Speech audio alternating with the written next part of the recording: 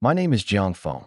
That morning when I woke up, the first thing I smelled wasn't the usual dorm mix of instant noodles and dirty socks. It was a faint, clean fragrance. It didn't smell like perfume. It was more like the natural scent a girl gives off, with a subtle hint of flowers. Whatever my face was resting on was soft, warm, and had this incredible springiness to it. Still half asleep, I nuzzled against it a couple of times, one thought floating through my mind. Man, this is one seriously nice pillow. When I finally managed to pry my eyes open and my vision slowly came into focus, I completely froze. Right in front of me was a face so exquisite it almost didn't seem real. Her skin was fair and glowing, her eyelashes long and curled, trembling gently with each breath. I knew this face. I knew it very well. She was the campus beauty queen of our class, Lin Wanqi, and I was lying there with the whole side of my face pressed against her, fast asleep. My brain went blank with a buzzing sound and crashed for a solid 3 seconds. I racked my memory. A second ago, I was clearly still in my college dorm, gaming with a few of my buddies and having a blast. Then everything spun like I was on a roller coaster, and when I opened my eyes, I was here, fighting the dizziness. I slowly pushed myself up off of her and rubbed my foggy head. Just then, Lin Wanqi woke up too. She let out a small hum and raised a hand to rub her eyes. But instead of touching her own face, her hand brushed against another person's skin. She froze for a beat, opened her eyes, and got a clear look at my face. Oh! Her scream nearly blew out my eardrums.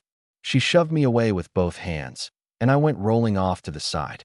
She curled up tight, hugging her arms across her chest, her face flushed so red it looked like it might bleed, her eyes full of fear and disbelief.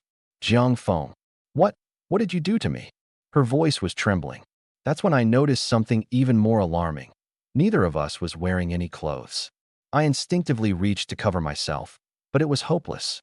And in that split second of covering up and glancing down, I took in my surroundings, and my whole body went stiff. Inside this rundown, thatched hut, more than 30 people were sprawled out every which way. All of them girls, every one of them bare-skinned, not a stitch of clothing on any of them. Some hadn't woken up yet, curled up and still sound asleep. Others were already awake and letting out scream after scream. Where the heck are we? Oh my God, where are my clothes? Help! Somebody do something. Wasn't I just taking a shower? Where's this place? The whole hut erupted into chaos in an instant. Honestly, if I hadn't recognized most of these people, I would have thought I'd died and gone to heaven. I looked around. The hut was extremely crude, just one main room, with a single door patched together from wood and thatch, sealed up tight. The only light came from a fire built in the middle of the room. Aside from all of us, there was nothing on the ground but dried grass and dirt. Lin Wanqi glared at me, furious and mortified. Jiangfeng, say something. What on earth is going on? I honestly couldn't answer, because I was just as clueless as she was. But I have to be real here. Out of all the girls present, the one who caught my eye the most was still Lin Wanqi. I'd always known she had a great figure, but I never imagined it was this good. Under my open, staring gaze, her face was practically steaming. Yet her own eyes kept sneaking little glances my way too. And right at that peak moment of awkwardness, a cold, mechanical voice, without any warning, rang out inside every single one of our heads. Welcome to the world of tribal survival. In this world, besides you, there are many other survivors just like you, as well as natives who were born and raised in this world. From this moment on, develop your tribe and fight to stay alive. Each tribe will randomly select one person to serve as chieftain. Once the chieftain is chosen, the tribe will also gain a tribal attribute. All survivors will be randomly assigned a class. Within your territory, there is one starting structure. Inside it lies a primal fire seed. It provides warmth and light, and it can shield you from the black fog at night. Remember, check the fire seed status regularly. You must never let it go out, and you must never let another tribe steal it. If you do, the consequences will be severe. This flood of information hit us like a hammer, and everyone was stunned. Tribe, survival, fire seed, black fog. It all sounded so much like a video game setup. Yet everything around us was far too real. The dilapidated hut, the dirt beneath our feet, the dampness in the air, the chill on our bare skin. It all reminded me, this is not a game. This is the reality we have to survive in. I furrowed my brow. This voice could speak directly into our minds, and it had stripped dozens of us naked and dumped us here. This was absolutely not something a human being could pull off. I read a lot of novels in my spare time, so I accepted it fast. We really had been transported to another world.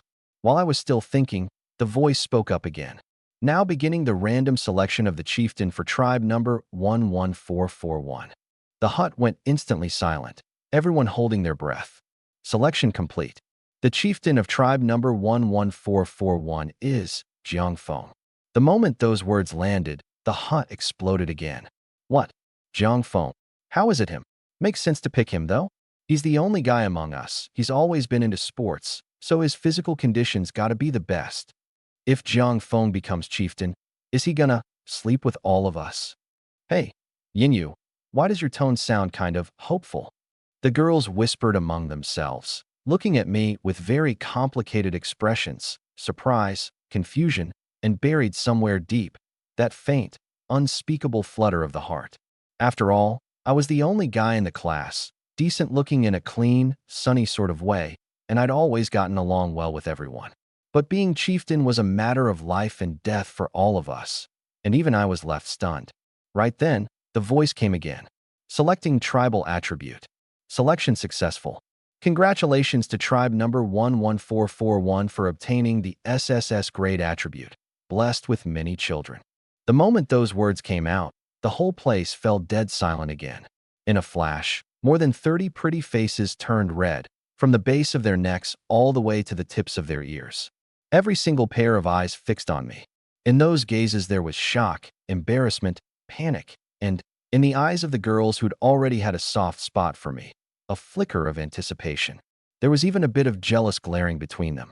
The atmosphere suddenly turned strange and charged, and the only thought in my head was, damn, this really is heaven. I did a quick head count. There were 35 of us in the whole class, and it looked like every last one of us had come over together. Our class was the business English major in the College of Foreign Languages. Besides me, the one guy, the other 34 were all girls. And here's the killer part. Our class's girls were famously the best looking in the whole school. Pick any one of them at random, and she'd be a total head-turner. Especially Lin Wanqi. Just 1 month after enrollment, she'd fought her way past all the class beauties and department beauties on looks and figure alone, and claimed the title of campus queen. Now, 34 beautiful girls, each with her own style, were crammed into this rundown thatched hut, and they'd picked me as the one and only chieftain, and on top of that dumped an SSS grade, blessed with many children attribute on me. This was the kind of scenario I never would have dared to even imagine before. The girls started chattering again. Blessed with many children. What a weird name. Boo-hoo. Does this mean we have to have a ton of kids? I've never even been in a relationship. I've never even held a boy's hand before. Over there, a girl named Meng Yinyu was frantically covering another girl's mouth, the two of them muttering back and forth. And there was a lot packed into it, most of which I caught. I shot Meng Yinyu a glance. The names sounded cool and aloof, but the person herself had those peach blossom eyes that curved up when she smiled, giving her this innocent look. Last time when we played basketball, she came over to bring me water and casually copped a feel of my abs. Back then I thought she was just being friendly, but now it seemed this girl was the quiet on the outside, secretly bold on the inside type. Someone had once told me Meng Yinyu didn't like me. Now that I thought about it, that claim was pretty shaky. She noticed me looking at her and quickly pulled her eyes away, like a startled rabbit, her face red enough to drip. Fine, at least I had one person willing to talk to me. Just then, a voice came from behind me. Jiangfeng, you're getting quite the eyeful, huh? I turned around and saw Xia Ziyuan crouching behind me. Xia Ziyuan, nickname Bro Yuan, was our class's sports rep. She had a face that was both delicate and sharp with a hint of dashing spirit, an ear-length bob, healthy wheat-toned skin, and normally, she was easygoing and fiercely loyal. She and I got along great. I'd always treated her like one of the guys. But this Xia Ziyuan crouching on the ground, arms crossed over her chest, face red as she glared at me, that was one I'd never seen before. Turns out this girl had a feminine side after all, and I hadn't realized it until now. Her figure was absolutely top tier too. What are you staring at? Is it really that good looking? She glared at me again. The strange thing was, beneath the embarrassed anger in her tone, there seemed to be a hint of actually wanting me to compliment her. At this point, I'd fully let go, so I grinned and teased her. Bro, you on? What's there to be shy about? We're all buddies here. Surely you can let me have a look. Xia Yuan was so choked up she couldn't get a word out. Teeth gritted in frustration, but part of her also felt like maybe I had a point. She wanted to close her eyes so she wouldn't have to see me, but that little spark of curiosity made her reluctant to. In the end, she just squinted, pretending she couldn't be bothered to look, while actually sneaking peeks the whole time. Right then, the mechanical voice rang out for the third time. SSS grade tribal attribute, blessed with many children. Effects are as follows. Every girl pricked up her ears. Attribute description. Reproduction is the foundation of civilization and the bedrock of a tribe's survival. This attribute will greatly enhance the tribe's reproductive capacity and the benefits derived from reproduction. Effect 1. Each time the chieftain becomes intimately joined with a member of the opposite sex in the tribe, he gains a random reward. Under certain conditions, a critical hit may trigger, granting something better or more plentiful. Effect 2. Within tribal territory, childbirth carries no danger and no pain, and always produces a healthy child. Effect 3. For each newborn in the tribe, the chieftain receives one random draw. The prize pool includes blueprints, equipment, and special items. Effect 4. For each newborn in the tribe, the child's mother permanently gains one random talent or skill. Effect 5. Chieftain exclusive. As the core of the tribe, the chieftain's attractiveness to the opposite sex is increased by 30%, and he gains the passive skill Vigor of the dragon and tiger. Each time the chieftain joins with a member of the opposite sex, he gains that person's current talents and skills. After the child is born, he also permanently gains one random talent or skill. After hearing all that, I sucked in a cold breath. Living up to the SSS grade, this single attribute was worth several of anyone else's. I'd actually been secretly worried before. In a world with no modern medicine, childbirth was so dangerous. And having a baby isn't like a hen laying eggs, it takes a long time. If the tribe got wiped out before the attribute even came into play, that would be truly miserable. But now all those worries were gone. Childbirth wasn't just danger-free, it came with rewards. It was practically a custom-made opening. The girls started debating again. This attribute is brutal. If all 34 of us got run through by Jiang Feng, wouldn't he just rack up 34 free attribute points in a single day? Get a grip. You really think he's some kind of bull? 34, seriously. Hey, you're already discussing getting slept with? I bet you all had a secret crush on Jiang Feng this whole time. I don't want to share one man with this many people. I want to go home and have a normal relationship. I keep feeling like this is some kind of conspiracy. Maybe we got dragged in for some experiment. What lab would dare bring in the Qiao family's eldest daughter? Her family's worth billions. Listening to all this, I had a good read on the situation. Quite a few of them were already starting to accept reality. It was just that 30-plus girls all talking at once was unbearably loud. Thankfully, it quieted down fast because the voice sounded again. The chieftain of tribe number 11441 has been established, and the tribal attribute has been obtained. Now beginning the random assignment of classes to tribe members. Everyone's heart clenched up again. Assigning classes. Xia Ziyuan, assignment successful, warrior. Su Jinya, assignment successful, special class, succubus. Succubus? Everyone froze and turned in unison to look at the class study rep, Su Jinya. Su Jinya herself was stunned too, her classical beauty face wearing wide, round peach blossom eyes. Then something bizarre happened. A faint pink halo appeared out of thin air, wrapping around her like a veil of light gauze. Ah! She let out a soft cry, her body trembling slightly. Under everyone's horrified gazes, her already fair skin took on a lustrous, jade-like sheen. The little tear-shaped mole at the corner of her eye became even more bewitching and alluring. The most shocking part came next. From the base of her spine, a slender, smooth, dark red tail slowly emerged, tipped with a heart-shaped point. That tail twitched as if it were alive, then elegantly curled up and draped lightly across her calf. At the same time, from within her jet black hair, a pair of curved black horns broke through, arcing beautifully, radiating a wicked, alluring beauty that seemed to come straight from the abyss. The whole transformation took less than a second, yet Su Jinya's entire aura had completely changed. Before, she'd been like an elegant water lily. Now, she was a datura flower blooming in the dead of night, fragrant and deadly. I swallowed.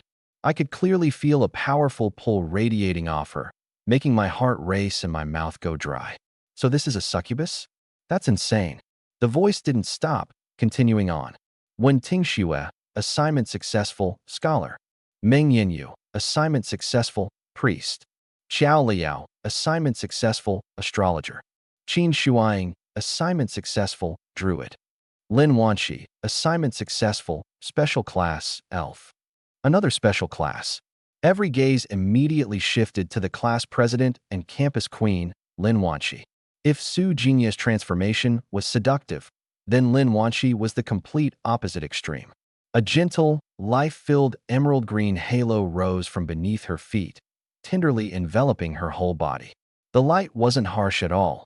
Instead, it carried a fresh, calming aura that quieted the heart, so much that even the damp, earthy smell in the hut faded noticeably. She let out a soft hum, saying the feeling was like cool spring water flowing through her entire body. Her skin, already fair as snow, took on an even greater glow in the green light. But what drew the most attention were her ears. Under everyone's watching eyes, her small ears began to lengthen and taper, finally growing into a perfect pair of elf ears.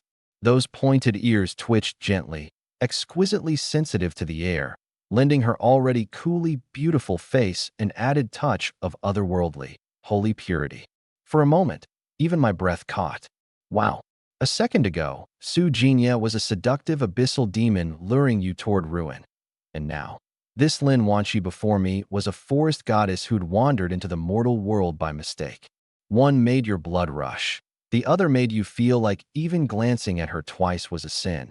Yet the more that was true, the stronger the urge to conquer grew. Lin Wanxi felt herself changing too, instinctively reaching up to touch her ears, only to remember halfway that she was wearing nothing. She quickly pulled her hands back to cover herself tightly, and, flushing, shouted at me, "Don't look." But the more she shouted, the less I could tear my eyes away. The voice kept going, one class after another flashing through everyone's minds, some combat-oriented, some support. Soon, every girl except me had been assigned a class. Finally, it was my turn. Chieftain of tribe number 11441, Jiangfeng, assigning class. Assignment successful. Congratulations, Chieftain Jiangfeng, on obtaining the unique hidden class, Dragonkin. Unique hidden class, Dragonkin. Even though the girls had no idea what this class could actually do, just those two words, unique hidden, were enough to make an impression. In an instant, all eyes gathered on me again, their gazes even more complicated than before. Envy, curiosity, excitement, and reliance. The one thing missing was jealousy. In a world this strange and dangerous, having a strong leader was the greatest source of security. Who would be jealous of that? I was a little dazed myself. I hadn't expected the class I got to be so special. The voice made its final announcement. All class assignments complete. Personal attribute panels are now unlocked. Please check them yourselves. The tribal panel is now unlocked, visible to the chieftain only. Good luck to all survivors. The moment the voice vanished, the hut fell into an eerie silence, everyone still reeling from the information overload. I was the first to snap out of it. With a single thought, a semi-transparent blue screen appeared before my eyes, one only I could see. Name, Jiangfeng. Level, 1. HP 120, Mana 130. Class, Dragonkin, Unique Hidden. Strength 12, Agility 10, Defense 3, Constitution 12, Spirit 13. Talent, Dragon Heart, Passive, Natural Affinity with Dragon-type creatures, and extremely high resistance to mental attacks like intimidation and fear. Skill, Dragon Blood Boil. Active, activates the dragon blood within to enter dragon human form. Doubles all 4 attributes, strength, agility, defense, and constitution. Greatly accelerates wound healing. Lasts 1 minute, 1 hour cooldown. My eyes lit up instantly. So strong. My base attributes were already a cut above an ordinary person's. probably thanks to being a guy plus my workout foundation. And this dragon blood boil was downright monstrous. 4 attributes doubled at once, plus rapid healing. Even though it only lasted a minute, its value, both now and down the road, was incalculable. But right now wasn't the time for me to just bask in my own good fortune. I took a deep breath and swept my gaze across the room. 34 girls, some still crouched on the ground guarding themselves tightly, others huddled in 2s and 3s, their faces full of anxiety and confusion. They needed someone to be their anchor. "Everyone, quiet down for a second," I said. My voice wasn't loud, but every one of them heard it clearly. They all stopped and looked at me. I didn't hide anything. I just laid out my attributes and skill for them. My class is Dragonkin, and I have a skill called Dragon Blood Boil that doubles my combat power for 1 minute. I was completely upfront about it, because I understood clearly that to win over this group of girls fresh out of modern society, a chieftain title alone was nowhere near enough. I had to let them see real, tangible strength. Sure enough, after hearing that, the way they looked at me visibly changed, now with a layer of solid reassurance. "Next, we need to figure out what everyone's capable of," I said. "We're one tribe, one whole. Only by knowing each person's abilities can we survive together. Bro Yuan, let's start with you." Xia Ziyuan stood up, still covering herself with her hands, but her eyes turned serious. "My class is warrior, and my talent is called weapon mastery. I can quickly get the hang of any weapon and bring out its maximum power." Nice ability. In a dirt-poor opening like this, a warrior who could pick up any weapon and use it was worth her weight in gold. I nodded and turned my gaze to Lin Wanqi. She was standing against the wall, her elf ears twitching slightly, her voice cool. "My class is elf. I have 2 talents and 1 skill." 2 talents and 1 skill. Most of the others had so far only discovered a single talent, and she had 2 right off the bat. "What are they?" I immediately pressed. "Archery mastery, wind element affinity, and the skill Eagle Eye," she explained. Once Eagle Eye was activated, she could see clearly over great distances. I instantly slotted her into a role in my mind. Ranged damage, super strong scouting, plus an elemental talent. She was definitely one of the team's core combat assets. I couldn't help but take another look at her. She frowned, gave a cold snort, and turned her head away. I gave a dry cough and turned to the next focal point, Su Jinya. She wasn't the least bit panicked now, examining her heart-tipped tail with great interest, her face full of fascination. Seeing me look over, she raised her head, her peach blossom eyes rolling as she curved her lips into a soul-stealing smile. "My Lord Chieftain, is it my turn?" "Yeah." "Succubus, what are your abilities?" She licked her lips, that tear mole looking all the more bewitching. "I have a talent called Dark Element Affinity, and another one called Lure of Corruption." "What's Lure of Corruption?" "Any creature with lower mental power than me, I can forcibly control for 3 seconds.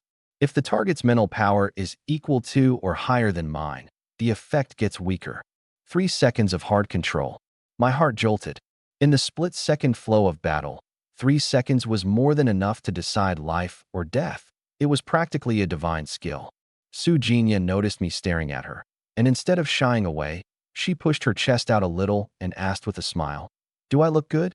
"You do," I answered without a shred of hesitation. Playing the upright gentleman at a time like this would only be phony. She laughed even more brightly, gave her little tail a swish, and then tossed out an even bolder tease. The surrounding girls all sucked in a breath. My throat went a little dry, but I caught the tease and threw it right back. She just giggled and said, "You wish," swishing her tail smugly. This woman is a natural-born vixen, but I knew this really wasn't the time to be flirting with her. I pulled my gaze away and landed it on a girl in the corner who'd been trying her hardest to go unnoticed. Wen Tingxue, pretty in a delicate way, with a quiet air, the classic girl next door. Right now, she was awkwardly shielding herself, practically wishing she could shrink into the wall. "Wen Tingxue, what's your class?" Her body stiffened. Looking up and seeing me watching her, her face went red in a flash. She dropped her head, not daring to look down, and could only turn to the side, her voice thin as a mosquito's. I'm a scholar. Any talents or abilities?" "There's one, called Eye of Insight," she said, working up her courage and raising her voice a little. "It lets me see the information of any creature, plant, or object whose level is no more than 10 above mine. My pupils shrank sharply. This ability is godlike. In a world where everything was unknown, being able to see through the information of all things meant we could avoid danger in advance, pinpoint the resources we needed, and identify equipment and item stats at a glance. She was a walking super encyclopedia and appraisal tool rolled into one. I looked at her with a bit of surprise. She wasn't a special class or a hidden class, yet she'd landed such a powerful talent. When Ting Xue was the rock-solid #1 in our class and the top student in the entire foreign languages department. She wasn't on the class committee purely because she was too introverted and didn't like dealing with people, just like now, where even saying a few words to me turned her red as a beet. This ability is incredibly important, I said, my tone turning solemn. When Ting Xue, from now on, you're the eyes of our tribe, one of the most crucial people for our early development. She was stunned. She'd probably never once imagined that she, always so quietly invisible in a crowd, could one day become this important. Looking into my earnest eyes, she nodded firmly. I understand. The surrounding girls also realized just how valuable this ability was, and the way they looked at her filled with envy and respect. I nodded in satisfaction and turned to the next one. Xiao Liao, the famous little rich girl of our class, with billions in family assets, pampered and spoiled her whole life. Right now she was huddled in a corner, her eyes red-rimmed, clearly still not over the shock. Xiao Liao, I called. She flinched, timidly lifting her head, her lips pursing as tears nearly spilled over. Jiang Feng, I want to go home. I frowned, but held my patience. Now's not the time for that. First tell me your class and abilities. This affects whether all of us can survive. At the words survive, she choked back her sobs and sniffled. I'm an astrologer. My ability is divining fortune and misfortune. My eyes lit up. How does it work? What can you divine? She thought for a moment. Before doing something, I can cast a reading. The result falls into 5 kinds: great fortune, minor fortune, neutral, minor misfortune, great misfortune, and sometimes it's a mix. Like if something's a bit dangerous but ends up with a good outcome, it might come out as minor misfortune turning into minor fortune. Another jolt of joy hit me.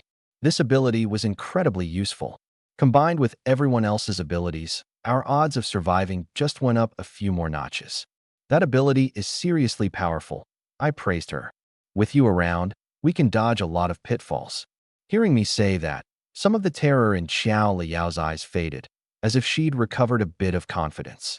My gaze moved on and landed on Meng Yinyu, the girl from earlier who'd been frantically covering someone else's mouth, quiet on the outside but secretly bold on the inside. Now it was Meng Yinyu's turn. She had her head down, face red as a ripe apple, both hands pressed tight over her chest, not daring to even glance at me. The corner of my mouth curled up, and I deliberately asked in an extra gentle tone, Meng Yinyu, how about you? What's your class? Her body gave a little jolt, and she buried her head even lower, her voice like a mosquito's. I'm a priest. A priest. I feigned surprise. What's your ability? It's healing. I can heal wounds. I stroked my chin and drew out my words. Healing? Huh. Now that's a treasure of a class. But our tribe's got 30+ people, and you're the only priest. Once more people start getting hurt, are you going to be able to handle it all by yourself? I paused, then added with a mischievous grin. It'd be nice if we had 2 priests, wouldn't it? How could Meng Yinyu miss the implication behind those words? Her face instantly flushed red enough to bleed, and she wished she could bury her head in her chest. Yet inside, she felt sweet. After all, I'd expressed this kind of interest in her first. Shy as she was, she still gave a light nod. Watching her like that, I was quietly amused. I really hadn't expected the girl who'd boldly copped a feel of my abs on the basketball court to now be so shy she could barely get her words out. But honestly, this soft, curvy, pure yet timid, sweet and obedient look of hers was genuinely captivating. I pushed down the messy thoughts in my head and shifted my gaze to Qin Shuai. This was a tall, curvy, thoroughly commanding older sister type of girl. Right now she was frowning, looking distinctly unhappy. Qin Shuai, what's your ability? She lifted those upturned phoenix eyes and shot me a glance, a note of displeasure in her tone, though that displeasure clearly wasn't aimed at me. Druid. I can turn into a leopard, she answered bluntly, but anyone could hear the disappointment in it. Understandable. The ones before her got warrior, elf, succubus, scholar, astrologer, all of which sounded fancy and impressive. Then here she was with turns into a leopard, which did feel like a bit of a letdown. I got where she was coming from, so I quickly reassured her. Don't underestimate it. We've crossed over to a completely different world now, and you can't judge the things here by our old common sense. The leopard you turn into, its attributes and abilities, might have nothing to do with the ordinary leopards we picture. Faster, sharper claws, maybe even other powers on top of that. In a place like this, a top-tier hunter is no less useful than anyone else. Qin Shuang's eyes lit up. Right. She'd been stuck in a rut just now, always comparing it to leopards on Earth. But this wasn't Earth, and she could level up too. If she really turned into a leopard, there might be hardly anyone here who could beat her. At that thought, most of her dissatisfaction melted away, and her gaze toward me softened a little. I got it. Having gone around the room, I'd finally gotten a read on a few of the class's key players. Xia Zuan the warrior, Lin Wanqi the elf archer, Su Jinya the succubus controller, Wen Tingxua the scout, Xiao Liao the diviner, Meng Yinyu the healer, Qin Shuang the druid. The rough shape of a pretty well-rounded team was already there.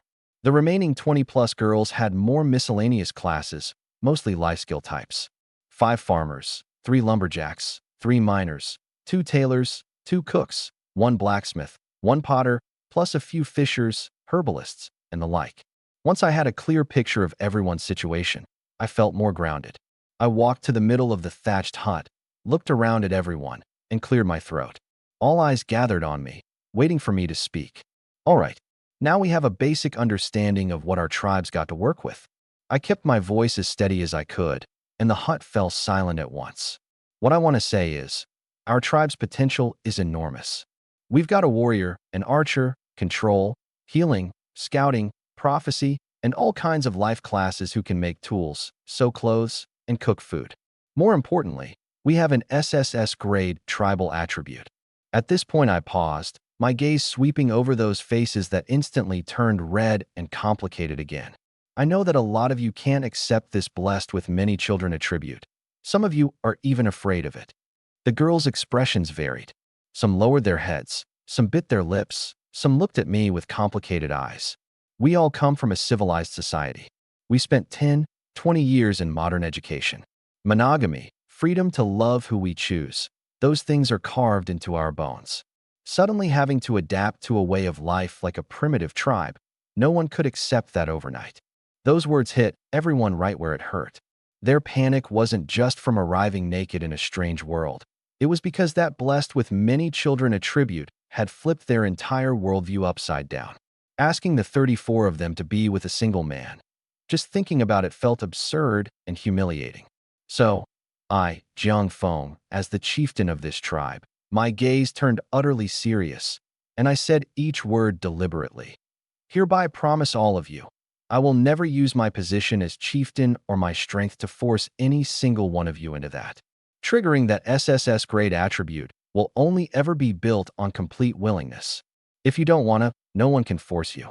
Those words were like a tranquilizer for the heart, and the vast majority of the girls present felt a huge weight lift off them. What they'd feared most was that I'd use power and force to have my way. Now, this promise showed them respect, and it showed them hope, too.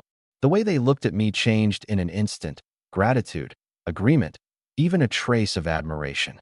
Even Su Jinya, who'd been staring at me with those burning eyes, dialed back her seduction a bit, replacing it with a look of scrutiny and approval.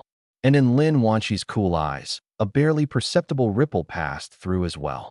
However, I said, changing course, my tone turning grave, I also hope you all understand something. We're one tribe now, one whole that rises and falls together. Only when the tribe is strong can each of us live better and with more dignity. That attribute is our strongest trump card, the greatest thing we can lean on to survive in this world and climb our way up. Giving it up means throwing away our biggest advantage.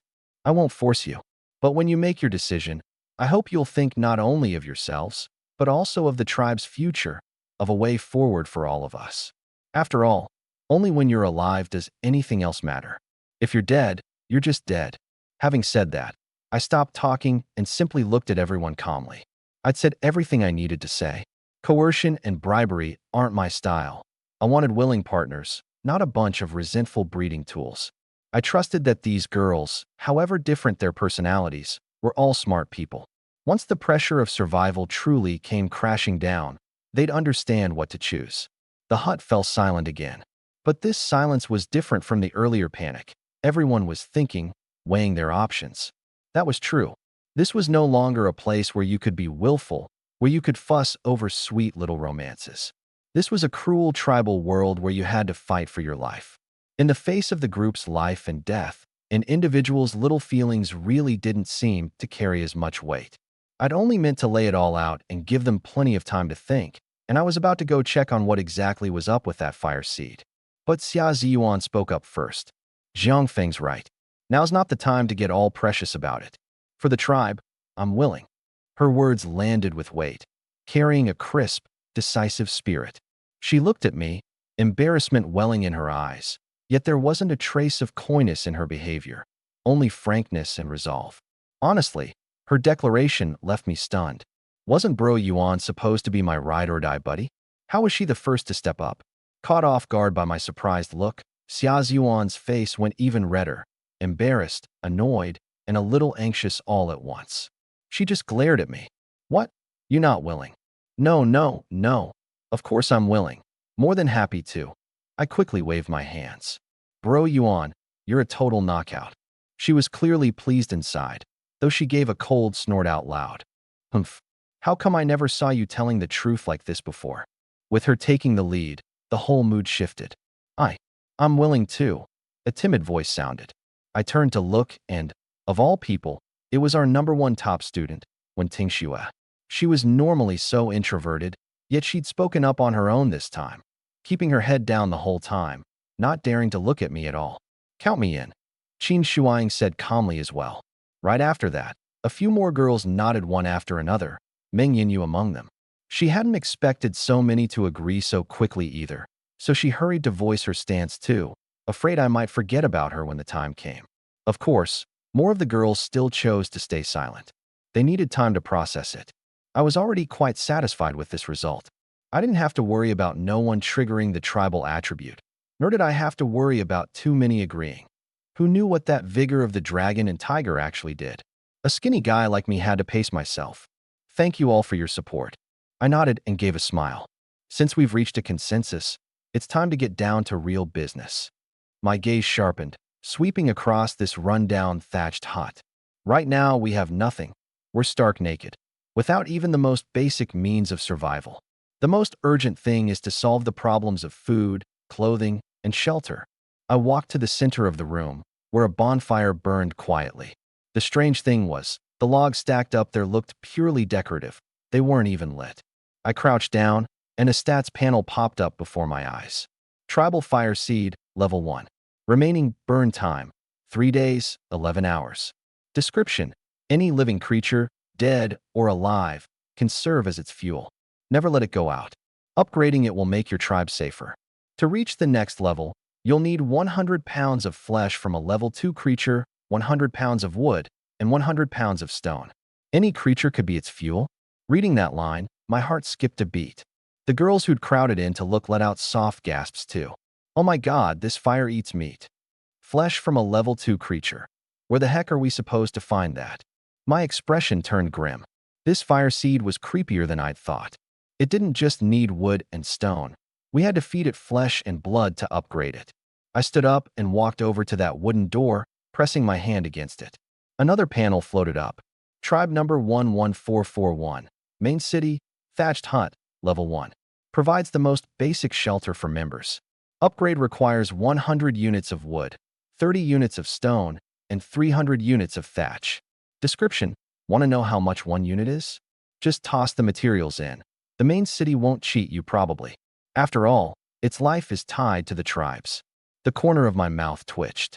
Wow, even a ratty little thatched hut had its own consciousness, and a smart mouth to boot? Still, this locked down my most urgent task: gather wood, stone, and thatch to upgrade the main city. Then figure out how to hunt a level 2 creature to get the flesh we'd need to prep the fire seed for its upgrade. You've all seen the situation, I said, turning around. Both the fire seed and the main city need tons of resources to upgrade, and all of that is out there. I pointed at that flimsy wooden door. We have no idea what it's like out there, but we have to go out. Everyone fell silent. Going out meant facing unknown dangers.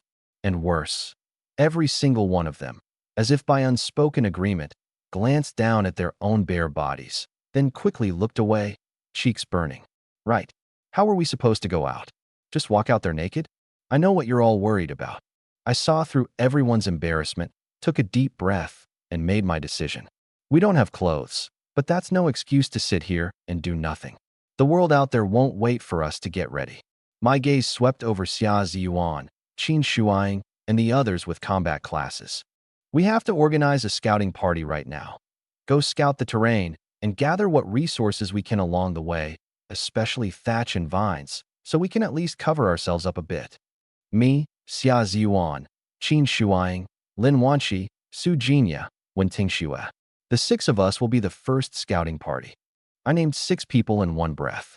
A melee fighter, a fierce warrior who could turn into a leopard, a ranged attacker, a crowd control specialist, a scout, plus me, a burst damage threat who could go off at any moment. Balanced offense and defense, all the bases covered. As for why I wasn't bringing Meng Yinyu, our healer, it was because with the team this week, the fewer non-combatants along, the better. Otherwise, we wouldn't be able to protect them, and the whole party would fall apart. The ones I named all froze for a second. Xia Ziyuan and Qin Shuang nodded without hesitation, and Su Jinya and Lin Wanqi nodded along too. Only when Tingxue shrank back in fear. I have to go too. I looked at her and softened my voice. I know you're scared.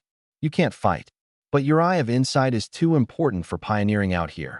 It's our biggest asset right now. Don't worry, I'll keep you safe. When Tingxue bit her lip, then finally made up her mind. Okay. I nodded with a smile and turned to the others. The rest of you stay in the hut and be careful, especially with the fire seed. Whatever you do, don't let anything happen to it. But before we go, Xiao Liao, use your ability and tell us whether this trip will bring good luck or bad. Hearing her name called, Xiao Liao nervously clenched her fists, her nails nearly digging into her palms. There were still tear tracks on that pampered face of hers, but the initial breakdown had left her eyes, replaced by the seriousness of someone entrusted with an important duty. How do I do it? Her voice still trembled. I kept my tone as gentle as I could, not wanting to pressure her. Close your eyes. Hold the thought in your mind. What will happen when the 6 of us go out to scout? And then activate your ability. Honestly, I wasn't sure either. I was just going on the feel I'd picked up from years of reading novels. Okay, I'll try. She took a deep breath and obediently closed her eyes. The teardrops still clinging to her long lashes trembled faintly. Everyone in the hut held their breath.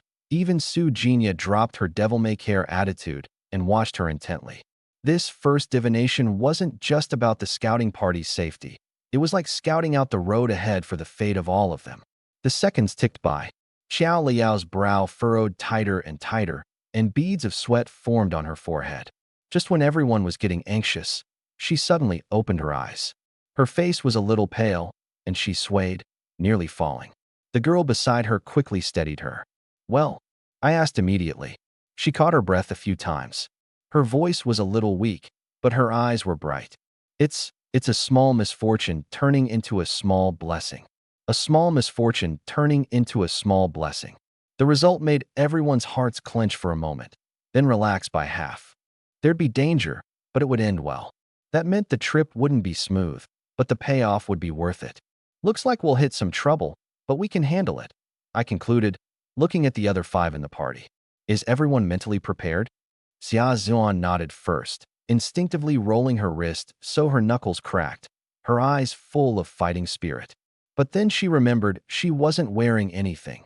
Her face flushed red, and she suddenly clapped her hands over her chest, shooting a fierce glare at me, since I'd been staring without blinking.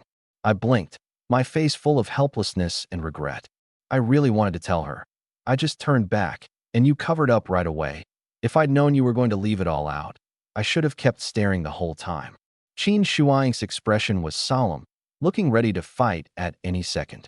Lin Wanqi just shot me a cold glance, probably cursing me as a pervert again in her head, but her mind must have flashed back to the scene when she first woke up because the tips of her ears turned faintly red. Su Jinya put that alluring smile back on, but when I looked her way, I could tell she was nervous deep down too. Of the six, the most nervous was still Wen Tingxue. Her little face was ghostly pale, she was biting down hard on her lower lip, and her whole body was trembling slightly. Sure, the result was a small blessing, but the process was a small misfortune, and she was the only one of the six who couldn't fight. I walked over to her, looked into her terrified eyes, and didn't give any big speech. I just reached out and gently touched her forehead with my finger. Her whole body shook, and she looked up like a startled rabbit, meeting my gentle yet steady gaze. "You've got me." Just those 3 words seemed to carry some kind of magic, slowly calming her racing heart. She looked into my eyes, and there wasn't a trace of frivolousness in them, only a reassuring strength. Her cheeks flushed, and she nodded hard. "All right, let's get ready to move out." I clapped my hands, breaking the brief, tender moment. But a new problem came up. How were we going to get out? They were all naked. Everyone's eyes drifted uncontrollably back to their own and each other's bare bodies, and the atmosphere in the hut instantly turned awkward again. A moment ago, while discussing matters of life and death, everyone had been able to set it aside for a bit. But now, actually stepping through that door into an unknown world, the shame and unease of being stark naked suddenly got magnified to the extreme. "So, we're just going out like this?" One timid girl muttered under her breath, her voice mixing shyness with curiosity. "What else?" Xia Ziyuan frowned, sounding a little irritated, though her reddened ears gave her away. "We can't just hide here and wait to die because we've got no clothes, can we?" I knew we couldn't drag this out any longer.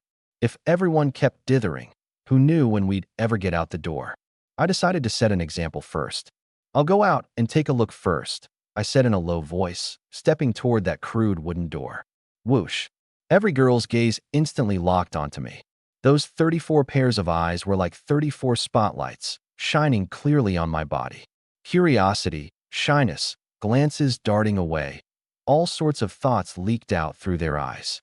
Thick-skinned as I was, the thought of so many pairs of eyes fixed on me from behind made me squirm all over. Especially a certain something, which, under all this public scrutiny, not only refused to go down, it seemed to perk up even more. I am absolutely not an exhibitionist. After silently reciting that to myself, I cleared my throat, strode quickly to the door, and put my hand on the latch. "There might be danger out there. Keep your distance." I tossed out the warning without turning around, took a deep breath, and yanked the wooden door open. Creak! Dazzling sunlight came flooding in all at once, making everyone squint. A fresh gust of air, laced with the smells of earth, grass, and some unknown flower, hit our faces, completely different from the damp, stuffy air inside the hut. I stepped out first. I realized we were in a primeval mountain forest. Outside the thatched hut's door was a relatively level clearing, and at the edge of the clearing stood a dense, primal forest. Towering trees shot straight up into the sky, blotting out the sun. Their enormous canopies were like open green umbrellas, letting only dappled specks of sunlight filter through the gaps in the leaves. All kinds of oddly shaped vines wrapped around the trunks, and the ground was blanketed with thick fallen leaves and unfamiliar ferns. Birdsong and the roars of wild beasts echoed through the air, brimming with raw, wild vitality. It was a world teeming with life and hiding lethal danger everywhere. I did a quick scan and confirmed there was no immediate danger by the door. What delighted me was that, not far from the hut's door, grew several clumps of a plant with huge leaves. The leaves were bigger than palm fans, deep green and thick, and looked pretty sturdy. "It's safe out here, and there's stuff we can use to cover up," I called back. Only then did the girls inside cautiously poke their heads out. Seeing the vast, unfamiliar world outside, their faces were full of shock and bewilderment. "Come on out, we don't have much time," I urged. The 5 girls in the scouting party hesitated, then gritted their teeth and walked out. Xia Ziyuan took the lead, her cheeks bright red but her steps steady. It was just that both hands stayed guarding her front the whole time. Lin Wanqi followed close behind, her face draped in a layer of frost, her gaze cold, as if nothing around her could shake her. But those faintly twitching elf ears betrayed the turmoil inside. Su Jinya walked out the most at ease. Instead of being bashful, she looked around with obvious interest, that heart-shaped tail swishing behind her, full of curiosity about this new world, assuming, of course, you ignored the hands covering her key areas. With those hands factored in, her composure looked a bit like a deliberate act. Qin Shuang and Wen Tingxue were far more flustered. The two of them practically jogged out side by side, and when they felt my gaze, both blushed and didn't dare look at me. Watching them like this, I felt a little like laughing, but there was no time to tease. I walked over to that clump of huge plants, but didn't dare touch it. First, I looked back at Wen Tingxue. She got the message right away and activated her ability. Giant Taro, level 0. A common, non-toxic plant. Its leaves are enormous, and the fibers in its leaf stalks are tough. Great material for making simple coverings and rope. It's non-toxic, we can use it, Wen Tingxue said softly, a trace of joy in her voice. Having her ability come in handy for the first time gave her back a bit of a sense of worth. Tingxue, this ability of yours is a real pioneering game changer. I praised, then reached out and gave a hard yank. Ryup. A whole giant taro leaf, stalk and all, came off in my hand. In a few quick moves, I tore the stalk into long, thin fiber strips, then wrapped the big leaf around my waist and tied it tight with the fiber strips. And just like that, a crude grass skirt was done. It looked a little ridiculous, but at least it covered the critical spot. With a demonstration to follow, the girls stopped worrying about being shy and came up to copy me, picking leaves and making grass skirts and tops. Xia Ziyuan was the fastest. In a couple of moves, she'd wrapped one around her top and one around her bottom, and even helped the too bashful Wen Tingxue make two as well. Qin Shuang finished quickly too. Lin Wanqi watched our clumsy handiwork and frowned slightly. She plucked a taro leaf, and her long, slender fingers flew nimbly. In no time, a grass skirt and top far more refined than ours appeared on her body. She'd even used the folds of the leaves to add a bit of layered texture. Truly an elf, born with a gift for aesthetics. The one who really dropped everyone's jaws was Su Jinya. She picked 2 leaves of just the right size and pressed them to her chest first, tips pointing up to cover the important parts, with the stalks looped around her back and tied. Then she picked another leaf, made it into a triangle-style bottom, and fixed it in place with a vine. With that, she'd not only covered the critical spots, she'd outlined that scorching, jaw-dropping figure of hers in an even more provocative way. That flat stomach, that waist you could wrap your hands around, plus that dark red tail poking out playfully from behind. All put together, it gave off a wild, deadly allure. You? Xia Ziyuan stared, dumbstruck, unable to get a word out for a long moment. I felt my nose getting a little warm. This little vixen, what was she trying to do? Just as we thought she was going to wear it like that, she went and made herself a normal grass top and skirt, just like everyone else, and put it on over the top. Once the broad leaves covered up that curvy figure, I actually felt a secret twinge of disappointment. That earlier outfit had left far too much to the imagination. Su Jinya had noticed my gaze long ago, and only now did she quietly breathe a sigh of relief, giving me an amused eye roll. Seeing the ones outside already dressed in clothes, the remaining girls in the hut worked up the courage to come out too, fumbling to make their own grass skirts and tops.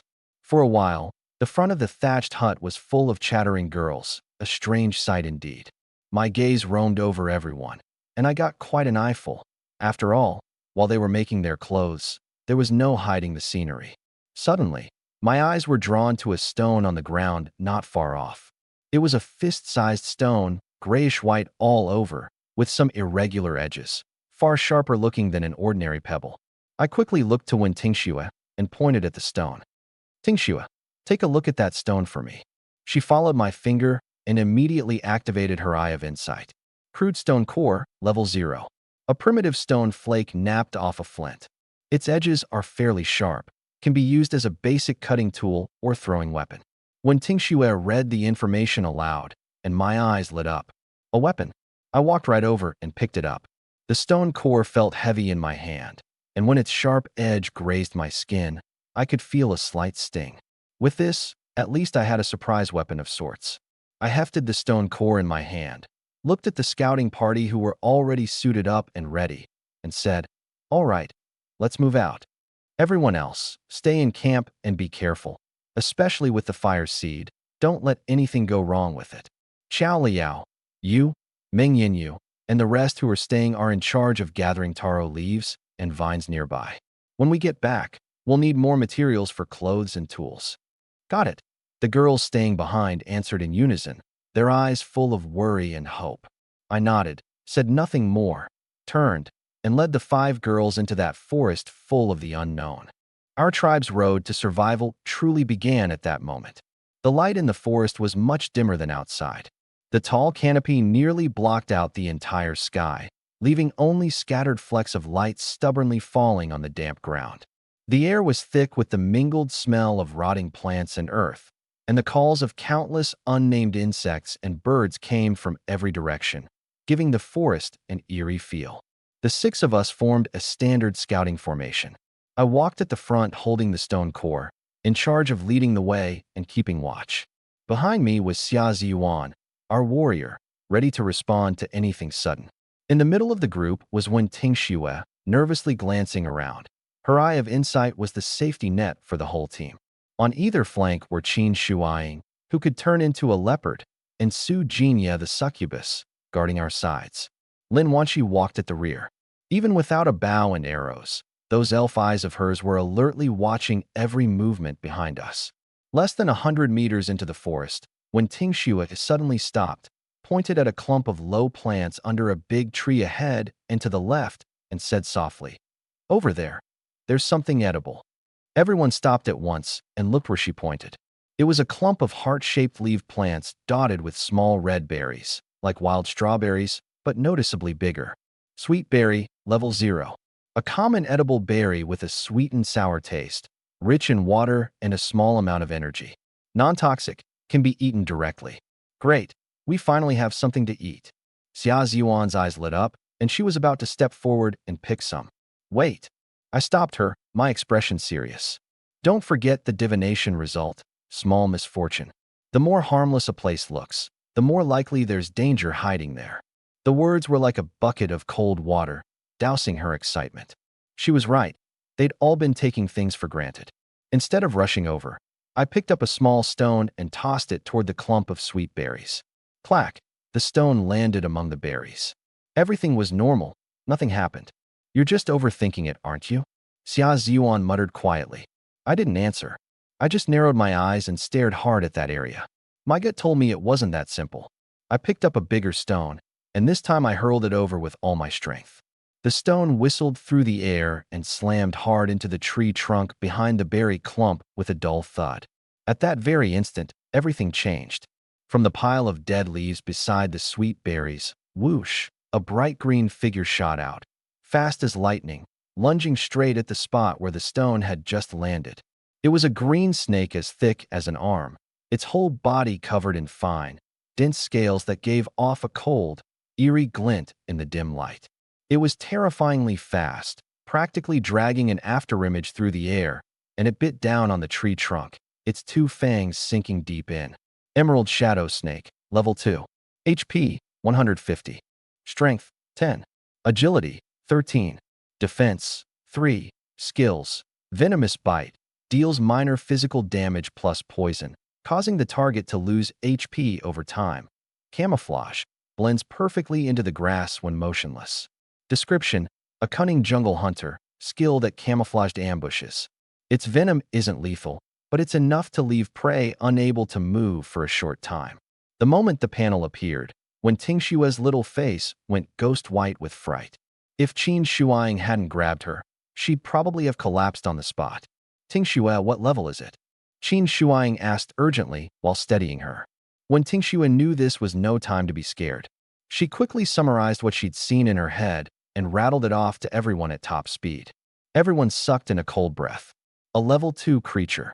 It was actually a level 2 creature. So this was the small misfortune Xiao Liao had divined?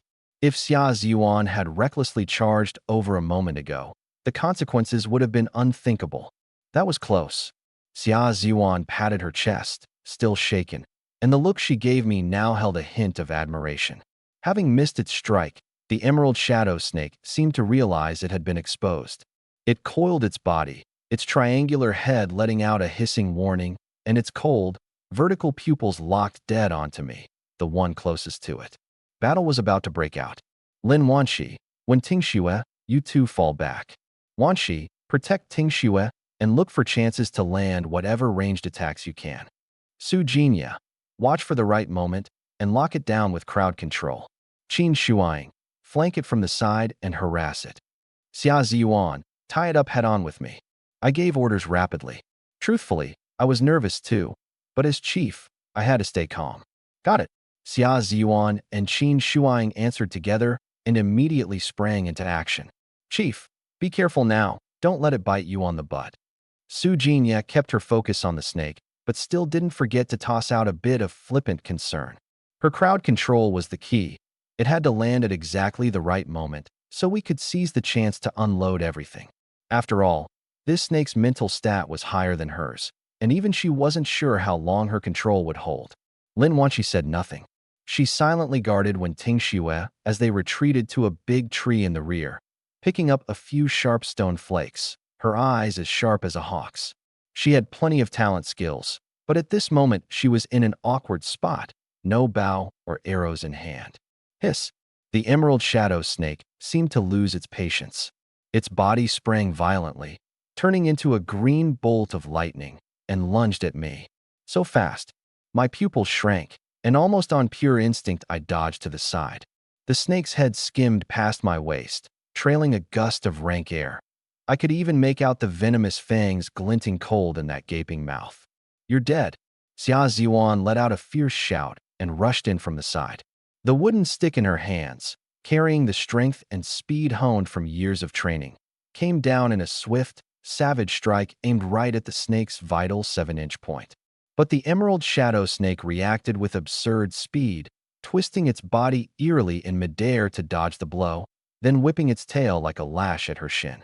Xia Ziyuan couldn't dodge in time and took the hit square on, grunting in pain as she stumbled back a couple of steps, a red welt instantly rising on her shin. Yuan, my heart clenched. At that very instant, the emerald shadow snake seized the opening, turned its head, and lunged straight at Su Jinya. The distance was too short, the speed too fast. Su Jinya didn't react in time, and with the terror of the snake bearing down on her, her mind went completely blank. Forget dodging. She couldn't even get her control skill off. At that critical, hair's-breadth moment, I, not far from her, twisted violently and threw a punch at the space between Su Jinya and the snake. Crack! My fist landed right on the snake's head. A damage number popped up, but at the same time, a chill ran through my arm, followed by a stab of pain. As I struck the snake's head, the edge of its fang had grazed me. You have been hit by venomous bite. Poisoned. Lose 1 HP every 5 seconds for 3 minutes. Damn, even a graze can poison me. Weren't we told the venom's all in the fangs and has to be injected? I cursed under my breath, feeling the wound go numb, the sensation racing quickly up my whole arm. Jiang Feng. Both Xia Ziyuan and Su Jinya cried out in alarm. Su Jinya especially. Those peach blossom eyes of hers were filled with worry and self-blame. She'd been closest, watched me throw that punch with her own eyes, and watched my fist get grazed by the fang. She was mortified that she'd frozen up, scared stiff by a single snake, and sick with worry over my condition. After all, it was a venomous snake. Forget about me, it's hurt too. Now's the time, focus fire. I roared through the discomfort. Su Jinya snapped out of it at once, turned her gaze to the snake that had been knocked flying, and flicked a pink glow from her fingertip that struck it dead on. Fallen charm. The emerald shadow snake's body suddenly stiffened. Just as it moved to rise and attack again, its consciousness locked up, its whole body frozen in place, and a flicker of confusion passed through those cold, vertical pupils. It was controlled. Now, I shouted at once. I didn't even need to say it. A figure had already shot out like an arrow off the string. It was Qin Shuang. Roar! With a low, guttural growl, her body underwent an astonishing transformation as she ran. Her frame rapidly stretched out. She dropped to all fours, Earthy yellow spotted fur sprouted all over her, and that lovely face turned into the fierce visage of a leopard. In the blink of an eye, she'd gone from a tall, mature beauty to a leopard, sleek, powerful, and bursting with explosive strength. In her transformed state, Qin Shuang was more than twice as fast as before. She became a bolt of yellow lightning, pouncing onto the frozen emerald shadow snake in an instant, her sharp claws raking down without mercy. Ryup. Two bright red damage numbers rose from the top of the snake's head, and several gashes deep enough to show bone were torn into its body, blood pooling on the ground. The searing pain jolted the emerald shadow snake out of its 2+ seconds of control. It let out a shrill hiss and thrashed wildly, trying to fling Qin Shuang off. But Qin Shuang held on tight, her claws relentlessly carving fresh wounds. Just as the two of them, person and snake, were locked in a struggle, a whistling sound cut through the air. Shhk. A sharp stone flake, spinning with astonishing force, flew in and struck the emerald shadow snake's eye dead on. Weak point critical hit. A huge damage number floated up. It was Lin Wanqi. She stood beneath a distant tree, her posture graceful and steady, those pointed elf ears twitching slightly, her gaze frighteningly calm. That last strike had been hers. Hiss. One eye ruined, the emerald shadow snake completely lost it. It abandoned Qin Shuang, twisting its broken body and lunging recklessly at Lin Wanqi, the one who'd hurt it the worst. "Wanqi, look out!" Xia Ziyuan cried in alarm. A flash of panic crossed Lin Wanqi's face too. She hadn't expected the snake to suddenly come at her, and it was too late to dodge. At that critical, hair's-breadth moment, a figure moved even faster than the snake, rushing in front of her and shielding her behind him. It was me. Dragon blood, boil. I roared inwardly. A scorching power erupted from my heart in an instant, surging into every limb and every part of my body. My frame suddenly swelled a size larger, my muscles bulging, faint golden dragon scales surfacing on my skin, and my eyes turned into majestic, golden vertical pupils. You have entered dragonkin form. Strength, agility, defense, and constitution doubled for 1 minute. Strength, speed, senses, all of it surged across the board in that instant. Facing the lunging emerald shadow snake, I neither dodged nor evaded. I gathered all my power into that fist covered in golden scales and threw a punch. "Die, you bastard." Boom. A dull sound like a war drum rang out as my fist slammed solidly into the snake's head. The emerald shadow snake was knocked to the ground, but I didn't stop. Strike while it's down, finish it off. I hammered down several punches in a row, and the last damage number slowly floated up, then faded. The snake, which had been trying to struggle back up, twitched a few times on the ground, then went completely still. That last hit dealt so little damage not because my fist had gone soft. It was because the snake only had that tiny sliver of HP left to take off. Congratulations, tribe number 11441. You have successfully slain the level 2 creature, Emerald Shadow Snake. Right after, a string of experience point notifications echoed in everyone's mind. The battle was over. The forest fell silent again, leaving only the sound of everyone's heavy breathing. The dragonkin form slowly faded from my body, and a powerful wave of weakness washed over me. I staggered and nearly fell. A soft, cool little hand caught my arm just in time. I looked back and met Lin Wanqi's complicated eyes. In them were shock, lingering fear, and a flicker of a tremor she herself hadn't even noticed. Thank you." Her lips moved, her voice so low it was almost inaudible. I grinned, flashing a mouthful of white teeth, though my complexion looked a little pale from the poison and exhaustion. A chief protecting his people, it's only right. The words had barely left my mouth when my vision went black, my body went limp, and I toppled straight over. Jiang Feng. The girl's cries of alarm echoed through the forest. Truth be told, I hadn't fully passed out. It was just that the exhaustion and the poison had left me temporarily unable to control my body. I felt myself fall into an embrace that was soft and yielding, my nose filled with a familiar, faint, milky scent. It was Lin Wanqi. I could feel how stiff her body was, and how the hand holding my arm trembled slightly. What's wrong with him? Xia Ziyuan's voice came, on the verge of tears, full of panic. "Don't panic. Lin Wanqi forced herself to stay calm. He's just poisoned and worn out. Quick, check his wound.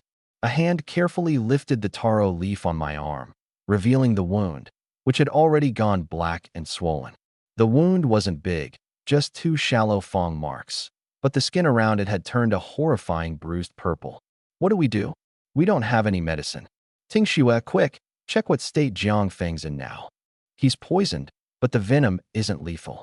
We just need to get him back fast and have Ming Yinyu heal him, and he'll be fine. As she said this, when Ting Xue glanced at Su Jinya as if by chance, just in time to see Su Jinya walking over. Along with her steps came that soft, alluring voice. Hold on. If it's the poison, I can take care of it. I felt Lin Wanqi lay me flat on the ground, and then Su Jinya's bewitching face appeared in my blurry vision.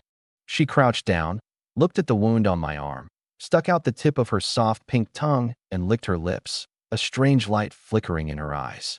Everyone back off a bit, she said to the others. Both Xia Ziyuan and Lin Wanqi frowned, not knowing what she was up to. What are you going to do? There was wariness in Lin Wanqi's tone.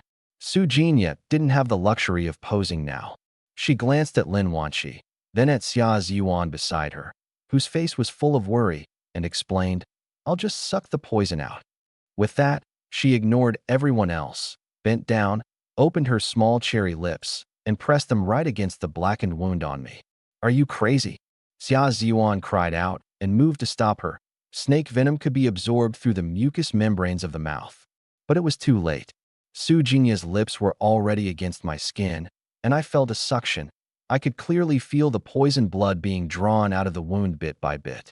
What puzzled me was that, in my blurry vision, I saw Su Jinya's throat give a light bob, as if she'd swallowed something down. 2. She lifted her head and spat out a mouthful of blackened, frothy blood, then bent down again. She repeated this several times, until the blood she drew from the wound turned bright red, and only then did she stop.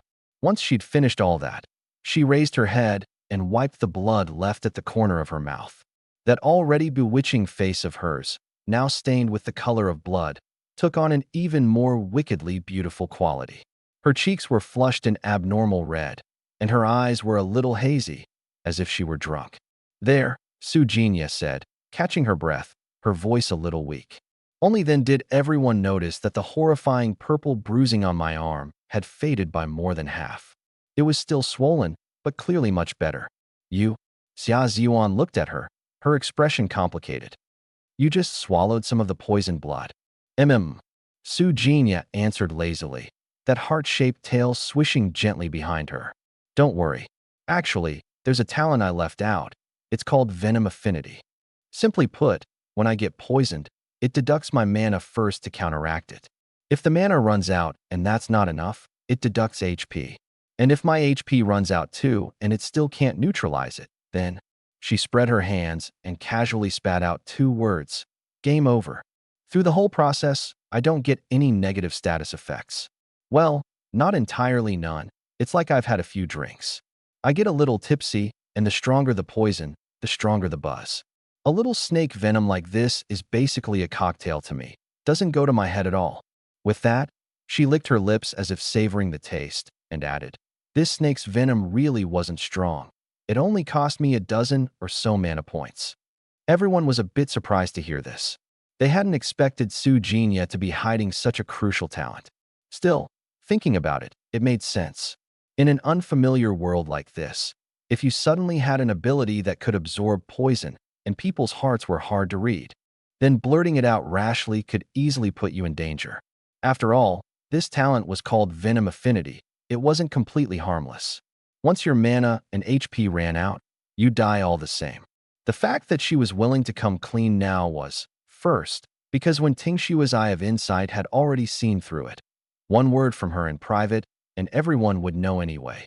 And second, it showed that she developed a deeper level of trust in me and in this little team. Xia Ziyuan still wasn't at ease about me. She looked to Wen Ting Xue and asked anxiously, Ting Xue, check again. How's Jiang Feng doing now? When Ting Xue did so at once, and the semi-transparent panel floated up before her eyes again. She looked it over carefully, then let out a sigh of relief. The snake venoms basically cleared.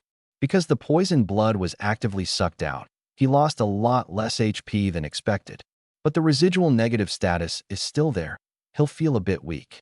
Once we get back and have Yinyu heal him, he should be completely fine. Hearing this conclusion, everyone finally set their minds fully at ease. I felt a lot better too. At least the scenery in front of me was no longer blurry, my eyelids didn't feel so heavy, and some strength had returned to my limbs. I struggled to sit up, and Lin Wanshi, who was steadying me, helped me upright. I'm okay now. My voice was still a little weak, but the clarity and steadiness in my eyes put the girls around me a lot more at ease. I looked around, my gaze finally settling on the now stiffening corpse of the Emerald Shadow Snake. Don't just stand there. Our first spoils of war are still lying over there, I said. Wen Tingxue, take a look at that snake and see what we can use. Wen Tingxue nodded and immediately focused her attention on the snake's corpse. Corpse of a level 2 Emerald Shadow Snake. Harvestable, snake meat. Rich in energy, edible, and usable as fire seed fuel. Snake skin. Tough, can be made into simple armor or leather goods. Snake gallbladder. Contains a trace essence of venom. Can be used in medicine or swallowed directly for a small chance to increase poison resistance. Fangs. Sharp. Can be used as material for arrowheads or daggers. When Tingxue read the information out to everyone, word for word, the snake meat's edible, and we can feed the fire seed with it too. The snake skin can be made into armor? Great. That's exactly what we're short on. The gallbladder can boost poison resistance? Then wouldn't it work best if Su Jinye ate it? The fangs can be made into arrowheads. Lin Wanshi's archery mastery can finally come in handy. The girls chattered away, their faces full of the joy of a good haul. As harrowing as the fight had been, the reward was huge too. This wasn't just a snake corpse. It was a precious resource for surviving in this world. All right, don't get too excited too soon. I cut in. First, pick those sweet berries over there. Then let's get the snake corpse back to camp as fast as we can. I glanced up at the patch of sky blocked out by the canopy, my expression grave. It's still early, but we don't know a thing about this forest, and no one knows what'll happen after dark. That voice warned us the black mist at night is dangerous.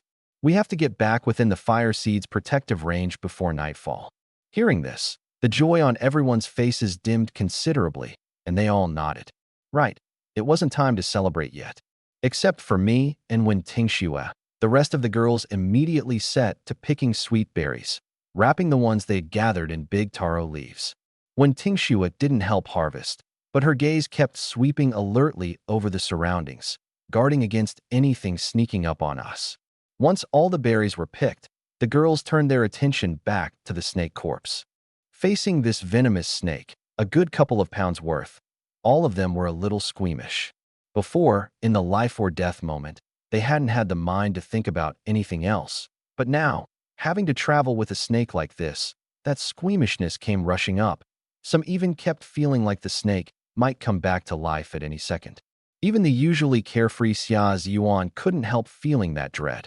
But the snake definitely had to go back with us. It was food, and not just food. I saw their fear and offered to carry it myself, but I was unanimously vetoed.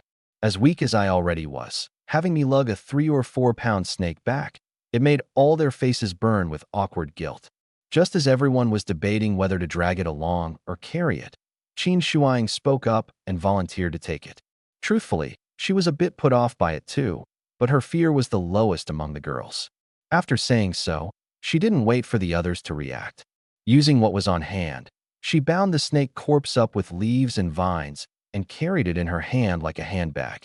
Everyone admired her while also breathing a sigh of relief, and they all voiced their thanks. At this point, Xia Ziyuan looked at my pale face and asked with some concern, "Jiang Feng, can you manage? How about I carry you on my back?" Huh. I was startled for a second, then shook my head, amused. Don't worry, Yuan, I'm not that fragile. Seeing she still wanted to say something, I explained seriously. I was so weak just now mainly because of the snake venom. The poison's been dealt with now, and some of my strength has come back. And here's the key point. If you're carrying me and we run into another sudden situation, one of the team's important fighters is tied down and can't jump into the fight right away. That wouldn't be good for the whole team. Xia Ziyuan fell silent. She knew I was right. but seeing me barely holding myself together, her heart ached in wave after wave. The chief is right. Su Jinya walked over, those peach blossom eyes flicking back and forth between me and Xia Ziyuan. Then she smiled and smoothed things over. Yuan, stop arguing. We'll just support the chief between us. That way we don't slow down his recovery. And if there's any danger, we can break apart and drop into combat stance right away. As she spoke, she stepped up to my other side on her own, stretched out her arm, and gestured for Xia Ziyuan to hold up my other side. Xia Ziyuan looked at Su Jinya, then at me, and finally gave in. Fine. So our little group looked kind of strange. I was propped up between Xia Ziyuan and Su Jinya, one on each side, walking in the middle. Qin Shuang and Lin Wanqi took point and rear guard. When Ting Xue followed behind me, her eye of insight always active, sweeping the surroundings warily. When Ting Xue, I said, "Here," she answered at once. My voice was weak, but the order was clear. On the way back, don't let your guard down. Don't let a single thing slip past you, no matter how small. When Ting Xue nodded hard, her eyes locking into a focus I'd never seen from her before. Chief, don't worry. I understand. Jiang Feng, how are you feeling? Can you still hold on? Xia Ziyuan asked, full of concern on the way back. She could feel plainly that most of my weight was pressing down on her and Su Jinya. I'm okay. Won't die from this. I tugged the corner of my mouth into a grin, trying to look more relaxed than I felt. But in truth, the snake venom's after effects were worse than I'd expected. The more I walked, the more my legs felt sore and rubbery. Still, I could tell the worst point had already passed, and it was slowly fading. Jiang Feng, back there, I really owe you. Su Jinya's voice came from my other side, carrying both lingering fear and gratitude. If it hadn't been for you, I might have just. All right, don't bring that up, I cut her off. We're a team. Protecting you is what I'm supposed to do. But next time, don't freeze up scared stiff over one little snake. Su Jinya's cheeks flushed a little, and she stuck out her tongue, a bit embarrassed. It was my first time seeing something like that, okay? A little nerves is totally normal, she argued in a small voice, that heart-shaped tail of hers swishing uneasily behind her. Lin Wanqi walked at the very back, listening to the conversation without a word. But those cool, distant eyes of hers kept slipping through the gaps between the people ahead, landing on my back, glinting with something complicated. This man, the instant danger came crashing down, he'd thrown himself in front of her without a moment's hesitation. That feeling of being protected by someone was something she had never once experienced. Up ahead, 30 meters to the right, there's something in the trees. When Ting Xue's voice suddenly rang out, shattering the calm of the group, everyone's nerves snapped tight in an instant. Xia Ziyuan and Qin Shuang immediately dropped into combat stances. Don't panic, when Ting Xue quickly added. It's not a living thing. It's some vines. The info says they can be made into rope and woven goods, and they're extremely tough. Ironwood vines, a plant that grows alongside the ironwood tree, with unusually tough fibers. Perfect material for making rope, simple tools, and reinforcing buildings. Everyone let out a breath of relief. Mark it for now. Once we've settled in, we'll send someone back to collect it. I decided on the spot. Right now, the top priority was getting back to camp safely. The trip back went a lot more smoothly than the way out.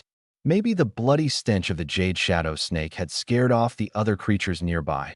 Or maybe we just got lucky. The whole way, when Ting Xue's eye of insight didn't pick up a single threatening living thing. When we finally walked out of that gloomy forest and saw the familiar thatched hut in the distance, everyone breathed a sigh of relief from the bottom of their hearts. They're back. The girls who'd stayed behind at camp spotted us first and burst into cheers, rushing toward us. Soon the cries came thick and fast. Jiang Feng, are you guys okay? Oh my God, Jiang Feng, what happened to you? Are you hurt? What is that, a snake? Did you actually catch prey? Thank goodness, you're finally back. Meng Yinyu and Qiao Liao charged to the front. When they saw me being held up and the snake carcass, their faces flashed with both worry and joy. I'm fine, just a little worn out. I smiled at everyone to put them at ease. Meng Yinyu hurried up to me, and when she saw my pale face and the scabbed overwound on my hand, her eyes instantly went red. You still say you're fine. Your face is drained white, she said, on the verge of tears. Don't cry, don't cry. I felt a bit overwhelmed. Aren't you a priest? Hurry up and heal me. Only then did Meng Yinyu snap out of it. She quickly wiped her tears, stretched out both hands, and aimed her palms at me. A soft ball of white light, radiating the aura of life, glowed from her palms and enveloped me. You have received the blessing of healing. HP restored by 20 points. Weakened status has been eased. A warm current surged through my whole body. I felt the fatigue and soreness get swept away fast, and a good bit of my strength came back. I tried moving around, and I could already stand steady on my own. It works. My eyes lit up. Yinyu, this healing ability of yours is absolutely crucial. Praised by me in front of so many people, Meng Yinyu's face flushed red in a flash. She lowered her head and said quietly, This is what I'm supposed to do. With the crisis lifted, the camp was filled with the joy of having survived a brush with death. Xia Ziyuan and Qin Shuang carried the snake carcass to the open ground, immediately drawing all the girls to crowd around and gawk. So this is a tier 2 creature. It looks so scary. Can we really eat this? This snake skin looks really tough. Can we actually make clothes out of it? I walked over to the snake carcass and started handing out assignments. Su Qingxian, you're the blacksmith. Those 2 fangs are yours. See if you can figure out a way to turn them into weapons we can use. If you can't manage it right now, just store them with you for the time being.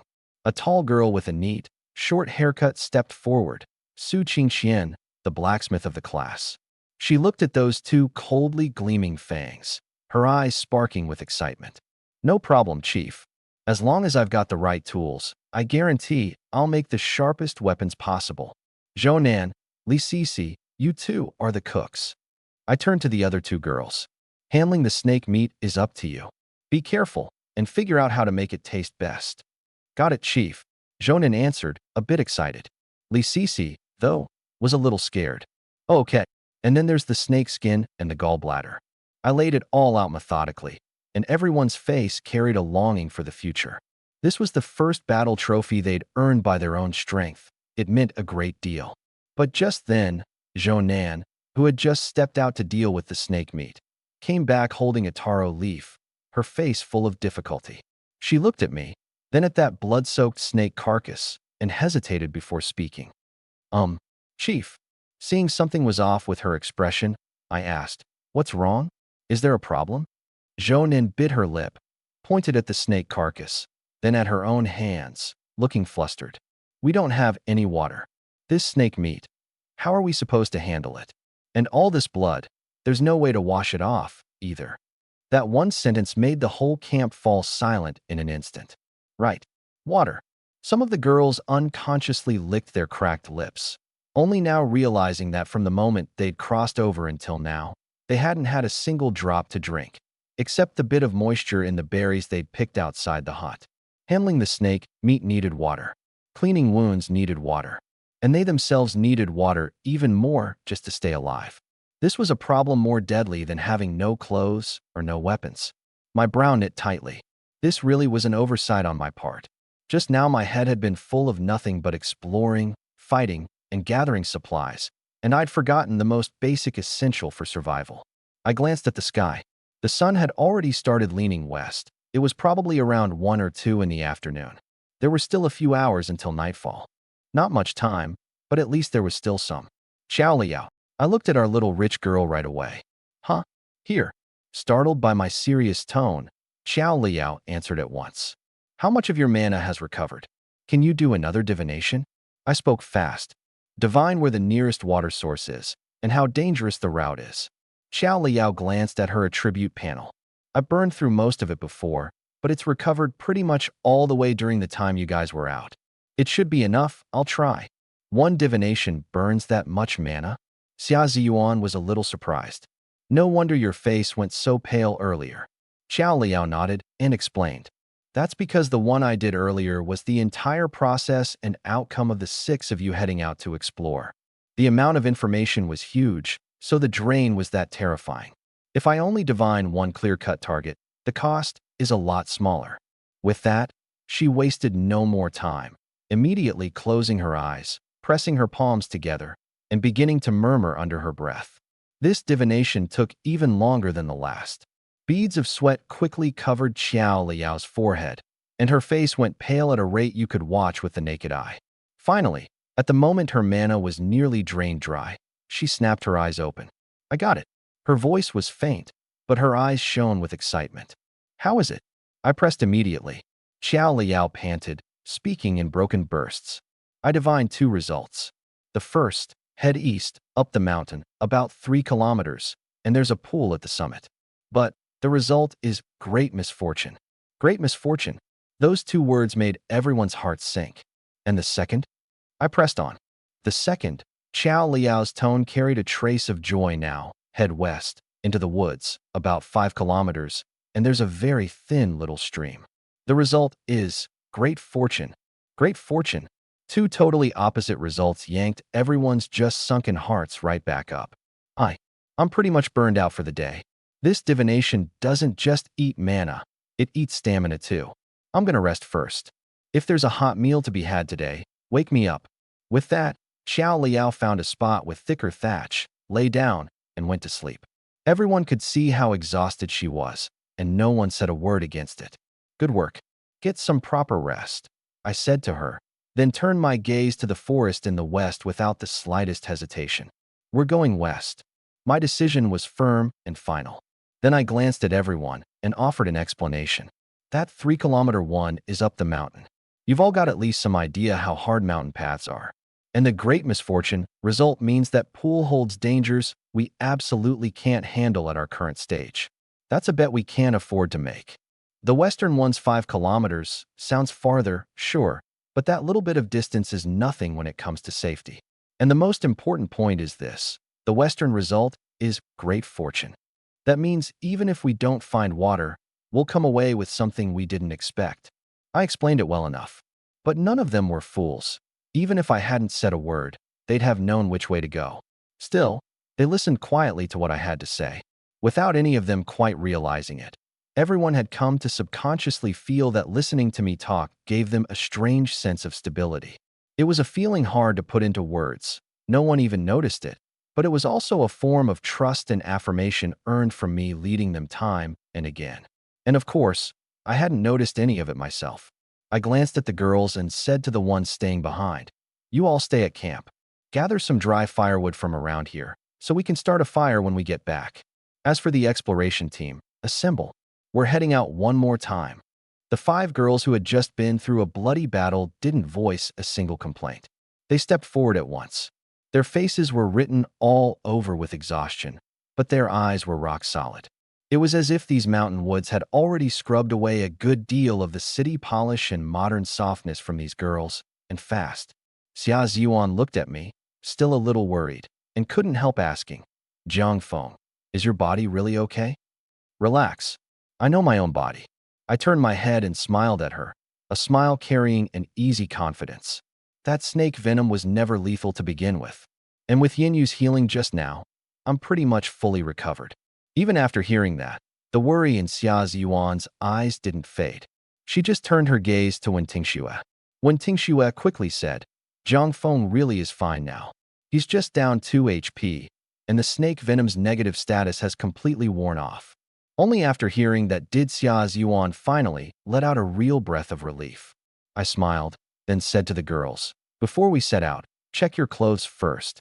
See where anything needs reinforcing. Don't let some wardrobe accident happen out on the trail." At that, the girls quickly looked down to check their crude taro leaf skirts and tops. After the battle and the running just now, some of the fiber strips had loosened up. They fumbled to retie them, and in the process couldn't help giving another unintended eyeful. Still, they didn't so much as bear a single detail. For someone like me who'd seen it all, there was nothing tempting about it. Even so, my gaze still landed on them, helping them check carefully where things weren't tied securely. "Jiang Feng still looking?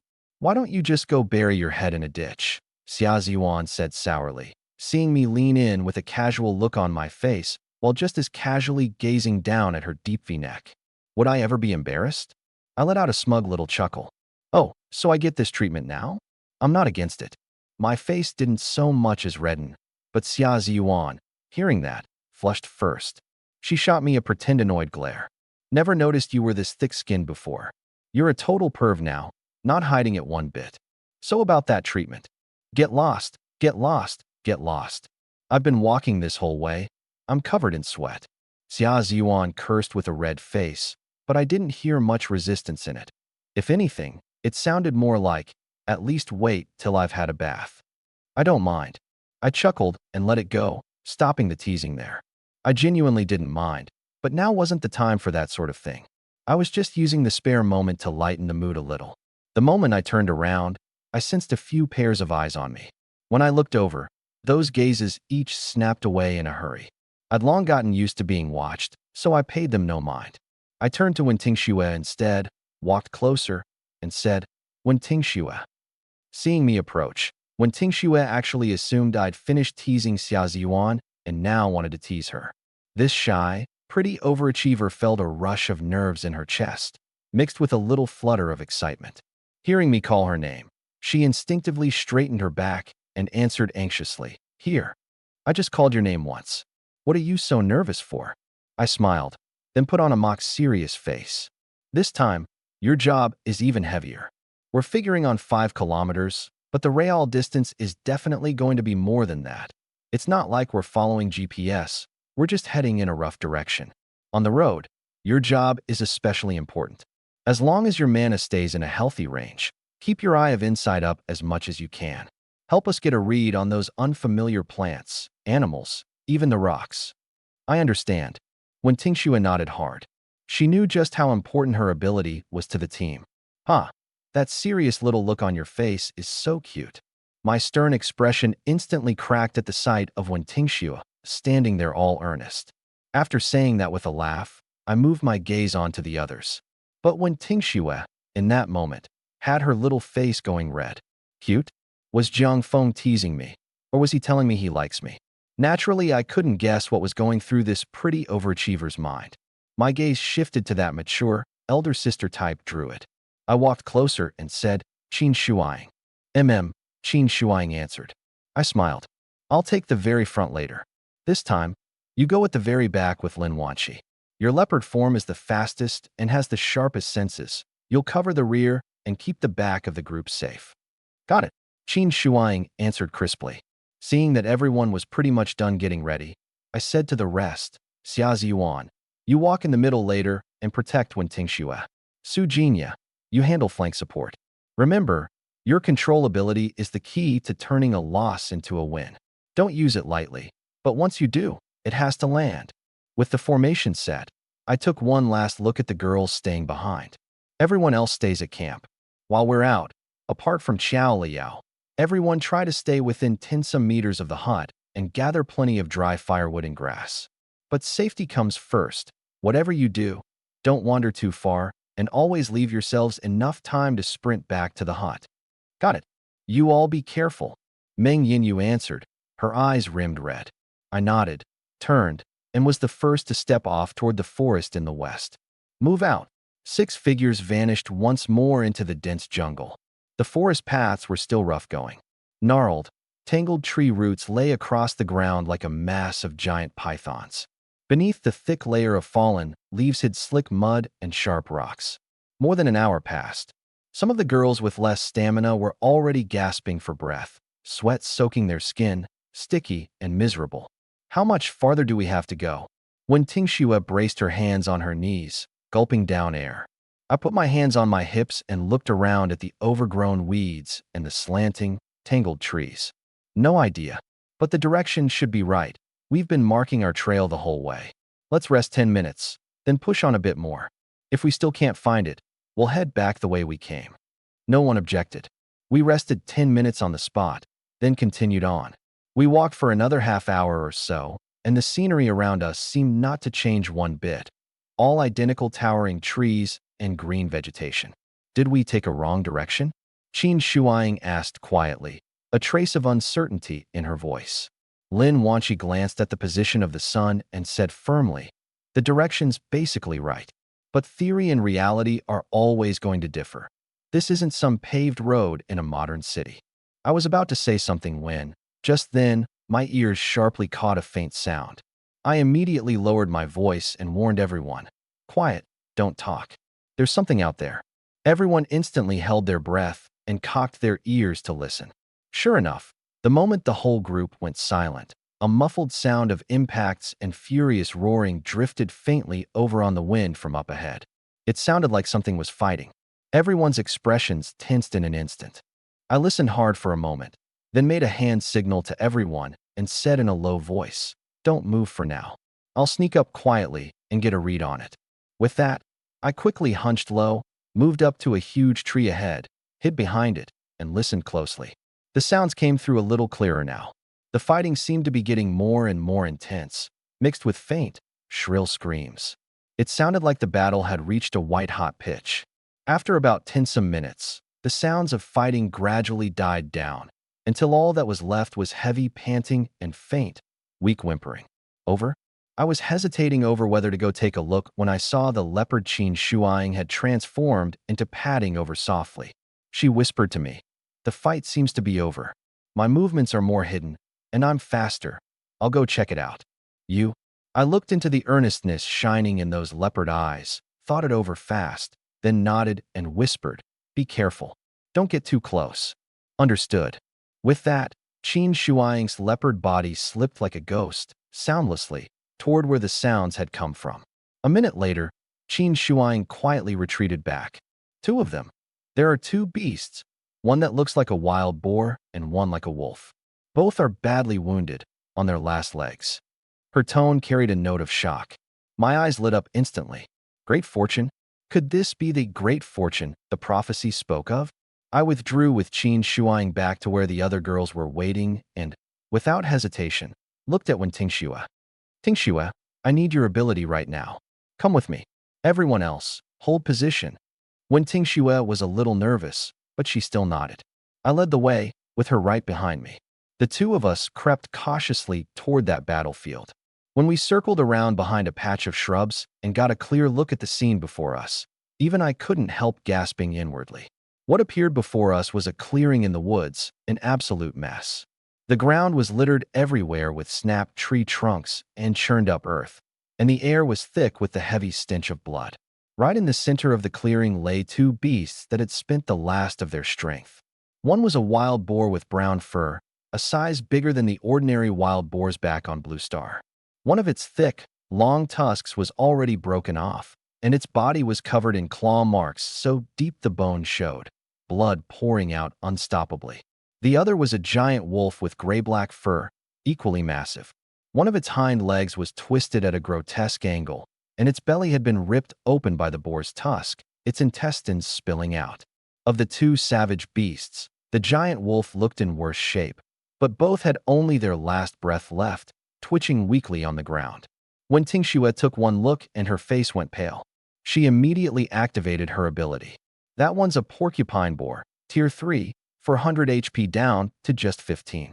Hot-tempered, but with quite formidable physical defense.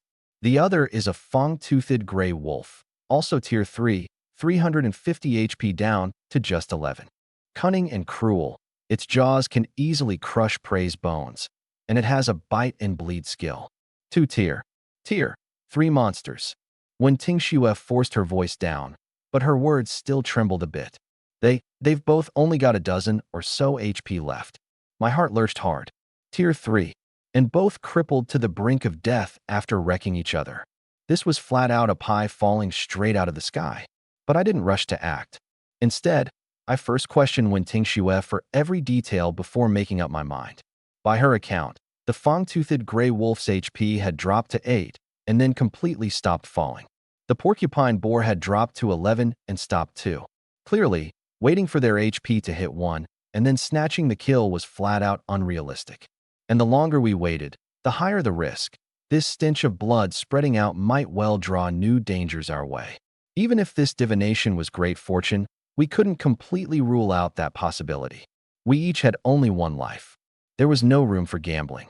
Our best move right now was to harvest them while they were at low HP, then get out fast.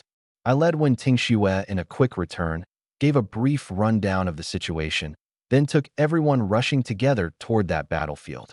When Xia Ziyuan and the others caught up and saw the bloody, jaw-dropping scene before them, they were all so stunned they couldn't speak. I swept my gaze over everyone, my tone crisp. This is our chance. They've both got only their last breath left. We have to land the finishing blow as fast as we can, take the experience, and then retreat with the loot. Experience. Loot. These were 2-tier, 3 monsters. What they might drop was almost too good to imagine. How do we do it? Qin Shuang had already changed back into human form, her eyes blazing as she looked at me. Qin Shuang, Xia Ziyuan, you two take that wolf. I gave orders fast. Its hind leg is broken, so it can't move. Just watch out for its teeth. Lin Wanqi, Su Jinya, you two come with me and finish off the boar. Its defense is high, but right now it's a spent force too. We move at top speed and take these two down before anything else goes wrong. Understood. Everyone answered in unison, their voices full of excitement and tension. This was a big gamble, but the payoff was staggering too. Go. At my command, the 6 of us surged forward like tigers charging down a mountain, splitting off to pounce on the 2 dying beasts. Xia Ziyuan and Qin Shuang charged the fang-toothed gray wolf.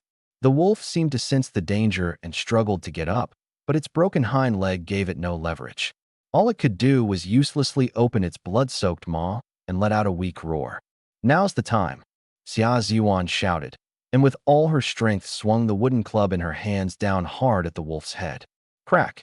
A damage number floated up, but it didn't land the kill. It was just a hair short. Damn, it's not dead. Shuang, finish the damage, quick. She didn't even need to shout.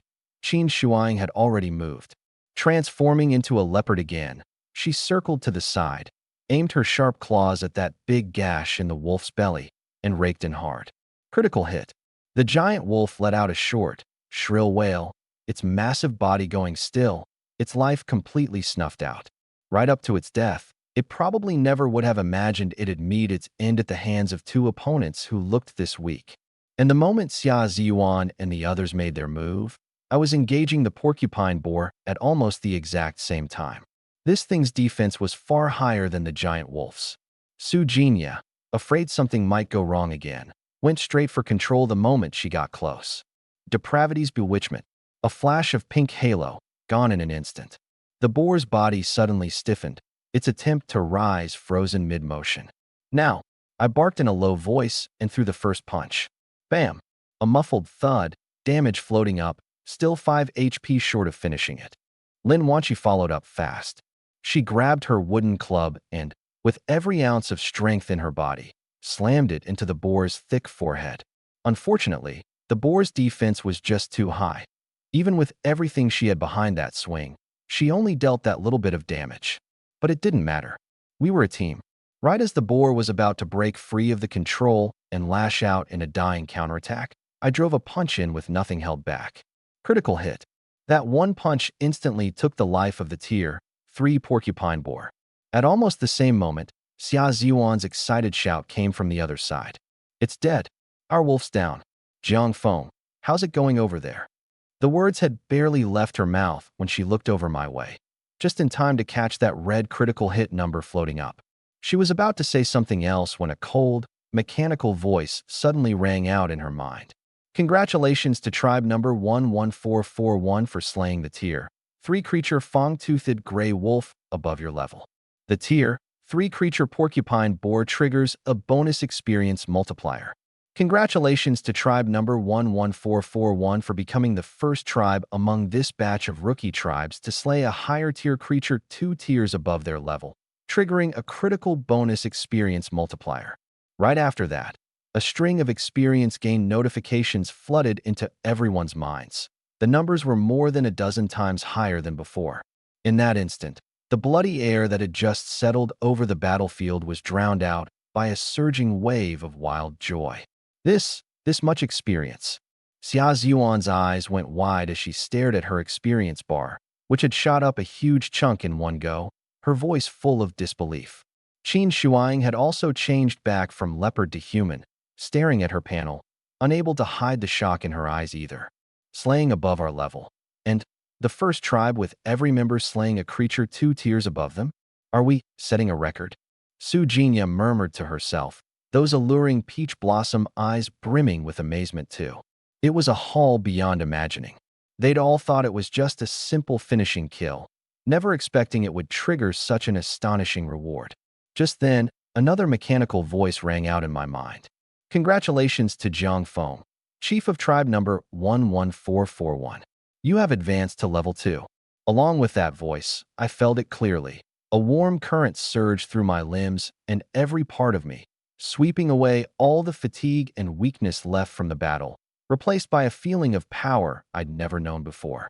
A single thought, and my attribute panel appeared before my eyes at once. My level had reached Tier 2, my HP and mana had both jumped up, and my class was still that one and only hidden class, Dragonkin. All my base attributes, strength, agility, defense, constitution, spirit, had all gone up by 2 points.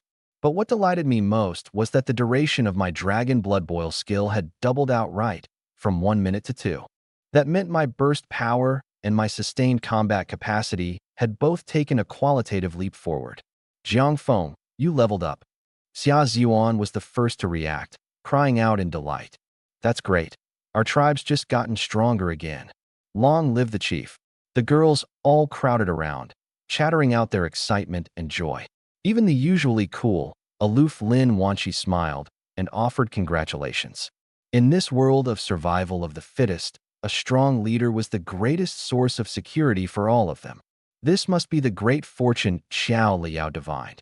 Feeling the power surging inside me, I couldn't keep the corners of my mouth from lifting. This haul had far exceeded my expectations. There's more. Su Jingye's gaze suddenly landed on the 2 massive beast carcasses, her peach blossom eyes narrowing slightly, sparking with excitement. Chief, look, it seems they left us some other gifts too. I followed her line of sight. Beside the carcasses of the porcupine boar and the fang-toothed gray wolf, a soft ball of light hovered by each, giving off a faint glow. This is loot drops. Xia Ziyuan's eyes lit up instantly. Anyone who's played games knows what that means. My heart skipped a beat too. I quickly strode over and reached out to touch the ball of light beside the boar's carcass. The light instantly melded into my palm, and the information for 3 items appeared in my mind at once. Congratulations. You have obtained an uncommon quality weapon, the wood-cutting axe, a common quality weapon, the bone dagger, and a crafting blueprint for a fine quality bow. A wood-cutting axe. An uncommon quality at that. A single thought, and an axe gleaming with a metallic sheen from head to haft materialized in my hand. This axe was heavier than I'd expected. The handle was some kind of hardwood, polished perfectly smooth, and it sat especially well in the grip. The head was dark black metal, the edge glinting with a sharp, cold light. Clearly no ordinary thing. I looked at its stats. Good stuff. This was absolutely good stuff. It gave +5 strength, +2 constitution, and dealt an extra 50% destructive power when chopping wood. With this axe, our efficiency at gathering timber would improve enormously, and more crucially, that +5 strength and +2 constitution would push my melee capability up a whole tier. Whoa, a woodcutting axe. Does this mean I, as a warrior, am finally getting my own metal weapon? Beside me, Xia Ziyuan stared at the axe, her eyes practically glowing. As a warrior, and one with a weapon mastery talent on top of that, she had a pretty intense craving for a weapon like this. Keep dreaming. Say what you will, it ought to go to me, the tribe's top fighter, right? The strength bonus on this axe, paired with my stats after transforming, is hands down the best fit at this stage. That's what I said, but I still handed the axe over to her. That said, your weapon mastery does suit this axe well. You hold it and get a feel for it first. If I really need it, I'll take it back then. Xia Ziyuan took the axe with a smile and even gave a light punch to my chest. Thanks. If you really need it, Chief, this little lady will hand it right over. Ooh, 1 axe is all it took to get you. Yuan, calling me Chief, and even calling yourself a little lady. I teased, then turned to the other 2 items. One was a dagger ground from a beast's leg bone. It looked a bit crude, but the edge was sharp. Its only stat was +1 strength, common quality, better than nothing. Still, for these girls who were currently barehanded, it counted as a pretty decent weapon. The last item was a yellowed sheepskin scroll. Lin Wanqi's gaze had long since locked onto that crafting blueprint, her breathing quickening a few notches. Archery mastery, wind element affinity, eagle eye. She had every talent needed to become a top-tier archer, Yet the one thing she lacked was a decent bow. And now, a blueprint for crafting a bow was sitting right in front of her. Huh, Wanshi, if we can make this bow, your abilities will finally get to shine. Xia Ziyuan was genuinely happy for her, but I poured a bucket of cold water on it. Don't get too excited. From my gaming experience, actually making something from a blueprint in the early game is nowhere near that simple. As I spoke, I unrolled the blueprint. The requirements were laid out plainly. To make this fine-quality bow, you needed 5 units of timber, 2 units of beast sinew, 1 iron ingot, plus a blacksmith's bench as a tool, and someone with the blacksmith class. Seeing these requirements, Lin Wanshi and Xia Ziyuan, who'd been excited a moment ago, instantly cooled down. Damn, you really called it. Xia Ziyuan frowned, full of disappointment. Qin Shuang said, "We've got a blacksmith, Su Qingqian. But what even is a blacksmith's bench? And these materials, we can get timber, but beast sinew, and especially an iron ingot. Where are we supposed to find those?" There was an unhidden trace of disappointment in Lin Wanshi's eyes. Having the blueprint, but being unable to make the thing. That feeling was even more miserable than not having a blueprint at all. Don't lose heart. This time I didn't pour more cold water on it. Seemingly casual, I gave her shoulder a pat and reassured her. This is already incredibly lucky. At the very least, we've got a clear goal now. Lin Wanshi glanced at that hand resting on her shoulder, then at me with my casual expression, feeling both annoyed and amused inside. This guy, was he copping a feel or comforting her? I acted like I hadn't noticed her look. Only after she'd stared at me a few times did I slowly, leisurely draw my hand back. Then I gave the blueprint in my hand a shake and pointed at the 2 massive carcasses. Beast sinew, don't we have it right here? Both the wolf and the boar have sinew, and the kind you can make a bow with, too. What's more, besides this boar, it looks like the wolf dropped something for us as well. At my reminder, everyone's eyes turned back to the fang-toothed gray wolf's carcass. Sure enough, just like the boar, it had dropped 3 items too. I'll open it. I'm the woman who pulled 2 golds out of a tin pull, you know. Xia Ziyuan volunteered, raising her hand. Seeing no objections, she took 3 quick strides over and grabbed hold of those balls of light. Another bone dagger, a special item called Summon the Wolf King, and a stealth skill book. Damn, my luck's on fire again. Xia Ziyuan's voice rang out loud and boisterous, but the words got everyone hopeful. After all, these were things that could directly boost our strength, far too important for the whole tribe. In her hands appeared, out of thin air, a bone dagger identical to the earlier one, a plain, ancient-looking horn, and a book giving off a faint gray glow. Hurry, check what they all do. My interest was piqued too, and I urged her on. Xia Ziyuan picked up the skill book, and the information immediately surfaced. This was the stealth skill book, no class requirement. Once learned, it greatly reduced your presence and the noise you made, with even better effects in the shadows. It was a life-saving, ambushing signature skill for assassins and hunters. Stealth. Qin Shuang's eyes lit up instantly. Though she could transform into a leopard and had a beast's keen senses and speed, she lacked a true skill for lurking. If she could learn this, her assassination capability would take a qualitative leap.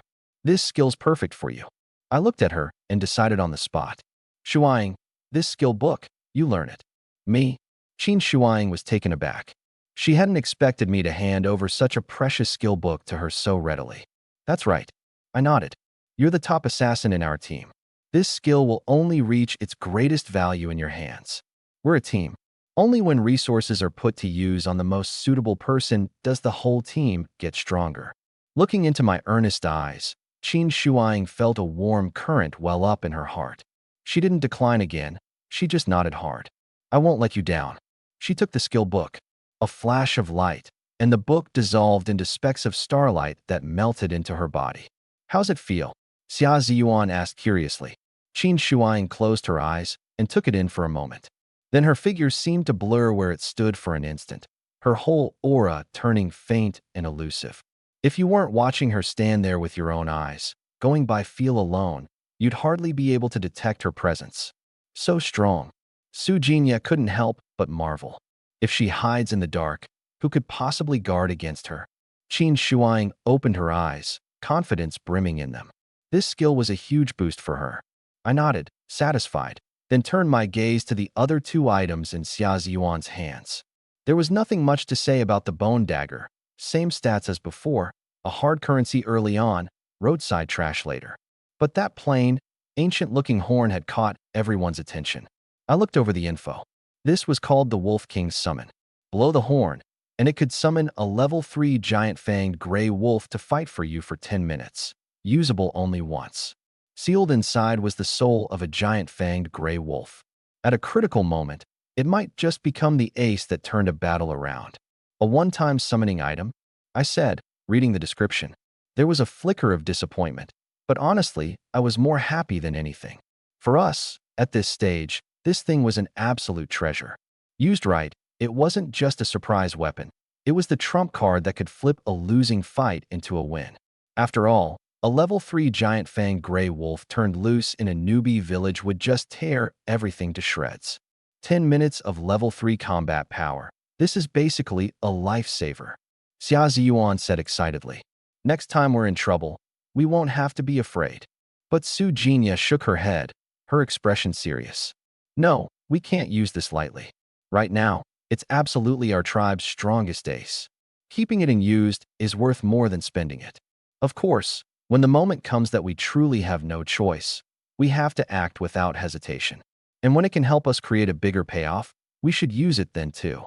Hearing that, everyone calmed down. It was true, a one-shot power item like this had to be used where it counted most. All right, the loots all counted.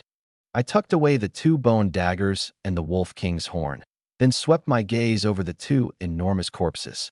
This time, I'd say we've genuinely struck it rich.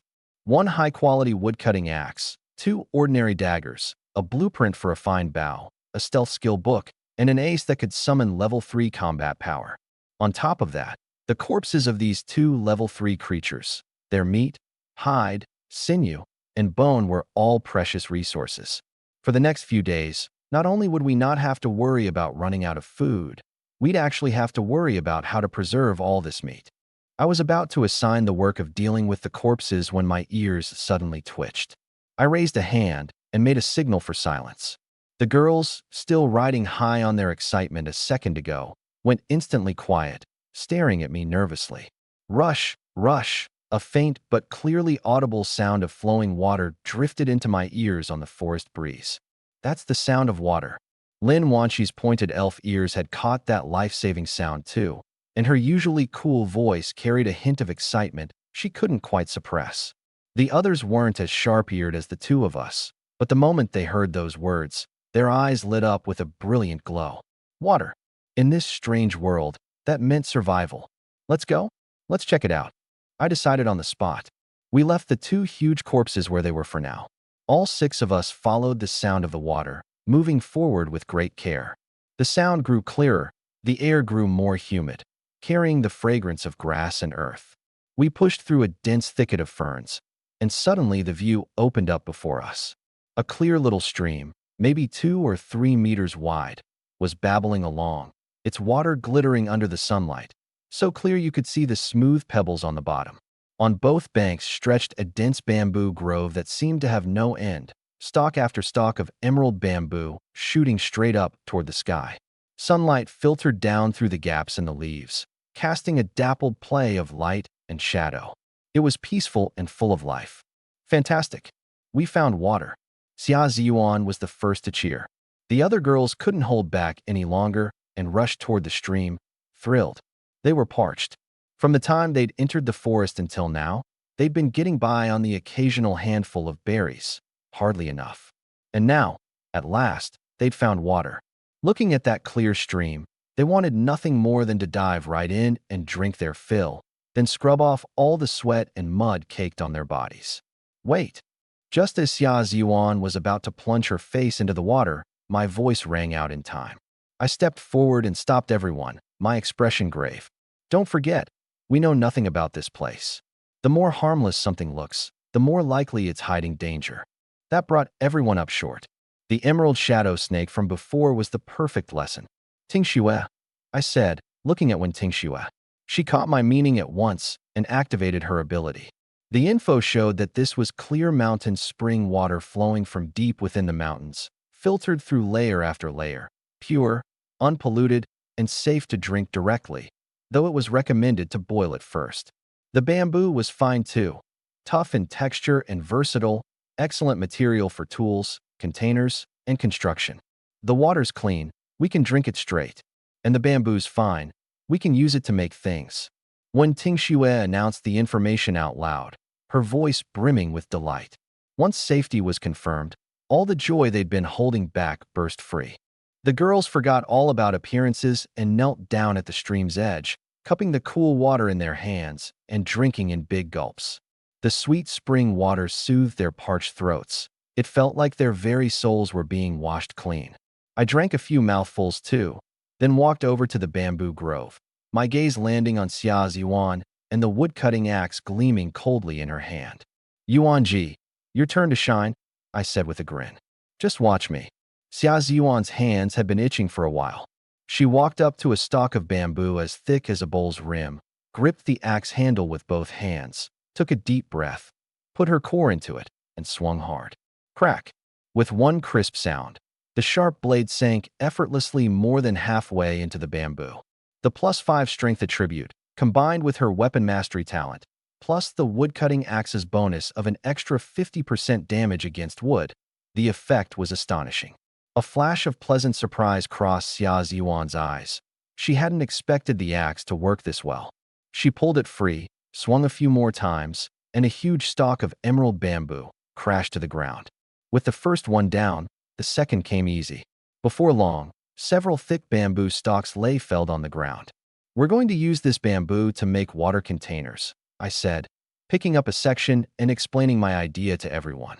Punch through the joints, and you've got natural bamboo tubes, one after another. But then we've got a bigger problem to solve. My gaze turned toward the two massive corpses not far off. How do we get those and the water back home? That really was a tough one. The corpses of the two level 3 beasts together had to weigh well over 1,000 jin. With just the 6 of us, forget 5 kilometers, even 500 meters would be a struggle. Everyone fell into thought. We could make a cart. Qin Shuang ventured. Build a frame out of bamboo, tie it together with vines, and drag it along the ground. Not a bad idea, but that'd take way too much effort. I shook my head, looking at the thick felled bamboo on the ground, and then inspiration struck. We could make wheels. Wheels. The girls all stared, stunned. That's right. I crouched down and, with my finger, sketched a crude diagram in the soft mud. Take the thickest bamboo, cut it crosswise into round discs. Those are the wheels. Then use thinner bamboo for the axles and frame, and we can build a simple cart. The idea made everyone's eyes light up. If we could actually pull it off, it'd be 100 times more efficient than dragging. No sooner said than done. Xia Yuan took charge of swinging the woodcutting axe to chop bamboo. Right now, she was like a tireless lumberjack, every swing packed with force. Qin Shuang and I handled the fine work with the bone daggers, things like drilling holes in the centers of the wheels and carving out the bearings we needed. Lin Wanqi and Su Jinya split up. One gathered tough vines nearby to bind the frame, the other cleared out the bamboo tubes to make them ready for holding water. Even when Ting Xue kept busy, nimbly carrying the finished tubes to the stream to fill them, then capping each full one with a carved stopper. Cheap, cheap. Just as everyone was working away in full swing, a burst of sharp, chaotic bird calls suddenly came from deep within the bamboo grove. My heart tightened, and I immediately stopped what I was doing. Something's coming, and a lot of it. Almost the instant those words left my mouth, a great dark mass of shadows came diving down from above the bamboo. They were a flock of strange birds, jet black all over with sharp beaks. Not big, only about a size larger than pigeons, but their blood-red eyes were full of savagery and greed. Their target was clearly the two corpses giving off the scent of blood. When Ting Xue's face went white in an instant, clearly startled by the bird's sudden attack, but she didn't forget to use her eye of insight to check the info. Level 1 monsters. Strength 3, Agility 5, Defense 0, only 30 HP, but there are way too many, at least 40 or 50, and they're after the prey we just killed, she called out rapidly. These were scavenger birds called sharpbeaks, vicious by nature. They like to attack the corpses of large creatures or weaken prey in swarms. Protect the kills, I roared, snatching up a sharpened bamboo pole and charging straight into the diving flock. This wasn't our first fight. Chaotic as it was, no one panicked. Xia Ziyuan swung her wood-cutting axe, the blade carving arcs of cold light through the air, each swing cutting down one or two birds. Qin Shuang once again transformed into a leopard, fast as lightning, weaving through the flock. Every pounce and bite took a life. Su Jinya gripped a bone dagger. Not quite the wrecking force those two were, but with a succubus's physical prowess, she still took down some of the birds fighting over the meat. And Lin Wanqi stood at the rear of the group, a series of sharpened short bamboo spears in her hands, her eyes terrifyingly calm. She had no bow, but her mastery of archery talent gave her control over thrown weapons far beyond an ordinary person's. With a sweep of her arm, a bamboo spear shot out like lightning, running clean through a sharp beak that had grabbed a chunk of meat and was about to fly off. Whoosh, whoosh, whoosh. One bamboo spear after another flew from her hands, each one taking a life, like a precise roll call machine, efficient and deadly. The fight came fast and ended fast. With all 6 of us working together, in just a few short minutes those dozens of sharp beaks had been mostly slaughtered. The survivors, scared witless, scattered in every direction with shrieks. The clearing in the forest was blanketed with blackbird corpses and feathers. Congratulations, Tribe number 11441, for successfully repelling the sharp beak flock's attack. This was followed by a string of experience-received notifications. Only this time, the numbers were pitifully small. Still, though the experience was meager, the victory boosted everyone's confidence and gave a nice emotional lift. After all, the Emerald Shadow Snake and the 2 level 3 beasts we'd run into before had all been tough. But now, running into a swarm of level 1 sharp beaks and mowing them down, everyone had that feeling of going on a one-man rampage. That was also thanks to everyone's power leveling up, especially me, now at level 2. My starting defense had already been high, and after leveling up it had reached 5 points. As fiercely as these sharp beaks charged, not one of them could break through my defense. On top of that, with my other attributes being high too, I took out most of the sharp beaks single-handedly without a scratch, giving them a genuine one-man beatdown. Phew, finally handled that. They weren't a threat, but they sure were annoying, and the experience was pitiful. Xia Ziyuan leaned on her axe, panting slightly, but with an excited grin on her face. Done griping, she gave Lin Wanqi a thumbs up. Wanqi, you were so cool just now. The way you threw those bamboo spears, it was like they had GPS. For once, a faint smile crossed Lin Wanqi's face too. She glanced at the feathers all over the ground, then at the bamboo spear in her hand, her eyes gleaming. Tingxue, take a look at these feathers. I glanced at the feathers on the ground and spoke up. When Tingxue checked at once, these were the tail feathers of the sharp beaks, light yet tough, excellent material for fletching arrows. Arrow-making material. When Tingxue said the info out loud, Lin Wanqi's breath caught for a moment.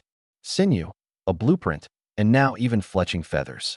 Making a bow of her own no longer seemed like an out-of-reach dream. Looking at the bright, sparkling light in her eyes, I smiled and patted her on the shoulder. Looks like we're not far off from our first ranged weapon. This guy, pulling this again, Lin Wanqi thought to herself. But she didn't dodge away. She just gave a light nod, as if she didn't mind, as if this were just normal contact between comrades. Only those elf ears of hers, whether from shyness or not, turned faintly red. Watching her like this, I was amused inside. She's already starting to adapt on her own. Haha. Still, I didn't keep my hand resting on her smooth shoulder. There was real work to do, after all, and a pat on the shoulder was just a casual gesture. All right, the trouble's dealt with.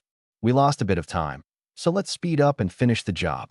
Hearing me say that, no one objected. Everyone quickly returned to their posts and picked up the pace. Most of the work had already been done, and as everyone kept at it, a bamboo cart, ugly in shape but sturdy-looking, soon took form. At the bottom were 4 evenly thick bamboo discs serving as wheels, 2 tough carved bamboo poles as axles running through the holes in the wheel centers, plus a frame made of 4 hardwood pieces, all bound and secured with vines. They are all done. I clapped my hands and looked at our masterpiece with a satisfied expression. Crude as it was the crystallization of our wits and sweat. Come on, Lend a hand. Let's get the wolf on there first. At my call, Xia Ziyuan and I took positions on either side, each grabbing one of the wolf's legs. Lift. The two of us put our strength in at once, and the 300-plus gene wolf corpse was hauled up by sheer force and set steadily onto the cart. Next was the 600-plus gene porcupine, likewise lifted up by our combined effort. The cart sagged slightly under the load, the frame giving a faint creak, but it stubbornly held up under that 1,000-gene weight. After that, we loaded some water-filled bamboo tubes onto the cart, hanging quite a few on ourselves too. Everything was ready. Move out, head home. I gave the order. The journey back began. Xia Ziyuan, wood-cutting axe in hand, volunteered to take the lead, becoming our trailblazer. Any bushes or vines blocking the way were no match for that strength-boosted axe of hers. All of them cut and hacked apart. Yuan Ji, you're basically a human bulldozer. I couldn't help teasing from behind as I pushed the cart. You bet. Xia Ziyuan lifted her chin proudly and turned to flash me a dashing grin. A warrior with a battle axe isn't just for show. With the cart, and with Xia Ziyuan clearing the way with her axe, our pace wasn't much slower than the trip out. In fact, since we'd marked the route along the way and were traveling a familiar path, we were even a bit faster than when we'd been exploring. By the time the setting sun had dyed the sky orange-red, that familiar thatched hut finally came back into our view. They're back. They're back. The girls who'd stayed behind erupted in a sky-shaking cheer, rushing forward in excitement.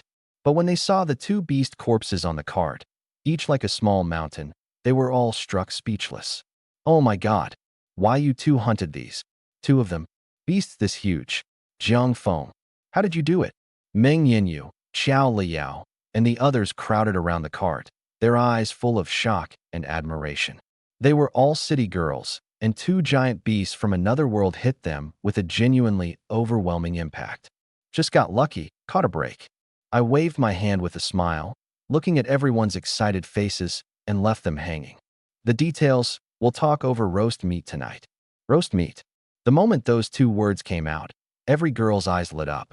But Xia Ziyuan's gaze landed on Meng Yinyu and a few of the other girls, and she asked curiously, "Huh? What happened to your faces?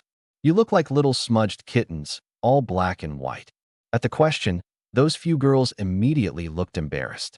Meng Yinyu touched her face a little sheepishly and explained in a small voice, We wanted to start a fire to get dinner ready, so we tried the friction method, rubbing wood together, and well, the result was already obvious.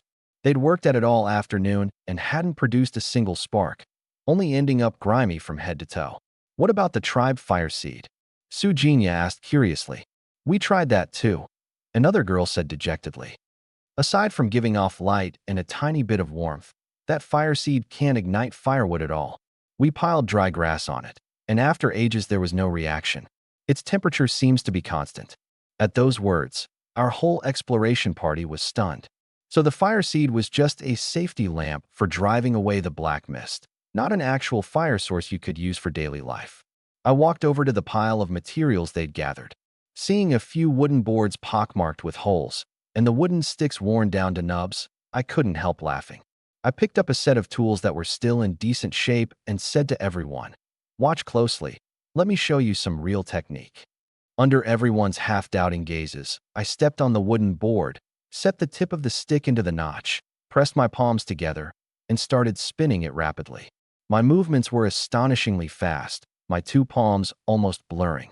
Terrifying strength and speed, plus skin so thick and tough it didn't feel pain, produced intense friction. In just over 10 seconds, a wisp of gray smoke rose from the notch. Then a tiny point of crimson ember glowed in the wood shavings, growing brighter and brighter, giving off scorching heat. The girls around me all held their breath, eyes fixed unblinking on that little ember, terrified it might go out the very next second.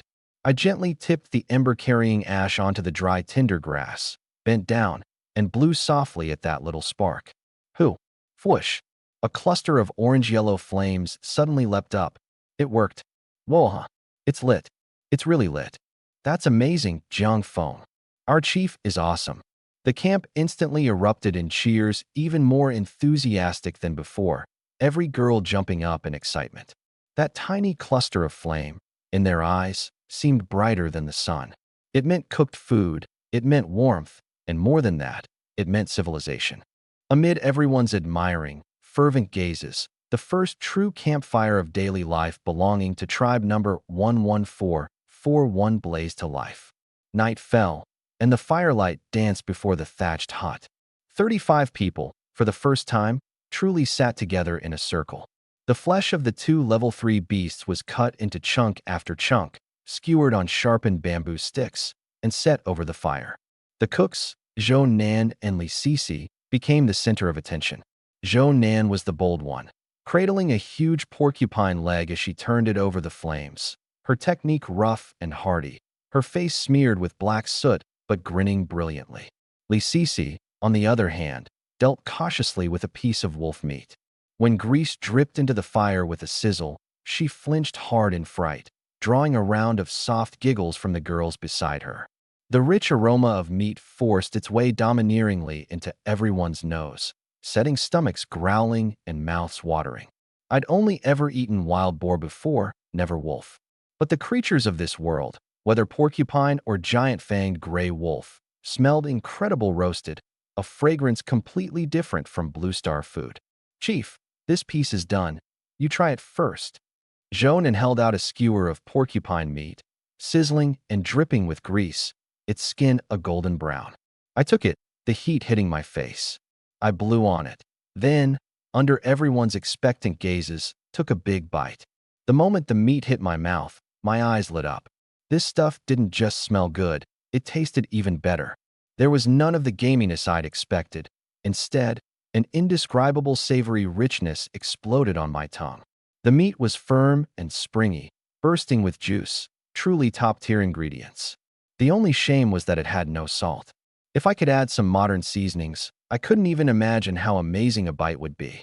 Most importantly, a warm current slid down my throat into my belly and quickly spread out to my limbs and every part of me, sweeping away the whole day's exhaustion. This was no illusion. This meat truly contained some kind of energy.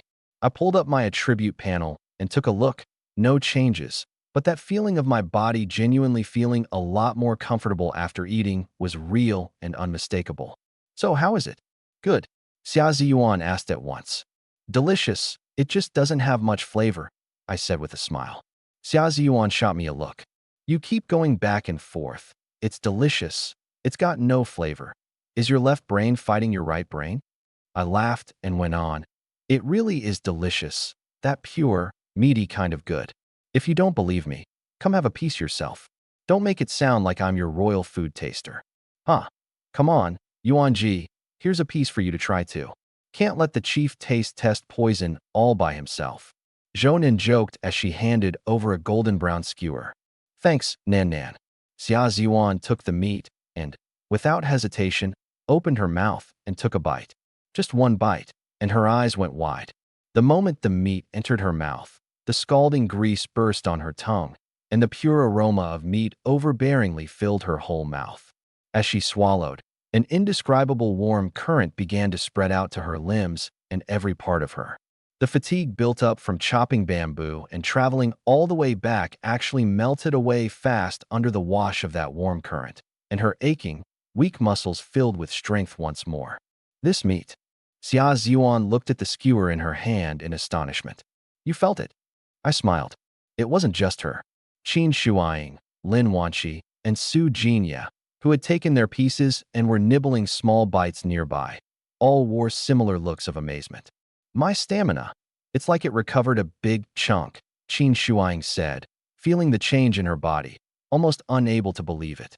"Yeah, I walked all day and was dead tired, but one bite of this warm meat, and it feels like all the exhaustion got chased away," said Wen Tingxua, normally the introverted top student, offering a rare word of praise. The other few girls in support professions didn't feel it as strongly, but they too felt warm all over and noticeably refreshed. In that instant, the way everyone looked at those two beast corpses changed. This was no longer mere food. This was a supply that rapidly restored stamina, a strategic resource that would help them survive better in this dangerous world. The mood in camp grew even more lively. The campfire crackled, the scent of meat filled the air. The girls chattered away, sharing what they'd seen that day and dreaming about the future, for the moment forgetting the danger of their situation, as if they were back at a campfire party in the modern world. After the meal, everyone gathered and talked a while longer. But when the last trace of sunset was swallowed by the night, the forest suddenly went silent. The buzzing of insects and calling of birds that had filled the air a second ago cut off abruptly, as if a mute button had been pressed. The whole world sank into dead stillness. What? What's going on? A girl asked in an uneasy whisper, her voice unusually clear in the silence.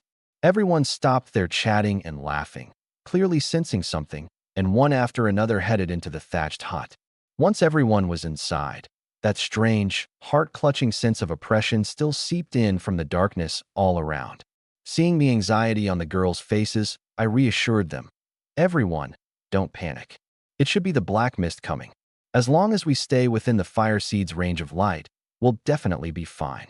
The words had barely left my mouth when Xiao Liao let out a short scream, her trembling finger pointing at the forest. What is that? Everyone looked where she was pointing and saw, within that endless darkness, masses of black mist, thick as ink, silently surging out. It had no fixed shape, like a living tide, slow but unwavering, spreading toward this patch of light where the thatched hut stood. Everywhere it passed, it seemed to devour everything, leaving nothing but a darkness so pure it was despair-inducing. This is the black mist that mechanical voice mentioned? Meng Yinyu's voice trembled a little. Some of the more timid girls had already huddled together. This eerie black mist instinctively filled them with fear. I stayed relatively calm, though I couldn't avoid a touch of tension myself. After all, this spreading black mist really did carry an indescribable sense of pressure. But I didn't shut the door. Instead, I wanted to see just how far this black mist could reach. Only by gathering intelligence could we better handle the future. Anyway, according to that mechanical voice, as long as we were within the fire seed's cover, the mist posed no threat. Finally, the edge of the black mist touched the faint halo of light cast by the fire seed, about a meter from the door. Then something eerie happened. That surging, roiling mist that seemed capable of devouring everything, the instant it touched the edge of the light halo, suddenly stopped, as if it had slammed into an invisible wall. The mist churned and battered violently, yet it couldn't cross that boundary line between light and dark by even a hair. Inside the light was the warm, safe camp. Outside the light was the dead, roiling darkness. A clear circular boundary divided the two worlds as distinctly as a line drawn in the sand. Everyone was struck speechless by the sight. They truly hadn't expected that black mist, which looked so terrifying, couldn't even erode the faint light at the very edge of the fire seed.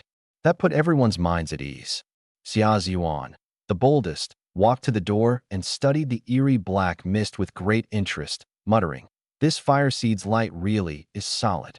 Su Jinya came over too and said with a smile, "Well, at least we won't have to arrange night watch shifts. I just wonder what happens to the animals out there once the mist swallows them. They shouldn't all die, right? Because if they all die, then from now on we'd." She was halfway through when she suddenly stopped. A finger, at some point, had gently pinched the tip of the heart-shaped tail behind her, the fingertip warm, carrying a faint, barely there roughness, giving it a squeeze that was neither too light nor too hard. A strange, tingling numbness shot up from her tailbone straight to the crown of her head. A soft, uncontainable moan escaped Su Jinya's throat, her whole body going limp, nearly failing to keep her footing. She whipped her head around, those alluring peach blossom eyes now brimming with moisture, glaring in a mix of embarrassment and irritation at the culprit, me. I was just withdrawing my hand, wearing an innocent look, as if nothing at all had happened. Su Jinya's cheeks flushed a lovely rosy red at a visible speed, even her earlobes tinged with faint pink. I chuckled and got in first before she could go off. My hand got itchy. Couldn't help it.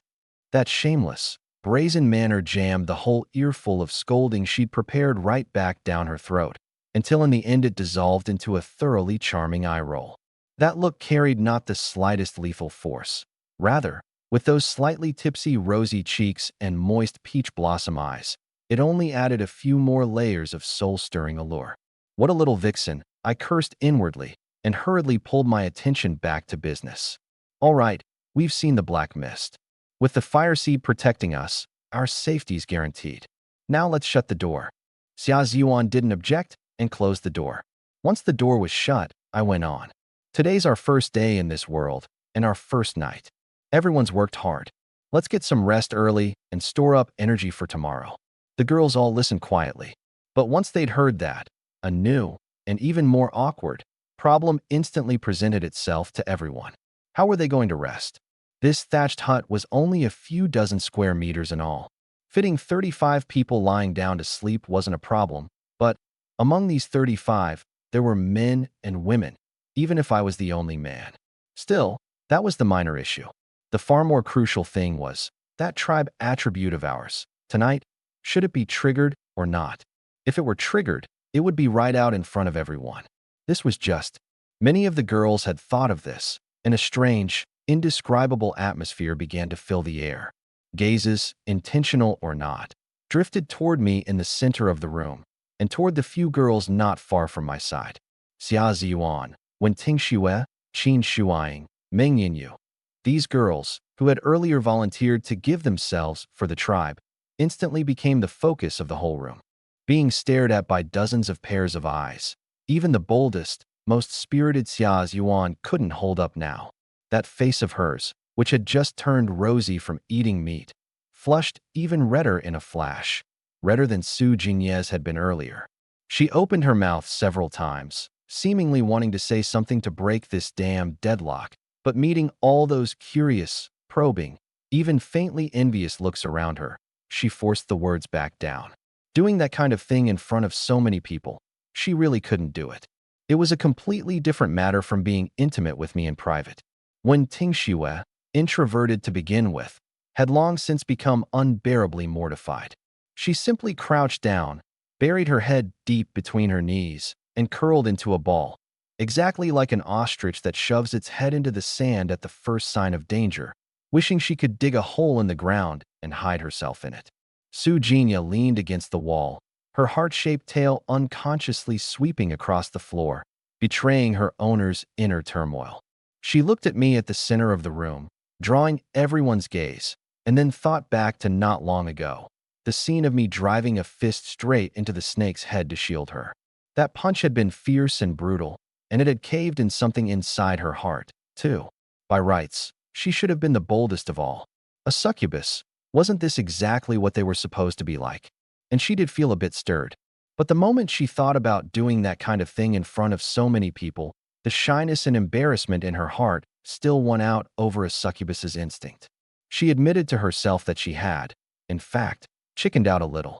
Still, she hadn't been among the first few to volunteer, and though a few gazes swept over her, most people's eyes remained fixed on those other girls. I sensed the awkwardness, too, so thick it had all but taken physical form.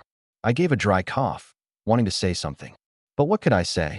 In this atmosphere, it felt like nothing would be appropriate. Just as I was racking my brains, the whispers rippling through the crowd, impossible to suppress, drilled into my ears like needles. Hey, do you think, tonight, will anyone be with the chief? One girl whispered, keeping her voice low, yet in the quiet room, it was still perfectly audible. How could they? With this many people watching. If it were me, I couldn't do it.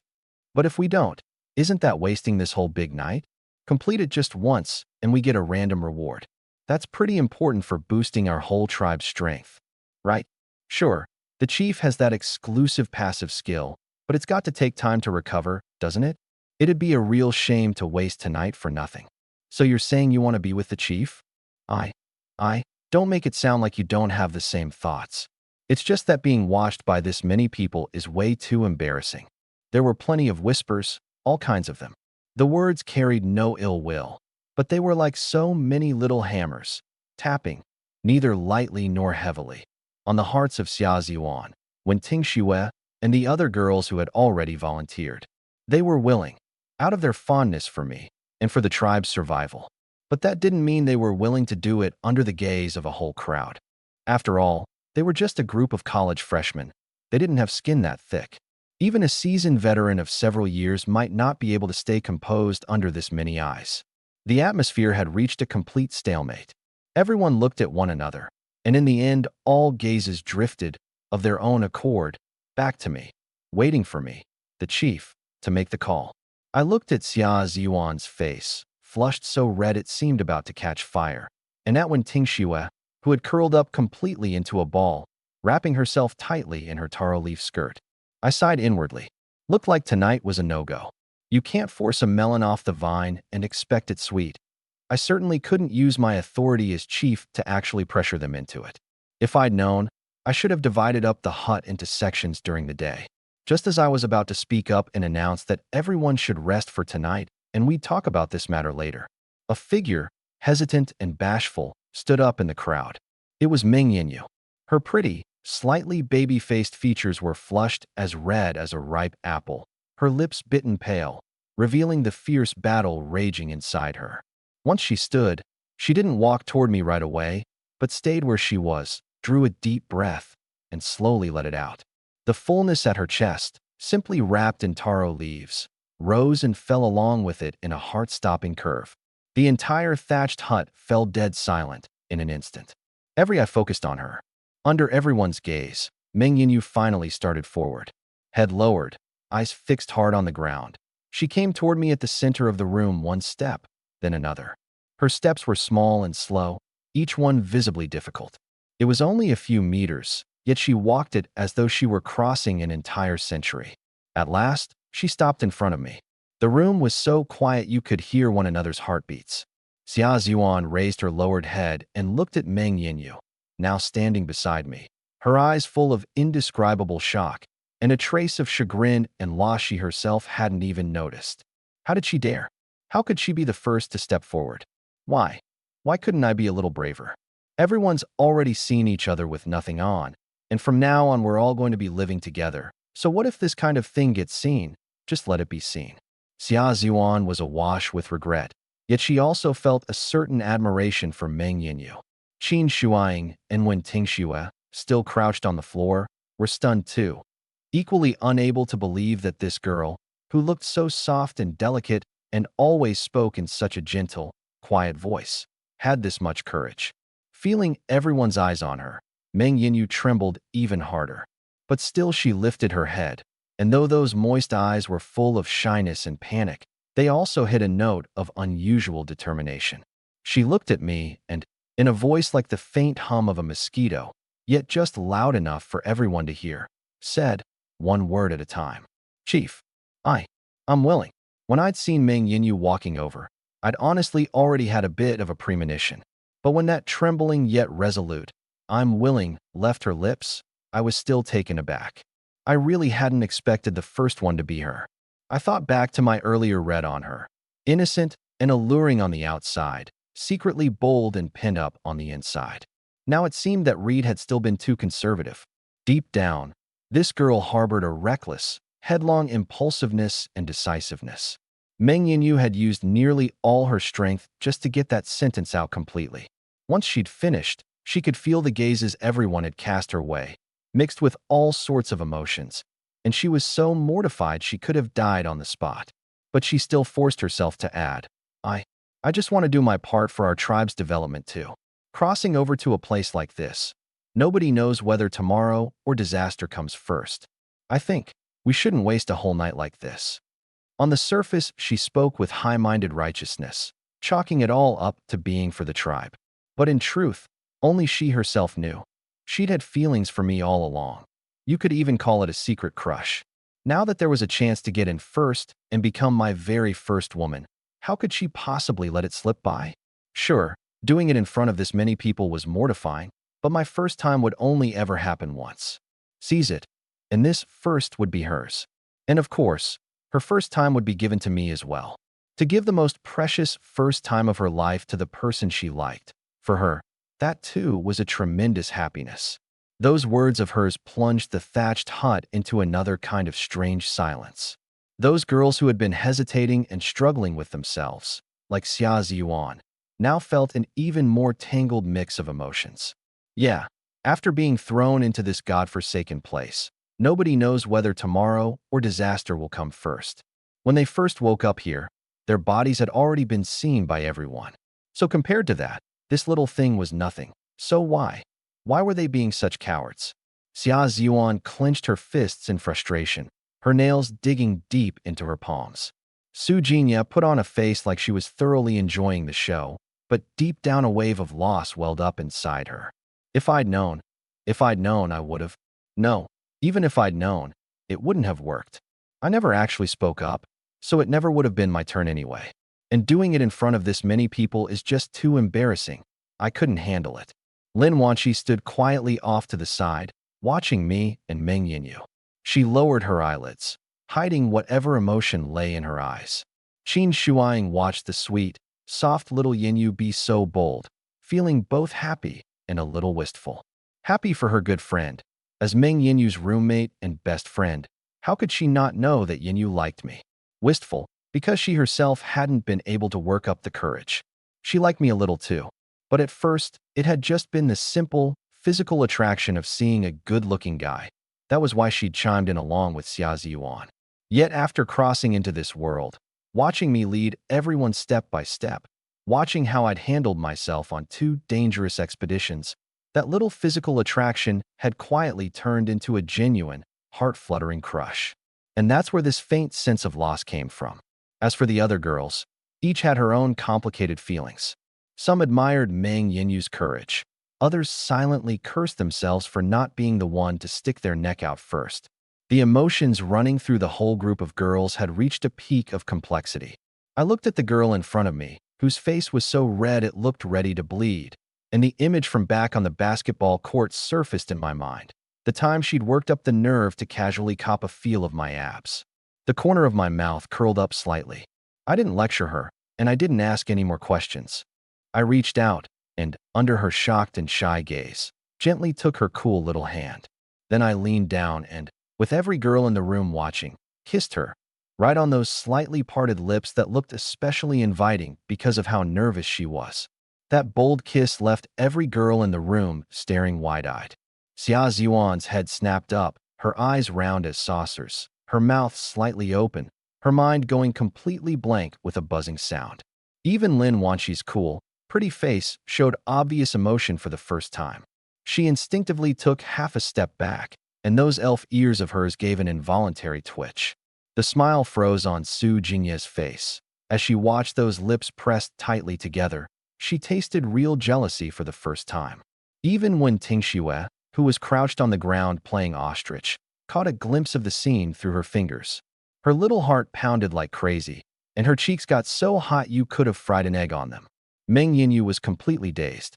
She could clearly feel the warmth and softness of my lips, could smell the scent on me, a mix of barbecue smoke and the fresh smell of trees and grass. Her mind had crashed entirely. It wasn't until our lips parted that she snapped back to reality. I looked into her watery eyes, which had gone completely unfocused, and said solemnly, "Yinyu, thank you. I promise you, I'll be gentle."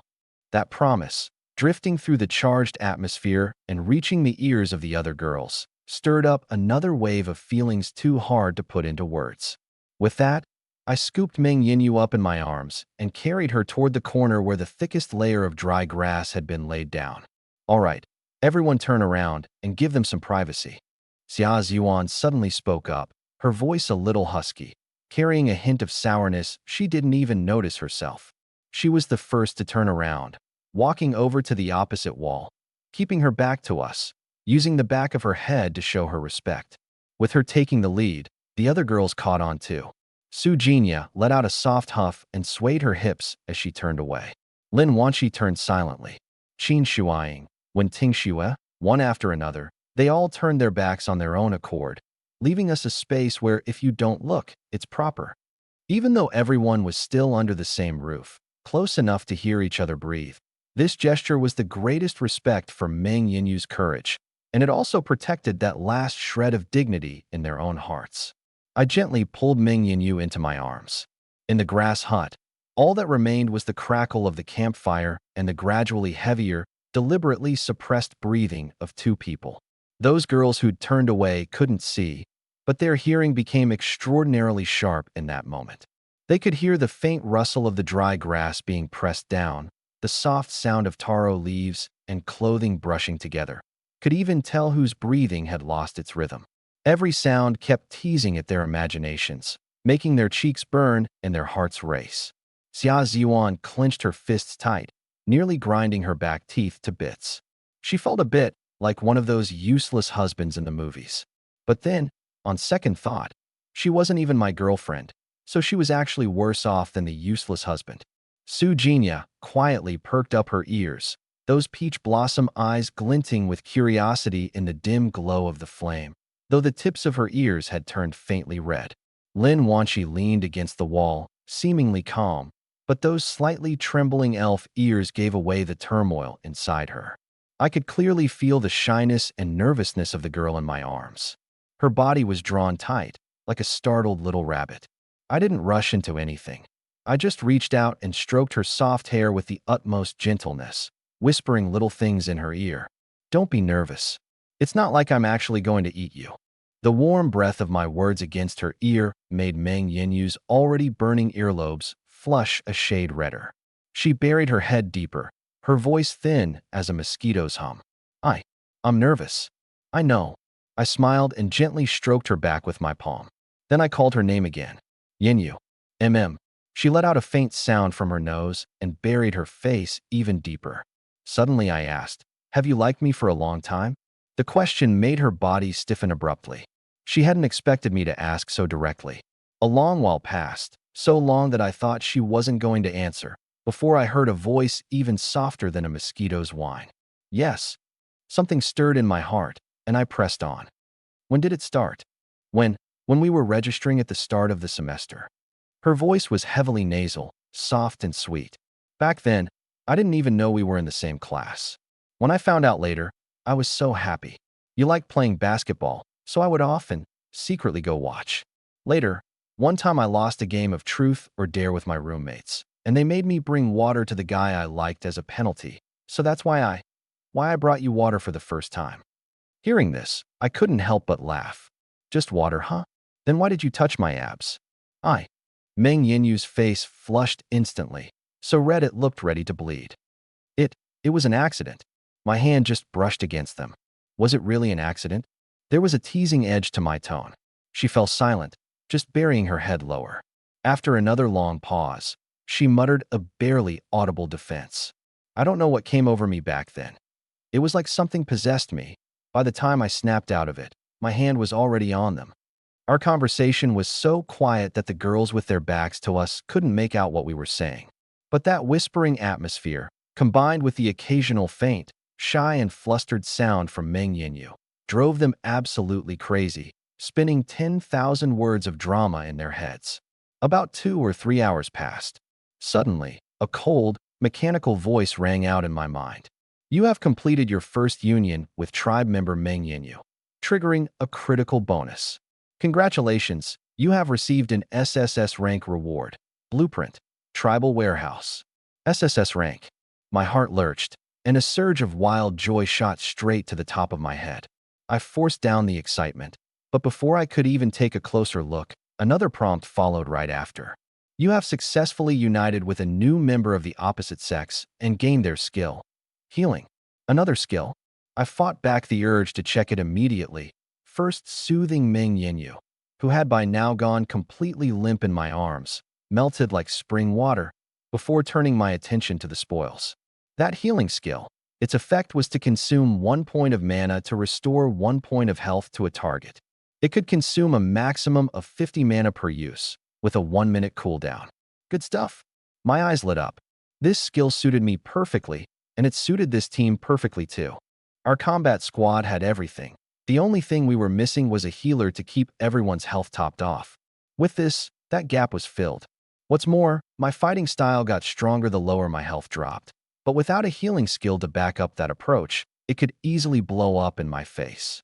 Now that weakness was covered, 1 point of mana for 1 point of health seemed like a fair trade. But the key was this. Mana slowly regenerates over time, while health, without healing, recovers extremely slowly. Pushing down my excitement, my thoughts turned to that SSS rank reward that had my heart racing. Blueprint, Tribal Warehouse. A special schematic, usable only once.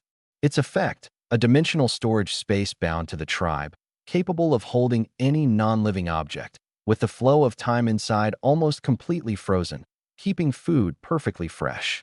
The initial space was 1 cubic meter, and it could be upgraded.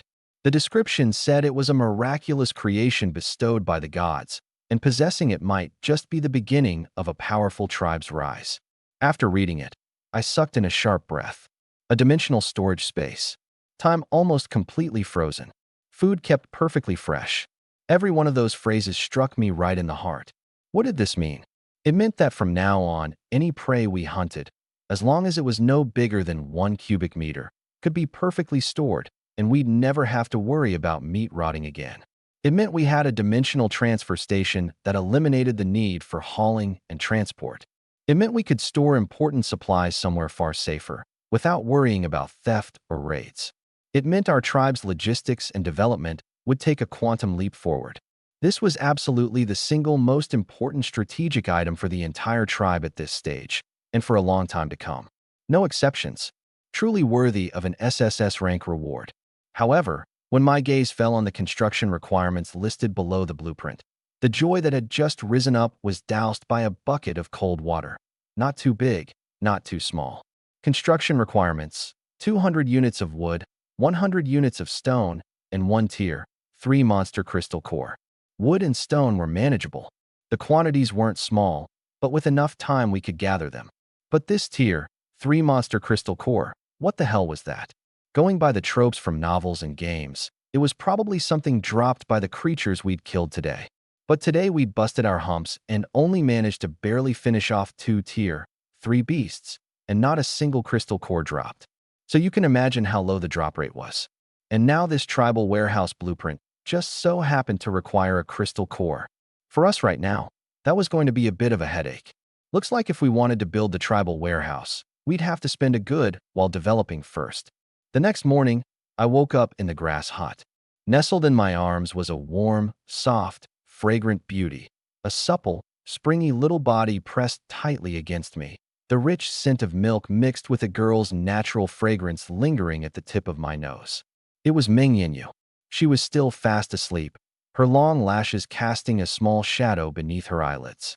On that slightly baby-faced cheek, the lovely flush from the night before still lingered. The corners of her mouth were turned up slightly. Who knows what sweet dream she was having? I looked down at her and couldn't help thinking back to last night's labors and the reward that came after. A wave of satisfaction washed over me. The only crappy part was that building the tribal warehouse required a tier 3 monster crystal core. The 2 tier 3 beasts we'd taken down yesterday hadn't dropped so much as the shadow of a crystal core, which just showed how brutal the drop rate on that thing was. Still, having the blueprint beat not having it. If I dumped the info about the tribal warehouse into the inter-tribe chat channel right now, it would definitely drive over 90% of the tribes insane with envy and jealousy. Of course, I'd never do something that dumb. Turning it over in my mind, I carefully shifted my body, planning to get up and open the door to see if it was light outside yet. This grass hut was great in every other way. Paired with the tribal flame, it was like an air-conditioned room. Otherwise, there was no way I'd have slept so comfortably last night. The downside was that it had no windows, so if you wanted to know what was going on outside, you had to open the door and look. Plus, the hut wasn't very sturdy. Once we had the means, we really needed to upgrade it fast. Otherwise, living in it long-term, I'd never quite feel at ease. I got up gently, careful not to wake Meng Yinyu beside me. Once I stood up straight, by the dim light of the flame, the whole room was laid bare before me. And then, I found it a little hard to look away. Scattered across the grass hut of a few dozen square meters lay 34 young, vibrant bodies. The girls were all sleeping deeply. After the fear and terror of the first day, plus the physical labor and all the mental turmoil they'd been through, every one of them was exhausted to the limit, sleeping in wild, uninhibited poses, completely off guard. They wore only the crude clothing they'd hastily made from taro leaves and vines the day before, which hadn't covered much to begin with. After a night of tossing and turning, those garments had come loose and disheveled. Great patches of snowy white, smooth skin were exposed to the air, rising and falling gently with their even breathing. My gaze, against my will, began to roam. Man alive, this really was paradise. The first one to catch my eye was Xia Yuan, not far off. This, bro Yuan, was sleeping sprawled out like an octopus, limbs flung in every direction across the pile of grass, one long, toned leg even draped over the calf of the girl next to her. Her taro leaf top had slid off to one side, and that stunning fullness, which for various reasons I'd never once managed to see before, had now completely broken free of its restraints, standing proud and full, perfectly round and natural, dazzling enough to make a man dizzy in the firelight. I smacked my lips, staring without so much as a blink, absolutely delighted inside. I'd finally seen it. What a feast for the eyes. Who would have guessed that the sports rep, who normally came off like a tomboy, had a figure this incredible? That contrast was just unreal. It took me a good while before I reluctantly pulled my gaze away, shifting it to Lin Wanqi on the other side. She really was an elf. Even her sleeping posture was more elegant than everyone else's. She lay on her side, curled up, her long hair spilling like a waterfall across the grass, an ethereal beauty radiating from her. It was just that the vines securing her grass skirt had come loose at some point, and the taro leaf skirt had fallen open, leaving those straight, perfectly proportioned legs, worthy of being called works of art, crossed together without a shred of covering, tracing a breathtaking curve in the dimness. An elf's skin really was pale, so pale it seemed to glow. I stared, transfixed, for quite a while, until a little tail happened to drape itself squarely over that spot. Only then did I disappointedly look away. Of everyone here, who had a tail? Sujinya, of course. This succubus was sleeping right next to Lin Wanqi. She lay on her side, the curve of her round, perky bottom impossible for the taro leaf miniskirt to hide, and combined with that natural, seductive aura she gave off, even without much exposed, it was still impossible to look away. But I was 100% certain this succubus was awake right now. Otherwise, how would that tail have landed so precisely, blocking Lin Wanqi from view? This girl? I stared at that tail for a good while longer before helplessly withdrawing my gaze. It wasn't that I didn't want to keep looking. It was that the fire inside me was getting hard to suppress. I quickly looked away, but then, without a trace of guilt, turned to look at the others. Tall ones, petite ones, curvy ones, slender ones, 34 beauties, 34 kinds of charm. It was truly a visual feast. Just as my eyes seemed to develop a mind of their own, slipping out of my control, the warm, soft beauty beside me suddenly gave a slight wriggle. I immediately realized Meng Yinyu was about to wake up. In an instant, that gaze I hadn't been able to control snapped back under control. But while I could control my eyes, I couldn't control my body. That wasn't something you could just rein in on command. When Meng Yinyu's lashes fluttered and she slowly opened those watery eyes, she, lying down, and I, standing, met each other's gaze across the space. Looking up at me, Meng Yinyu's face instantly flushed crimson. Wah, what, you want more?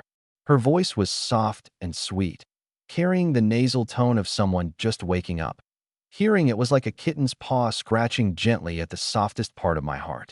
I looked down at those watery eyes of hers, tinged with a bit of panic and bashfulness, and couldn't hold back a laugh. What are you thinking about? I crouched down, reached out a finger, and gently flicked her perky little nose. This is a perfectly normal, natural reaction, okay? Besides, if I wanted it, would you just give it to me?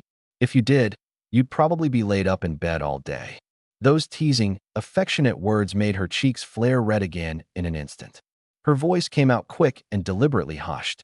Keep it down. Why are you talking so loud? I didn't mean I wanted it. Her flustered look was too much for me, and I didn't let her keep going. Otherwise, I figured she wouldn't just be tripping over her words. Her head might start steaming from the sheer embarrassment. All right, I know what you meant. Your clothes still aren't on properly. Hurry up and get dressed before the others wake up, or you'll be in for another round of embarrassment. Meng Yinyu startled, instinctively following my gaze downward. The next second, her mind went blank with a buzzing sound. Empty. There was nothing there. Only then did she remember. Last night she'd been so exhausted that she'd fallen asleep right in my arms, without putting her clothes back on at all. She felt herself go instantly ripe, from her neck all the way to the top of her head, especially when she met my eyes, which were glinting with amusement. She reflexively glanced around, and seeing that all the other girls were still deep asleep, the heart that had nearly leapt out of her throat settled back down a little. Turning her gaze back to me and finding that I was still staring at her without blinking, she was so mortified she wished she could just die on the spot, but there was no way to make me stop looking. After all, we'd done far more embarrassing things last night. Asking me not to look now would have been a little too much. So she could only shoot me a glare with those watery eyes, part shy and part annoyed, then quickly grab the taro leaf clothing beside her and fumble it on in a flustered hurry. It wasn't that she was really afraid of me looking. She was just afraid of the awkwardness if the other girls woke up and saw. The view had been put away, and I felt a bit disappointed, but I didn't tease her any further. After all, this girl had already spent so much courage last night. I smiled, turned around, and got ready to open the door. And in that very moment, with my attention refocused, I noticed that some of the previously steady breathing sounds seemed to have gone a little uneven. I understood immediately. It seemed a few of the girls had woken up when they heard me talking with Meng Yinyu. Only, not one of them showed it. They were all pretending to be asleep. The corner of my mouth twitched up. I thought to myself, if Meng Yinyu knew about this, how mortified she'd be. But that was just a passing thought. Acting as if I hadn't noticed, I walked straight to the wooden door and gave it a gentle pull. Creak. The door opened a crack, and the cool, slightly damp morning air rushed in, carrying the fragrance of earth and grass, instantly freshening up the somewhat stuffy grass hut. It was already bright outside. The soft morning light streamed through the crack in the door, casting a long, narrow band of light on the ground. I took a deep breath, feeling a good deal more energized. I glanced back. Some of the girls in the hut, seemingly woken by the sound of the door, had woken up, one after another, rubbing their eyes and yawning, slowly sitting up, but not one of them dared to look my way. Everyone was doing their best to put on that natural, "I just woke up. I don't know anything. I didn't hear a thing" act. Su Jinya was one of them. She stretched as if she'd just woken, then, like the other girls, checked her thoroughly covered clothing before standing up and slowly sauntering over to my side. Those peach blossom eyes roamed over me, and she leaned close to my ear, her breath as fragrant as orchids. "Chief, last night, you must be worn out. Working so hard till so late. You had us facing the wall in reflection for ages, and it took quite a while before we could fall asleep." Her voice was pitched very low, the trailing note carrying a seductive little quiver. I shot her a glance. This little minx was up to her tricks again. I reached out and pinched the tip of that demon tail swaying restlessly behind her, applying just a bit of pressure. Su Jinya's body shuddered abruptly, and that seductive face flushed with 2 spots of red in an instant. The look she gave me was part shy, part annoyed. This full of energy first thing in the morning? I leaned in close and lowered my voice, keeping it at a volume only the two of us could hear. "How about, tonight I let you have a taste too?" Su Jinya's heart lurched, and she nearly agreed on reflex. But then she thought of those few hours last night that had driven the others crazy, and that whole scene, and she chickened out. I don't want to." Her mouth put up a brave front, but her tail had already slipped out of my grasp, and she fled the grass hut as if running for her life. Watching her flee in disarray, I was in a great mood. The disgrace of succubi, bold on the outside, timid on the inside. That pinch just now also counted as punishment for constantly using her tail to block Lin Wanchi from my view. I withdrew my gaze, turned around, and was just about to say something when I happened to meet Xia Yuan's eyes. Bro Yuan was awake too, rubbing her eyes and yawning, looking lazy and half asleep. After finishing her yawn, she habitually stretched out in a big, luxurious stretch, extending that young, vibrant body. The next second, she froze mid-motion. Because she'd already sensed something was off. She looked down, and her mind went blank with a buzzing sound. Her face turned crimson in an instant. She scrambled to grab the scattered taro leaves, trying to cover up that stunning display, her movements as frantic as a cat whose tail had been stepped on. While fumbling, she looked up and shot me a fierce glare. That look practically spelled it out. "What are you looking at? Look again, and I'll gouge your eyeballs out." But there was no killing intent in that glare, only resentment. I wasn't the least bit fazed. I gave her a sunny smile in return. Only once she'd finished covering up did I shift my gaze to someone else. As for feeling embarrassed? Sorry, not a trace of it.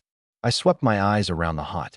Lin Wanshi was awake too, silently straightening her grass skirt. Her face so red it looked ready to drip.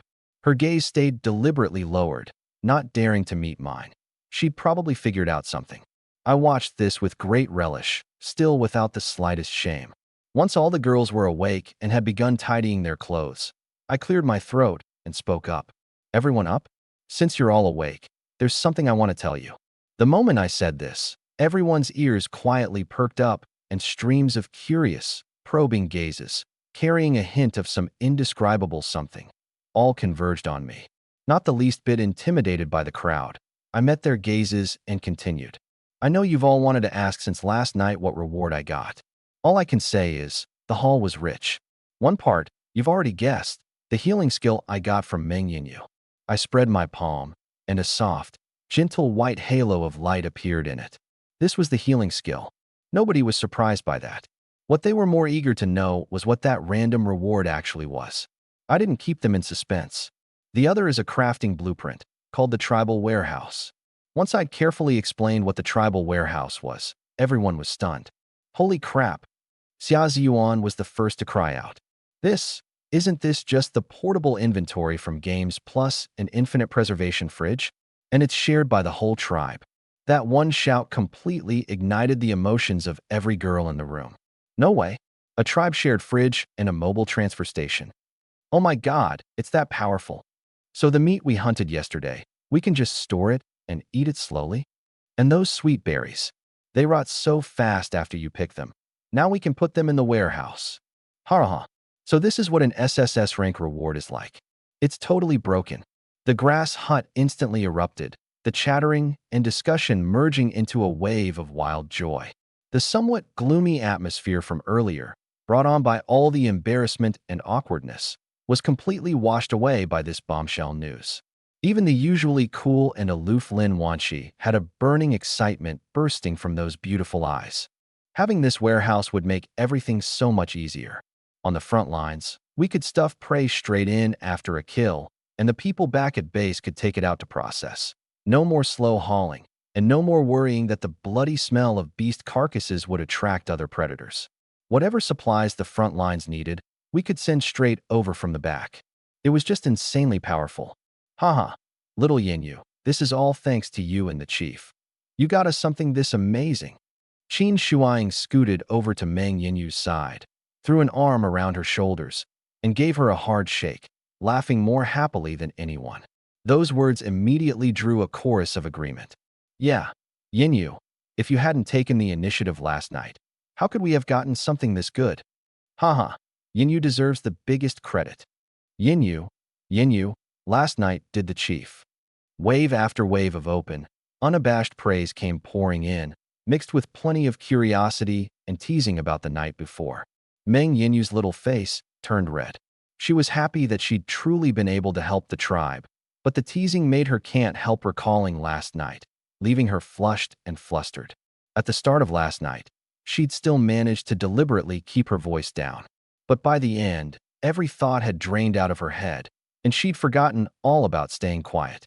At the time, her mind had been complete mush and she hadn't thought much of it. But now, hearing them talk like this, she finally realized just how mortifying she'd been. Yet embarrassed as she was, she didn't regret it one bit. On the contrary, she felt that last night's decision was the most right thing she'd done in her entire life. I looked at everyone's excited faces, and once this fervor had died down a little, I smiled and pressed my hands down. All right, everybody calm down. We've got the blueprint, but actually building it won't be so easy. Those words were like a bucket of lukewarm water, tossed at just the right moment, cooling their excitement a bit without extinguishing it entirely. Everyone looked at me curiously, waiting for me to announce the construction requirements. I cleared my throat. Building the tribal warehouse requires 3 kinds of materials. First, wood, 200 units. Second, stone, 100 units. Hearing those 2 numbers, the girls all let out a breath of relief. It sounded like a lot, but it wasn't impossible. Yesterday, with that logging axe in her hands, Xia Ziyuan had chopped through bamboo and would like she was slicing vegetables, frighteningly efficient. Stone was a little harder, but as long as we put in the time, gathering enough shouldn't be a problem. So what's the third? Xia Ziyuan pressed. I said it straight out. The third is 1 tier, 3 monster crystal core. A monster crystal core? That unfamiliar term left everyone stunned. The atmosphere in the hut, so heated just moments ago, instantly turned cold. What is that? Qin Shuang asked, frowning. The porcupine and the giant wolf we killed yesterday. Did they drop one of those?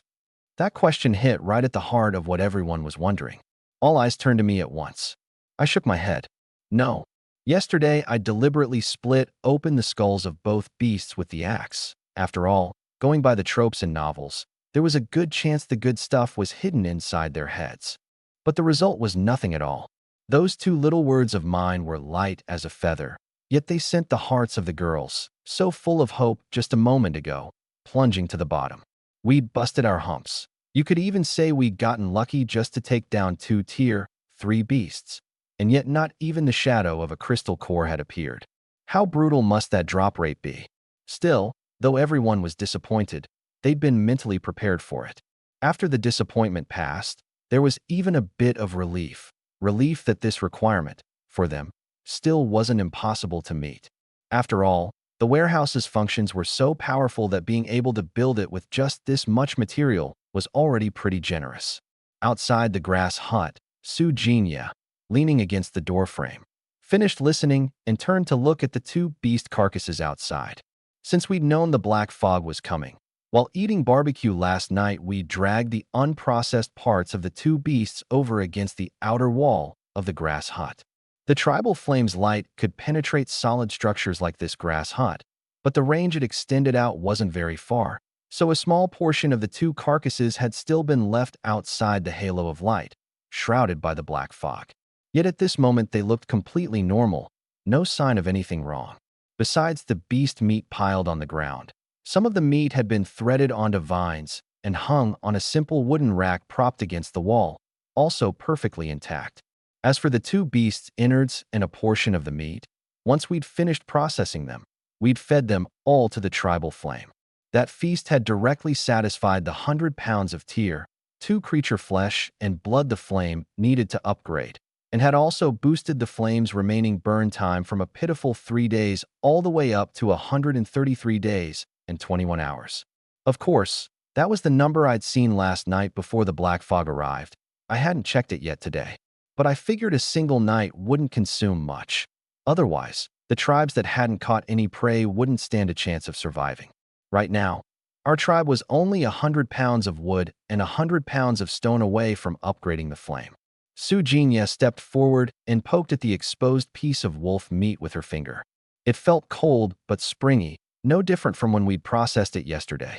She leaned in and gave it a sniff too. Aside from the normal bloody smell, there was no trace of decay or anything strange. So, the meat's fine, right? My voice came from behind her, my footsteps drawing closer. Su Jinya turned to glance at me, then spoke. Looks fine, but whether it's actually been affected by the black fog, we'll need when Tingshue's eye of insight to check. I nodded and called into the hut. Tingshue, got a minute? Come help take a look at the meat out here, see if it's been contaminated by the black fog. The words had barely left my mouth when Tingshue's voice came from inside. Coming, Chief. She hurried out quickly. Once she'd finished looking and confirmed that neither of the beast carcasses had been contaminated and everything was normal, we all let out a long breath of relief. Then I said to the girls filing out of the hut one by one, at this stage, we've got plenty of food. The only tricky part is preservation. But we can handle that for now with air drying, smoking, and roasting. As for the tier 3 monster crystal core, that thing sounds hard to come by just from the name. So our first priority today is to preserve food while also chopping wood and gathering stone. We need to upgrade the flame and this grass hut first. Once we've got a sturdy house and a stronger flame, we'll have the confidence to take on tougher beasts and go hunting for that crystal core. My plan was clear and straightforward, and the girls had no objections. Just then, when Tingshue, who still hadn't left, suddenly looked up and said to me in a small voice, Chief, in the chat channel, someone's selling intel about the black fog. Oh, that caught my interest. With a thought, the communication and trade panel appeared before my eyes. The panel was split into two channels, the World Channel and the Regional Channel. The World Channel had a note in parentheses reading, "Unlocks at Chief Level 10," so it was currently grayed out and empty. The Regional Channel, on the other hand, was much livelier, though since only chiefs could speak, messages didn't refresh very quickly. Someone was asking how many tribes were in this region. Someone was begging for a way to make fire, saying they'd rubbed the skin off their hands trying the fire drill method and hadn't even seen smoke. And someone else was crying about being hungry, saying they'd trade one of their tribe's girls for food, only to immediately get shot down, with someone telling him what the hell was he doing running a slave trade at a time like this. Most of it was the same useless drivel I'd seen yesterday, and I swiped past it quickly. Before long, I found the message when Tingxua had mentioned. The one who'd posted it had the ID Fierce Tiger Tribe. Tribe IDs in the chat channel could be changed, but only once, ever. I wasn't interested in renaming, so I'd left mine alone. That message stood out glaringly among all the drivel, selling a deadly secret about the black fog. Want to know why the black fog is dangerous? Want to know what horrifying changes happen to a forest shrouded in black fog? Just 10 pounds of tier 1 beast meat. Private message to trade. Honest dealing, no cheating. 10 pounds of tier 1 beast meat. For those tribes who just crossed over and couldn't even fill their bellies, that price was practically sky high. But for us, sitting on 2 tier 3 beast carcasses, it was dirt cheap. The only problem was that even the lowest grade meat we had on hand was that tier 2 Jade Shadow Snake meat we hadn't gotten around to eating yet. And there wasn't much of it. Plus, I was planning to cook and eat it. I didn't want to trade it away. If I was going to trade, I'd definitely have to use one of the tier 3 meats, but there was no way I'd hand over a full 10 pounds. That would be way too much of a loss. I clicked on the other party's ID and started a private message. "Hey man, this black fog intel, what's the deal?" The reply came back almost instantly. 10 pounds of tier 1 beast meat. Goods after payment, straight through the trade platform, no haggling. I typed back, unhurried. "Tier 1 meat. I don't have any. If you don't have it, what the hell are you bothering me for? Get lost, don't waste my time doing business." The other party's tone was pretty rude. I wasn't bothered though. I replied leisurely. "But what I've got here is tier 3. The message went out, and the other side fell silent. A full half-minute passed before a reply finally popped up, and this time the tone was like a completely different person. "Bro, big bro, which deity are you? You really have tier 3 meat? You're not kidding, are you?" Every word radiated disbelief and shock. The curve of my mouth grew wider. "You think I've got nothing better to do than joke around with you about something like this? No, I wouldn't dare. Big bro, name it. How do you want to trade?" "Simple. Your intel for 1 pound of my tier 3 giant fawn gray wolf meat." There was more porcupine meat than gray wolf meat, but the wolf meat had a slightly worse texture, so I offered it up first. "Oh, 1 pound. Big bro, isn't that a little too little? This is exclusive intel. It's a matter of life and death." I let out a scoffing laugh and typed furiously fast. "Too little? You've clearly got no idea what's going on. First, your intel is priced at 10 pounds of tier 1 meat, and I'm trading tier 3 meat for it, which is already doing you a favor. Second, at this stage, the only one with the ability to buy your intel is me. The other tribes take one look at the messages, and you can tell they're still scraping by, barely developing. By the time they can afford it, someone else will probably have already discovered that secret of yours and sold it off for even cheaper than you. Third, the value of 1 pound of tier 3 meat. You don't have a clue? Who can hunt that right now? And I won't hide it from you. Tier 3 beast meat has a pretty solid effect on restoring stamina. Made into jerky and eaten while out exploring, it restores energy faster than ordinary food. On that point alone, if the other tribes weren't still dirt poor, I could easily trade it for 20 pounds of tier 1 meat. And you're telling me 1 pound is too little? Fourth, don't forget, once you sell this intel to me, it's not exclusive anymore. If I turn around and sell it for 1 pound of tier 1 meat, do you think you'll have any business left? But I'm a guy who believes that the more friends you have, the more roads open up, and I've got no interest in this piddly little trade, so I won't go that far. As long as you agree to the deal, once it goes through, I promise I won't leak it to anyone else in the regional channel." My barrage of information hit the guy on the other end like a ton of bricks, leaving him completely stunned. Even after being bombarded like that, the chief of the tiger tribe had to admit that every single thing I'd said made sense. Except for the part about Tier 3 meat restoring stamina, which he couldn't verify just yet. Everything else had hit the nail on the head. From my point of view, I could see he'd gone quiet for a good while. Finally, after about 3 minutes, a message popped up. Fine, bro, all right. I'm the kind of guy who figures the more friends you've got, the more options you have. 1 pound it is. I'll send you the intel right away, and I'm begging you, go easy on me when the time comes. Don't steal food right out of my mouth. No problem. After replying, I didn't waste any time.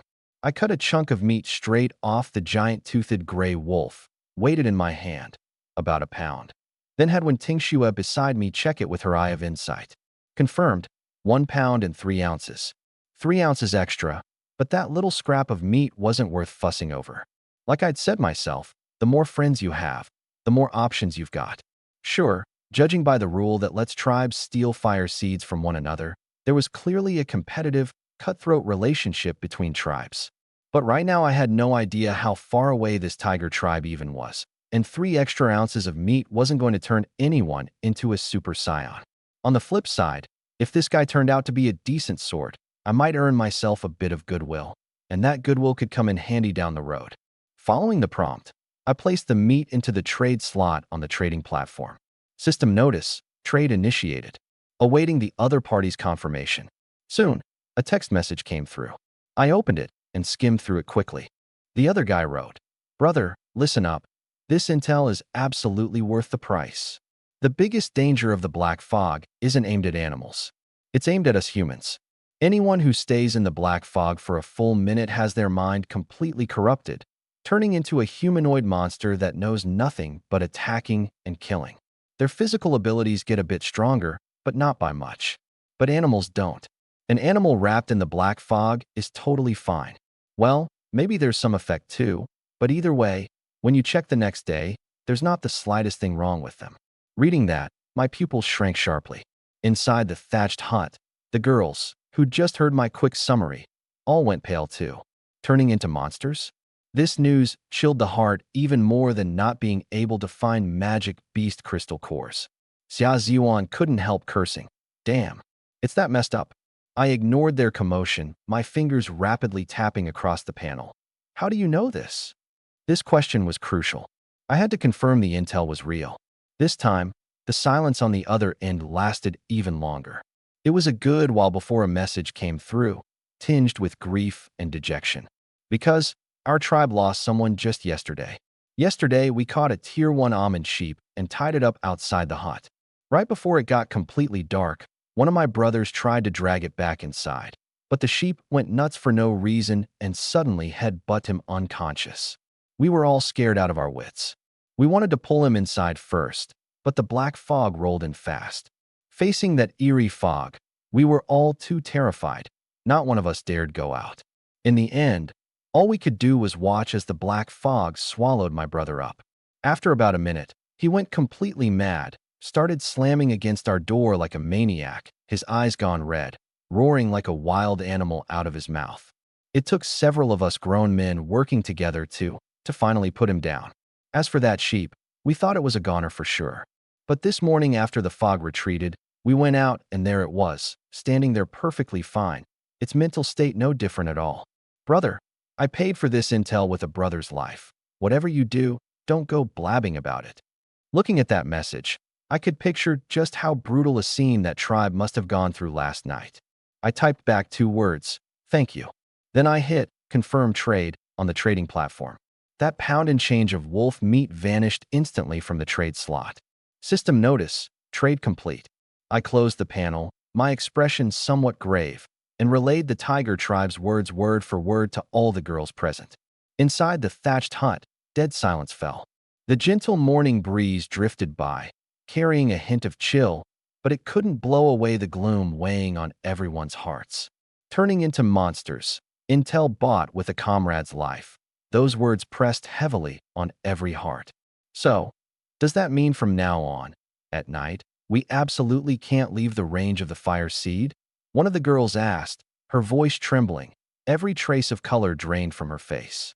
Of course, not a single step out, I said, my tone leaving no room for argument.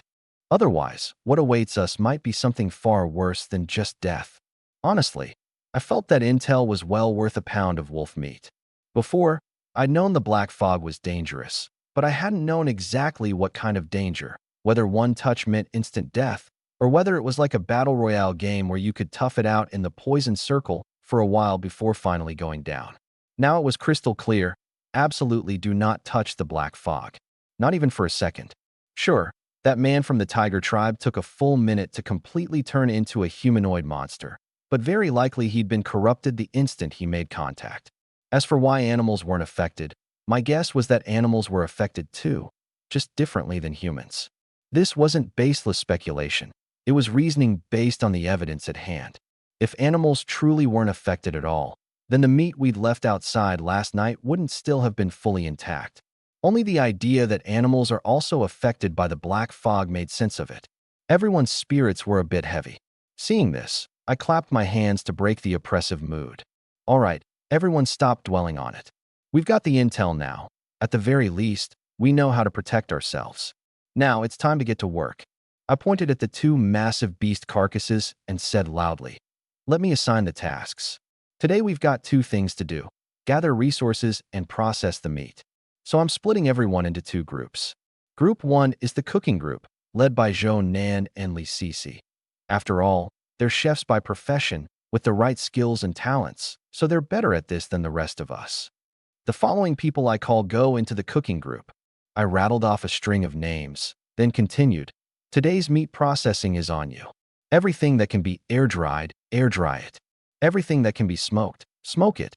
We have to turn this food into long-lasting supplies in the shortest time possible. Everyone I didn't call, you come with me to gather resources, so we can upgrade the fire seed and upgrade the main city. Today, we've got to make something happen."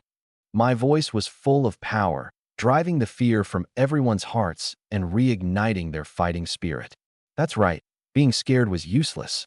Making ourselves stronger was the only way out. "Yeah." Xia Zuan was the first to respond, hoisting the felling axe onto her shoulder, battle lust blazing in her eyes. "Let's get to work." The girls answered in unison, and the camp buzzed with energy once again. After a quick breakfast of some grilled meat, the tribe members sprang into action. Zhou Nan and Li Sisi led a group in processing the pile of beast meat, using bone daggers to slice it into strips, then threading the strips onto vines and hanging them on wooden racks. Meanwhile, I led the combat members, Xia Ziyuan, Lin Wanxi, Qin Shuang, along with the remaining girls, and set out for the forest. The goal was clear: southwest. According to the divination results, we'd find plenty of timber and stone there. Timber could be chopped right near the thatched hut, so we were mainly heading out for stone. As for safety, the divination result was minor peril turning to great fortune. That meant the outcome would be good, but we still couldn't let our guard down. So when Tingshua's eye of insight was absolutely critical. Walking along the way, I said to Wen Tingxue beside me, "Tingxue, your job today is just as heavy. You have to keep an eye on our surroundings at all times. Don't let anything, not even the slightest movement, slip past you. Your eye of insight is our guarantee of safety." Understood, Chief. I'll watch every direction carefully and closely." When Tingxue nodded hard, her little face full of seriousness. After walking a while, the group reached the destination without a hitch. Besides being rich in stone, this spot had a small stream winding down and a pool of water. But when Tingshua's eye of insight warned that the water here, especially the water in the pool, was strongly not recommended for drinking, so we didn't dare touch it. Thankfully, we'd all brought our own water. All right, let's divide up the tasks.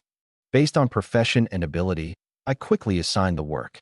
At my call of "get to it," Xia Ziyuan instantly transformed into a rock-breaking machine, swinging the felling axe and smashing the back of the blade against the stone. Everyone else was busy too, some on lookout duty, some weaving baskets from twigs and vines for easier storage and transport, others collecting the natural small stones around us and breaking up larger rocks. The whole scene was bustling, full of the passion of hard work. After a while, Qin Shuang, who was on patrol and lookout duty, suddenly hurried over to my side. Her voice pitched low but not too soft. "Chief, come with me and take a look. Something's up over there." "What's going on?" I asked, but my hands had already stopped their work as I followed her toward a patch of grass by the water's edge. "Look, Chief, right here." Qin Shuang pointed ahead. I looked where she indicated. On that weed-covered ground were strings of strange footprints. Their shape closely resembled human footprints, but they were a size larger, and the tips of the toes seemed to bear sharp claw marks. The most bizarre part, these footprints extended all the way to the pool's edge and then simply vanished into thin air. What? What kind of thing left these footprints? Xia Ziyuan, hearing the commotion, put down her work and came over too, wariness on her face. I crouched down and studied them for a moment, muttering as I stroked my chin. "Looks human, but not quite." My brow furrowed tight, and I suddenly remembered what the Tiger Tribe chief had said. The black fog turns people into monsters. Could it be? "Tingxue, use your ability and take a look." I immediately called out in a low, serious voice to Wen Tingxue, who wasn't far off. When Tingxue jogged over, crouched down, and carefully examined the footprints. After a moment, she looked up. "Chief, I can confirm these are the footprints of humanoid creatures. Based on the Eye of Insight's estimate, they weren't left by one person, but by several. The shortest is probably at least 6'3", and they all weigh over 200 pounds. At least 6'3"? Over 200 pounds? Could there be another tribe nearby?" When Tingshue's gaze moved along the direction of the footprints, and after a moment she spoke again. The footprints vanish at the stream's edge. They must have gone into the water. Gone into the water? In an environment like this, who would dare dive underwater? And even if someone really had dived into the pool, they shouldn't have stayed silent this whole time. After all, a person has to come up for air. From the moment we arrived here, even if it were me down there, I'd have long since surfaced to breathe. Yet the pool remained perfectly calm. Combined with everything else, something was definitely wrong with this pool. "Everyone, be careful. Back up, stay on high alert." I retreated with a few of the girls while warning the others. The situation's changed. Gathering work is suspended. From now on, no one is to go near this pool. Everyone gather over there. I pointed to an open patch of ground more than 20 meters from the pool. No one wasted a moment. They quickly carried out the order, clustering on that open ground, tensely watching all directions, especially that calm surface of the water.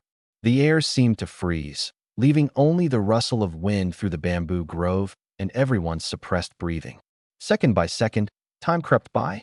The water's surface remained calm and unruffled, as if what we'd discovered earlier had been nothing but an illusion.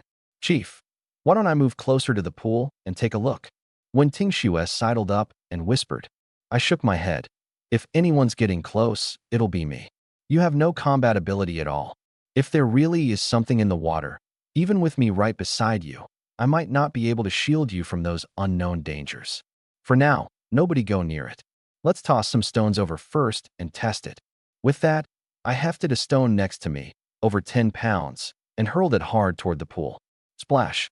The stone plunged into the water with a dull thud, sending out a ring of ripples, and then, nothing again.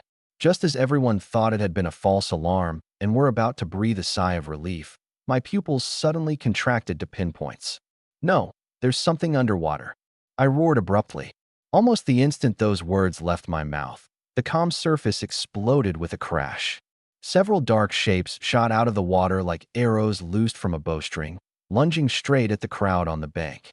They were a pack of humanoid monsters, their bodies covered in mud and water weeds, their skin a sickly grayish-white, their eyes a horrifying blood red.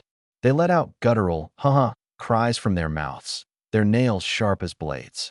Their information instantly surfaced in my mind. Corrupted drowned ones, Tier 2, 200 HP, Strength 12, Agility 8, Defense 3, capable of ambush and rending.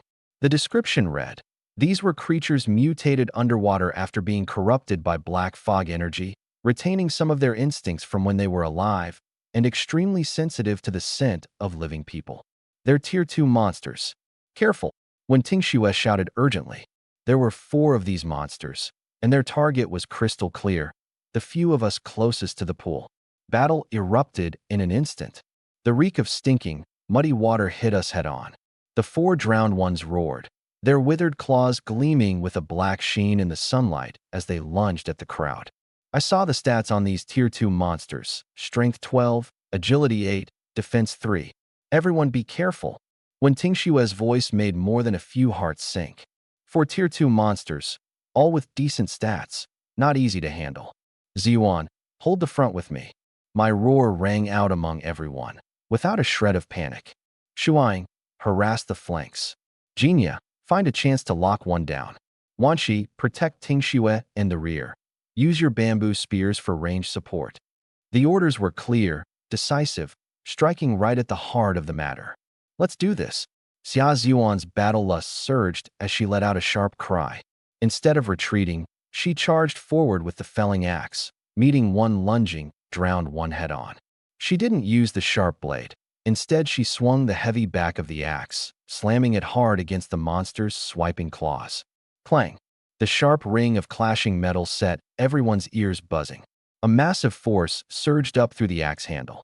Xia Ziyuan grunted, staggered back half a step, the web of her hand between thumb and forefinger going numb. But in the end, she'd held her ground against that first wave head-on. The tide of battle, however, shifted in a heartbeat. In the very moment Xia Ziyuan was tied up, another drowned one cunningly circled around the front, aiming straight for the unarmed life profession girls in the rear. Its pair of blood-red eyes locked dead onto Su Qingxian, the blacksmith, who was closest to it. Su Qingxian had never faced anything like this. Watching that stinking monster charge at her, she went white with terror, her legs giving out as she collapsed to the ground. She watched the monster draw closer and closer, her mind blank, too frozen even to scream. You're asking to die? My gaze turned ice-cold in an instant. Dragon blood boiling. With a low growl, the blood in my body turned scalding hot in an instant. A surging power welled up from every limb and joint, my frame visibly swelling a size larger. Fine, dense dark gold dragon scales surfaced beneath my skin, and dragon horns even faintly bulged at my temples. Speed, strength, defense, all stats doubled. I stamped down hard with my foot. My agility, now spiking to 24, sent me hurtling forward like a cannonball, starting later, yet arriving first. In an instant, I crossed several meters and planted myself in front of Su Qingxian. Facing that lunging drowned one, I didn't dodge or evade. My scale-wrapped fist, packed with overflowing power, smashed out. Bam! The dull, heavy impact was enough to set teeth on edge. That drowned one was sent flying like it had been hit by a speeding truck, its body twisting into a grotesque arc midair, screeching as it flew backward and crashed hard into the distant pool, throwing up a huge splash of water. One punch, just one punch, had sent a Tier 2 monster flying. The sight left everyone dumbstruck. Su Qingxian, still slumped on the ground, looked up at the dragon man's back shielding her, radiating a savage aura. Her heart pounded wildly, her eyes full of shock and the relief of having survived. The battle didn't pause for that one punch. Whoosh! Qin Shuang's figure faded in and out among the grass, stealth. The leopard she'd transformed into moved like a silent ghost, slipping soundlessly behind one of the drowned ones. Only when that cold, killing intent bore down did the monster sluggishly sense it. But too late. Qin Shuang's claws snapped out, raking hard across the mud-caked back of its neck. Rip! Several wounds split open, black-green blood gushing out. The drowned one roared in fury and spun to counterattack, but Qin Shuang nimbly dodged away. On the other side, Su Jinya had long since seen her moment. Don't move now, cutie. Her enchanting, peach blossom eyes narrowed slightly as she unleashed her skill on a drowned one tangled with Xia Ziyuan. Fall to temptation. A ring of pink light instantly enveloped that monster. Its movements abruptly froze, a flash of confusion crossing its blood-red eyes. Locked down. Nice work, Jinya. Xia Ziyuan seized those precious 2+ seconds, pouring all her strength into her arms, the felling axe carving a chilling arc as it hacked down at the monster's neck. Die, you bastard. Squelch. The blade sank deep into flesh, but it failed to sever the head.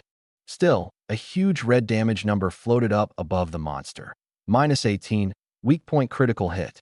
Xia Ziyuan's movements didn't slow for an instant.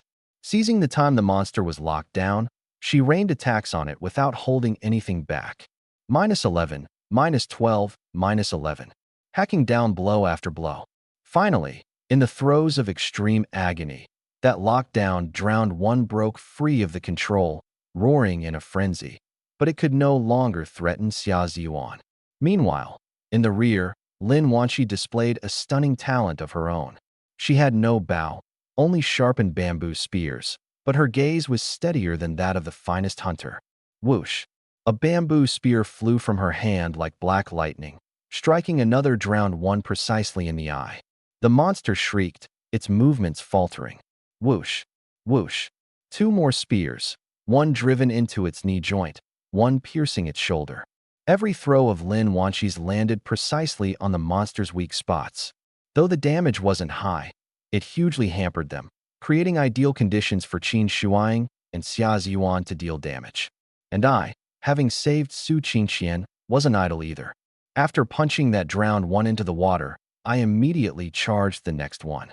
Transformed into a dragon man, I had strength 28, agility 24, defense 10, and 280 HP, basically a humanoid boss. I didn't even need to bother with defense, because those drowned ones hitting me was like being scratched, either -1 or -2. When their force was too weak, it even came up -0, not even breaking through my defense.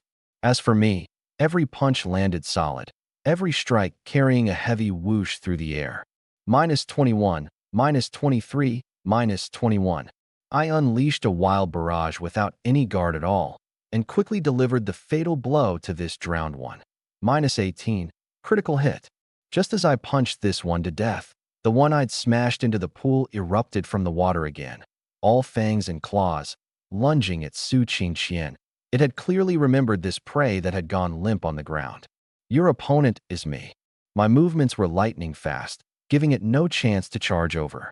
I rushed to intercept head-on. No wasted motions. My transformed body was the strongest weapon. That fist wrapped in dark gold dragon scales smashed out again, head-on. Bam! Another heavy, dull thud. This time, the drowned one didn't fly off.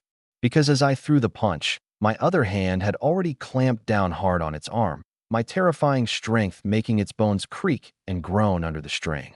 Haha! The drowned one thrashed madly, its other claw raking hard at my chest. I didn't dodge or evade, letting the claw scrape a string of ear-piercing shrieks and a few sparks across my dragon scales. -1. A negligible damage number floated up. That's all you've got. A cruel grin curled at the corner of my mouth. The hand gripping its arm suddenly surged with force, crushing that arm out of shape. The searing pain drew a shrill howl from it, but it cut off abruptly because my fists were already coming down like rain, one after another slamming into its chest and skull. -22, -20, -23, critical hit. Under my storm of a barrage, this drowned one didn't even get a chance to struggle. Its massive body slumped weakly to the ground, life utterly extinguished. But just then, Qin Shuang's alarmed shout came from the other side. Ziyuan, watch out. It turned out Xia Ziyuan and Su Jinya were coordinating an attack on one drowned one, while another monster, originally being harried by Qin Shuang, had circled past her harassment and charged straight at Xia Ziyuan. Hearing the shout, Xia Ziyuan caught it in the corner of her eye and immediately called to Su Jinya. Jinya, fall back. I'll hold it up front. You and Wanqi support from the rear. Barely had she finished speaking before the monster could even reach her. A bamboo spear let out a piercing whistle through the air, grazing precisely past Xia Ziyuan's ear and driving hard into the eye socket of that sneak-attacking monster. -15, weak point critical hit. The one who'd thrown that bamboo spear was none other than Lin Wanqi. Nice one, Xia Ziyuan's spirit sword. Instead of retreating, she pressed forward, seizing that razor-thin moment. The felling axe swung out again, hacking down hard on the drowned one before her. The dull sound of blades sinking into flesh rang out, and a red, -12 surfaced.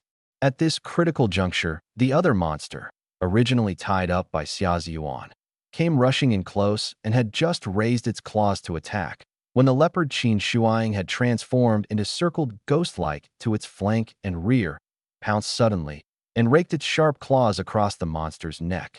-11. Critical hit. That single strike drained its last sliver of HP. 3 down. Only the last one left. In the rear, Su Qingxian and the other life profession girls finally felt their hearts settle back into place. Victory was in sight, especially seeing me, this god of slaughter, finish off my opponent and then charge at that last monster. Everyone was completely at ease. In their eyes, this battle was as good as over. But just as I was about to join the fray and prepare a little surprise for that drowned one, a sudden wave of weakness swept over my entire body. The 2-minute duration of dragon blood boiling was up. The layer of impregnable dark gold dragon scales on my body receded rapidly like an ebbing tide. My swollen frame returned to normal, and the pair of nascent dragon horns at my temples shrank back in. In the blink of an eye, I went from a nearly 2-meter-tall dragon man radiating savagery back to that young man of about 6 feet. This abrupt change made everyone freeze for a moment. Damn, Zhang Feng. Xia Ziyuan, in the middle of forcing back a drowned one with an axe swing, turned to see this scene and nearly popped her eyes out of their sockets. You shrank? Choking at the crucial moment. What's the rush? I said, feeling the power drain from my body, yet without a shred of panic on my face. Instead, I flexed my wrist, the joints crackling. My Dragon Scion trial pass just expired, that's all. I grinned, flashing a mouthful of white teeth. Perfect timing. Let me show you all that even without transforming, your chief can still fight. Before the words were even out, I'd already closed in. That surrounded drowned one seemed to sense that the greatest threat had vanished. A flash of almost human glee crossed its blood-red eyes, and it roared, trying to break through Xia Ziyuan's defensive line. But what greeted it was a plain, unadorned straight punch from me. 14 points of strength was still top tier at this stage. Bam! -11. A number that wasn't dazzling but was absolutely not low floated up above its head, knocking it into a stagger. Roar! The drowned one seemed to feel I was looking down on it. It abandoned Xia Ziyuan and spun around to lunge at me. The guy who'd just gotten weaker. You're asking for it. Seeing this, Xia Ziyuan was delighted rather than angry. She swung the felling axe in a full arc, hacking hard into its back. Squelch. -13. On the other side, the leopard Qin Shuang had transformed into struck again like a ghost, its sharp claws leaving several deep, bone-bearing gashes on the monster's calf. The battle instantly became a one-sided beatdown. Relying on my 5 points of defense and 12 points of agility, I had no fear of its claw strikes at all. It could barely hit me, and even when it did, it only shaved off a little HP, no big deal. But my fists landed solid every time, each strike dealing around 10 points of damage. Now's the time. Su Jinya's voice rang out right on cue, the pink light once again enveloping that battered drowned one. Locked down. Die, you bastard. Everyone seized the chance. Qin Shuang dashed in with a claw swipe, -8. Xia Ziyuan followed with an axe chop, -12. Just as those numbers floated up, my attack landed too. -10, critical hit. With that final damage number, the drowned one's body crashed heavily to the ground. The battle was over. The air was thick with the stink of mud, along with a faint, burnt smell, left from claws scraping over dragon scales. Xia Zan leaned on the felling axe, her chest heaving violently, sweat sliding down her cheeks, but her eyes were astonishingly bright. Phew, that fight really wore me out. We finally cleaned them all up. Barely had she finished speaking when a cold, familiar mechanical voice sounded in everyone's minds. Congratulations to Zhang Feng, Chief of Tribe number 11441. Your level has risen to Tier 3. Congratulations to Tribe member Xia Ziyuan. Your level has risen to Tier 2. Congratulations to Tribe member Qin Shuang. Your level has risen to Tier 2. I leveled up too. Xia Ziyuan looked at her stat panel and cried out with delighted surprise, her voice full of disbelief and wild joy. I made it to Tier 2 as well. Qin Shuang reverted from leopard form to human, looking at her panel, unable to hide the joy in her eyes either. After one battle, all 3 main fighters leveled up together. The life profession girls in the rear burst into enthusiastic cheers, every face glowing with the joy of having survived and hope for the future. Fantastic. Our tribe's gotten stronger again. The chief is mighty. Ziyuan and Shuang were amazing this time. Bit of a shame though, Class Rep and Su Jinyat didn't hit Tier 2. Otherwise we'd be even stronger. Feeling the surging power welling up inside me once more, I focused my thoughts, and my stat panel instantly appeared before my eyes. I was now Tier 3, 160 HP, 170 mana, and my profession was still that one and only hidden dragon scion. Strength 16, Agility 14, Defense 7, Constitution 16, Spirit 17, my talent was Dragon Heart, and my skills were Dragon Blood Boiling and Healing. All my base stats had gone up 2 points each, and Dragon Blood Boiling had been extended from the original 2 minutes to 3, with its cooldown shortened to 59 minutes. Best of all, the cooldown refresh from leveling up meant that even though I'd just used the skill, I could activate it again right now. Jiang Feng, haha, congrats on hitting Tier 3.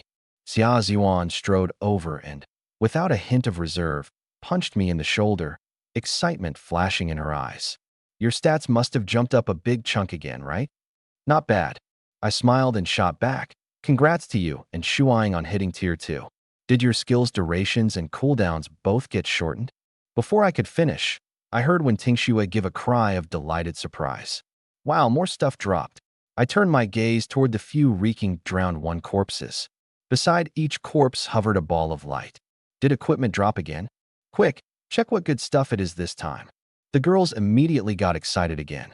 I walked over and reached out to touch one of the light balls. A prompt instantly sounded in my mind. Congratulations to tribe number 11441. You have obtained the common quality material Corrupted Heart. That thing was the energy core inside a drowned one's body, radiating an ominous aura. The description said it might be a material needed for some kind of alchemy or curse ritual. I frowned, then touched the other light balls one after another, getting the same thing every time. They're all corrupted hearts. Judging by the description, they're of no use to us at this stage, I said, a little disappointed. It's fine. Even a scrawny mosquito leg is still meat. Let's stash it for now, said Xia Ziyuan, taking it in stride. Anyway, our biggest gain this time was leveling up. I nodded and tucked away those hearts radiating their ominous aura. The battle was over, the crisis lifted, yet that calm pool of water still gave off an indescribably eerie feeling. Those monsters came out of this pool, Qin Shuang said, gazing at the fathomless water, her lovely brows knitting slightly. There's definitely still something wrong down there. That's what I think too. My gaze was likewise locked on that pool. Those drowned ones hadn't appeared by chance. There had to be some secret still hidden at the bottom of the pool. I looked at the radar of our group. Tingxue, I'll go check the pool first for any remaining danger. If it's safe, I'll call you over to use your ability and take a careful look at whether there's anything else in the water. When Tingxue nodded hard, then looked a little worried. But won't that be too dangerous? What if there's still a monster in the water that attacks you? I smiled faintly. Don't worry, I've hit Tier 3 and my skills refreshed. Besides, if there really were some powerful monster in the water, it should have come out already. I'm just going to look to cover the just in case. After all, we still need to gather materials here, so we have to make sure it's safe. The words were barely out when several voices rang up beside me. I'll go with you. Xia Ziyuan hoisted the felling axe onto her shoulder and cocked an eyebrow. I just hit Tier 2, so my hands are itching for action. How could I let you hog all the glory alone? How could we let our esteemed chief go investigate all by himself? Su Jinya said with a smile as she came closer. Count me in, Qin Shuang said, brief and to the point. I'll come too. Lin Wanqi picked up 2 sharpened bamboo spears from the ground and said firmly. Faced with the 4 of them, I smiled and didn't refuse. In truth, I figured the pool was most likely no longer dangerous. The only thing I wanted to confirm was whether there was that something at the bottom fitting the great fortune prediction. Xia Ziyuan and the others walked back with me to the pool's edge. The pool water was deep and dark, its surface as calm as a black mirror, reflecting the wary figures of the group. I took a bamboo spear from Lin Wanqi. The muscles in my arms suddenly surged with force, and the spear shot out with a sharp whistle, like a bolt of black lightning, plunging hard into the center of the pool. Plunk! The spear entered the water, stirring only a small ring of ripples, and then, after a moment, it floated back up. The pool was too deep. It hadn't reached the bottom. Xia Ziyuan frowned. Nothing. I said nothing, walked over to pick up a head-sized rock, and hurled it at the pool with all my might. Splash! This time the commotion was much bigger, water splashing everywhere, the surface heaving violently. But the result was the same, nothing but ripples. Seems like there really isn't anything wrong anymore. Xia Ziyuan looked to the others, a bit uncertain. No one else spoke, but they all nodded. They hadn't spotted anything unusual either. After waiting another minute or so, and confirming there was no danger, I finally turned my head and called out to the rear. Tingxue, come here. When Tingxue immediately trotted over and activated her Eye of Insight. Her clear eyes once again shimmered with a faint glow as she stared intently at the water's surface. Everyone around held their breath, tensely awaiting her verdict. After a moment, a look of confusion appeared on Wen Tingxue's face. Chief, there really is something at the bottom. Her voice held a note of surprise. But it's tangled up in a lot of water weeds, and the Eye of Insight can't tell exactly what it is. But I can be sure it's not a living creature. Not a living creature? Something stirred in my mind. Can you confirm there's no danger? Wen Tingxue looked carefully again for a good while, then shook her head in disappointment. The pool's too deep and my line of sight is blocked. The Eye of Insight can't give any more specific hints. Hearing this, my thoughts raced. After a moment, I looked at that deep, dark pool and said with iron resolve, since we can't get a clear look from up here, then I'll just go down and see for myself. What? You're going down? Xia Ziyuan was the first to object. No way. It's too dangerous. Who knows what the hell is down at the bottom of that water? That's right, Chief. Qin Shuang joined in trying to dissuade me. Even though Tingxue says there's no living creature, what if there is? We can't gamble with your safety. What if there are more of those monsters down there? Even if there aren't any monsters, the water's so deep. It's still dangerous. The girls chattered away trying to stop me, worry written all over their faces. I was the backbone of the whole tribe. If something happened to me, the consequences would be unthinkable. Don't worry, I know what I'm doing.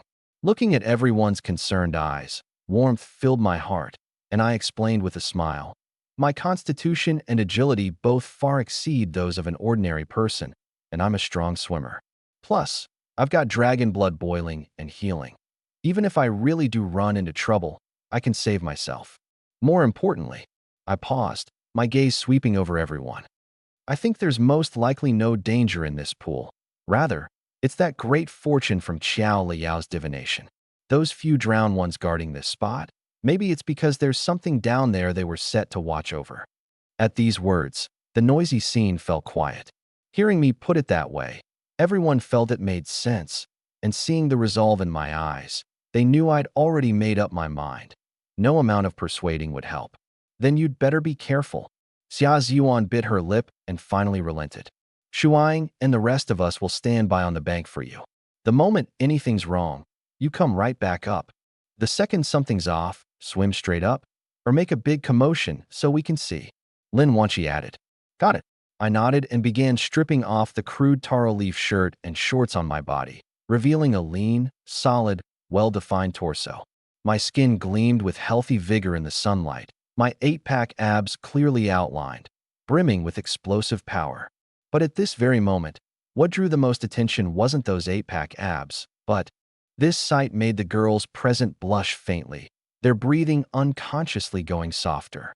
Even Xia Ziyuan, who'd been all serious a moment ago, let her gaze wander, not daring to look directly, yet sneaking peeks from the corner of her eye. Ahem. I deliberately cleared my throat, but seeing that everyone's gazes didn't change, I could only pretend not to notice their reactions. It's not that I have some exhibitionist streak, it's just that to dive, I obviously couldn't be dragging these taro leaf clothes along with me. Bearing the intense stares of all the girls, I flexed my limbs, then, with a splash, leapt into the icy pool. Water splashed in all directions. On the bank, the crowd's little wandering thoughts instantly vanished. The few girls by the pool's edge were already on guard, waiting to rush to my aid the moment anything went wrong underwater. Second by second, time slipped by. Apart from the ripples my dive had spread, The surface showed not the slightest movement. Every second felt agonizingly long. How come? He's still not up? One life profession girl who'd edged closer couldn't help muttering under her breath, a trace of fear in her voice. Shut up. Don't go scaring yourself. Xia Ziyuan scolded in a low voice. Have faith in Jiang Feng. He's definitely fine. But even as she said it, her hand gripping the axe handle was clenched so tight the knuckles had gone white, just as everyone's hearts were about to leap into their throats.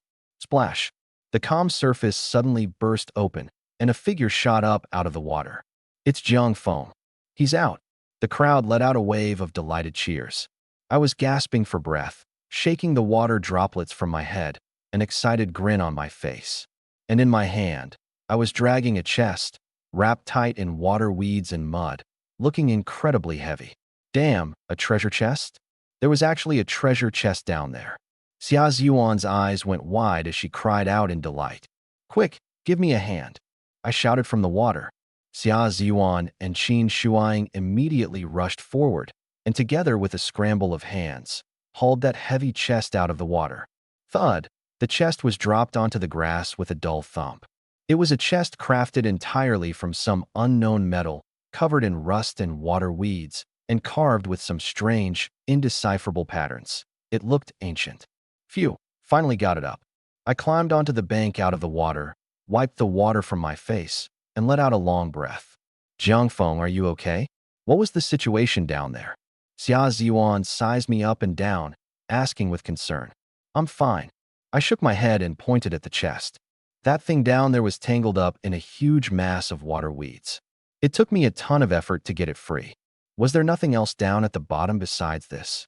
Qin Shuang pressed. Nothing else. I searched all around. It's clean, I answered with certainty.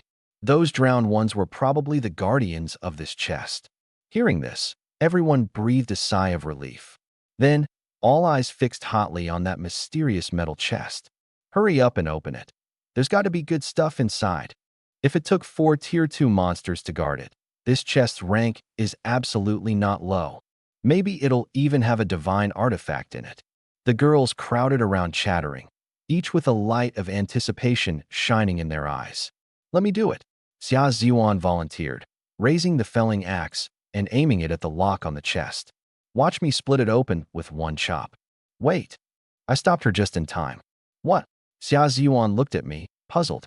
If you bring that axe down, what if you smash whatever's inside?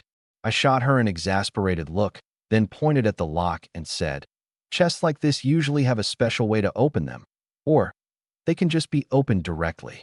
As I spoke, I crouched down and reached out to tentatively touch the chest. The moment my fingers touched the chest, pried open the lock and lifted the lid, that ancient metal chest suddenly blazed with light. Then, amid a teeth-grating creaking sound, the chest transformed into 3 balls of light of varying sizes, hovering quietly in midair.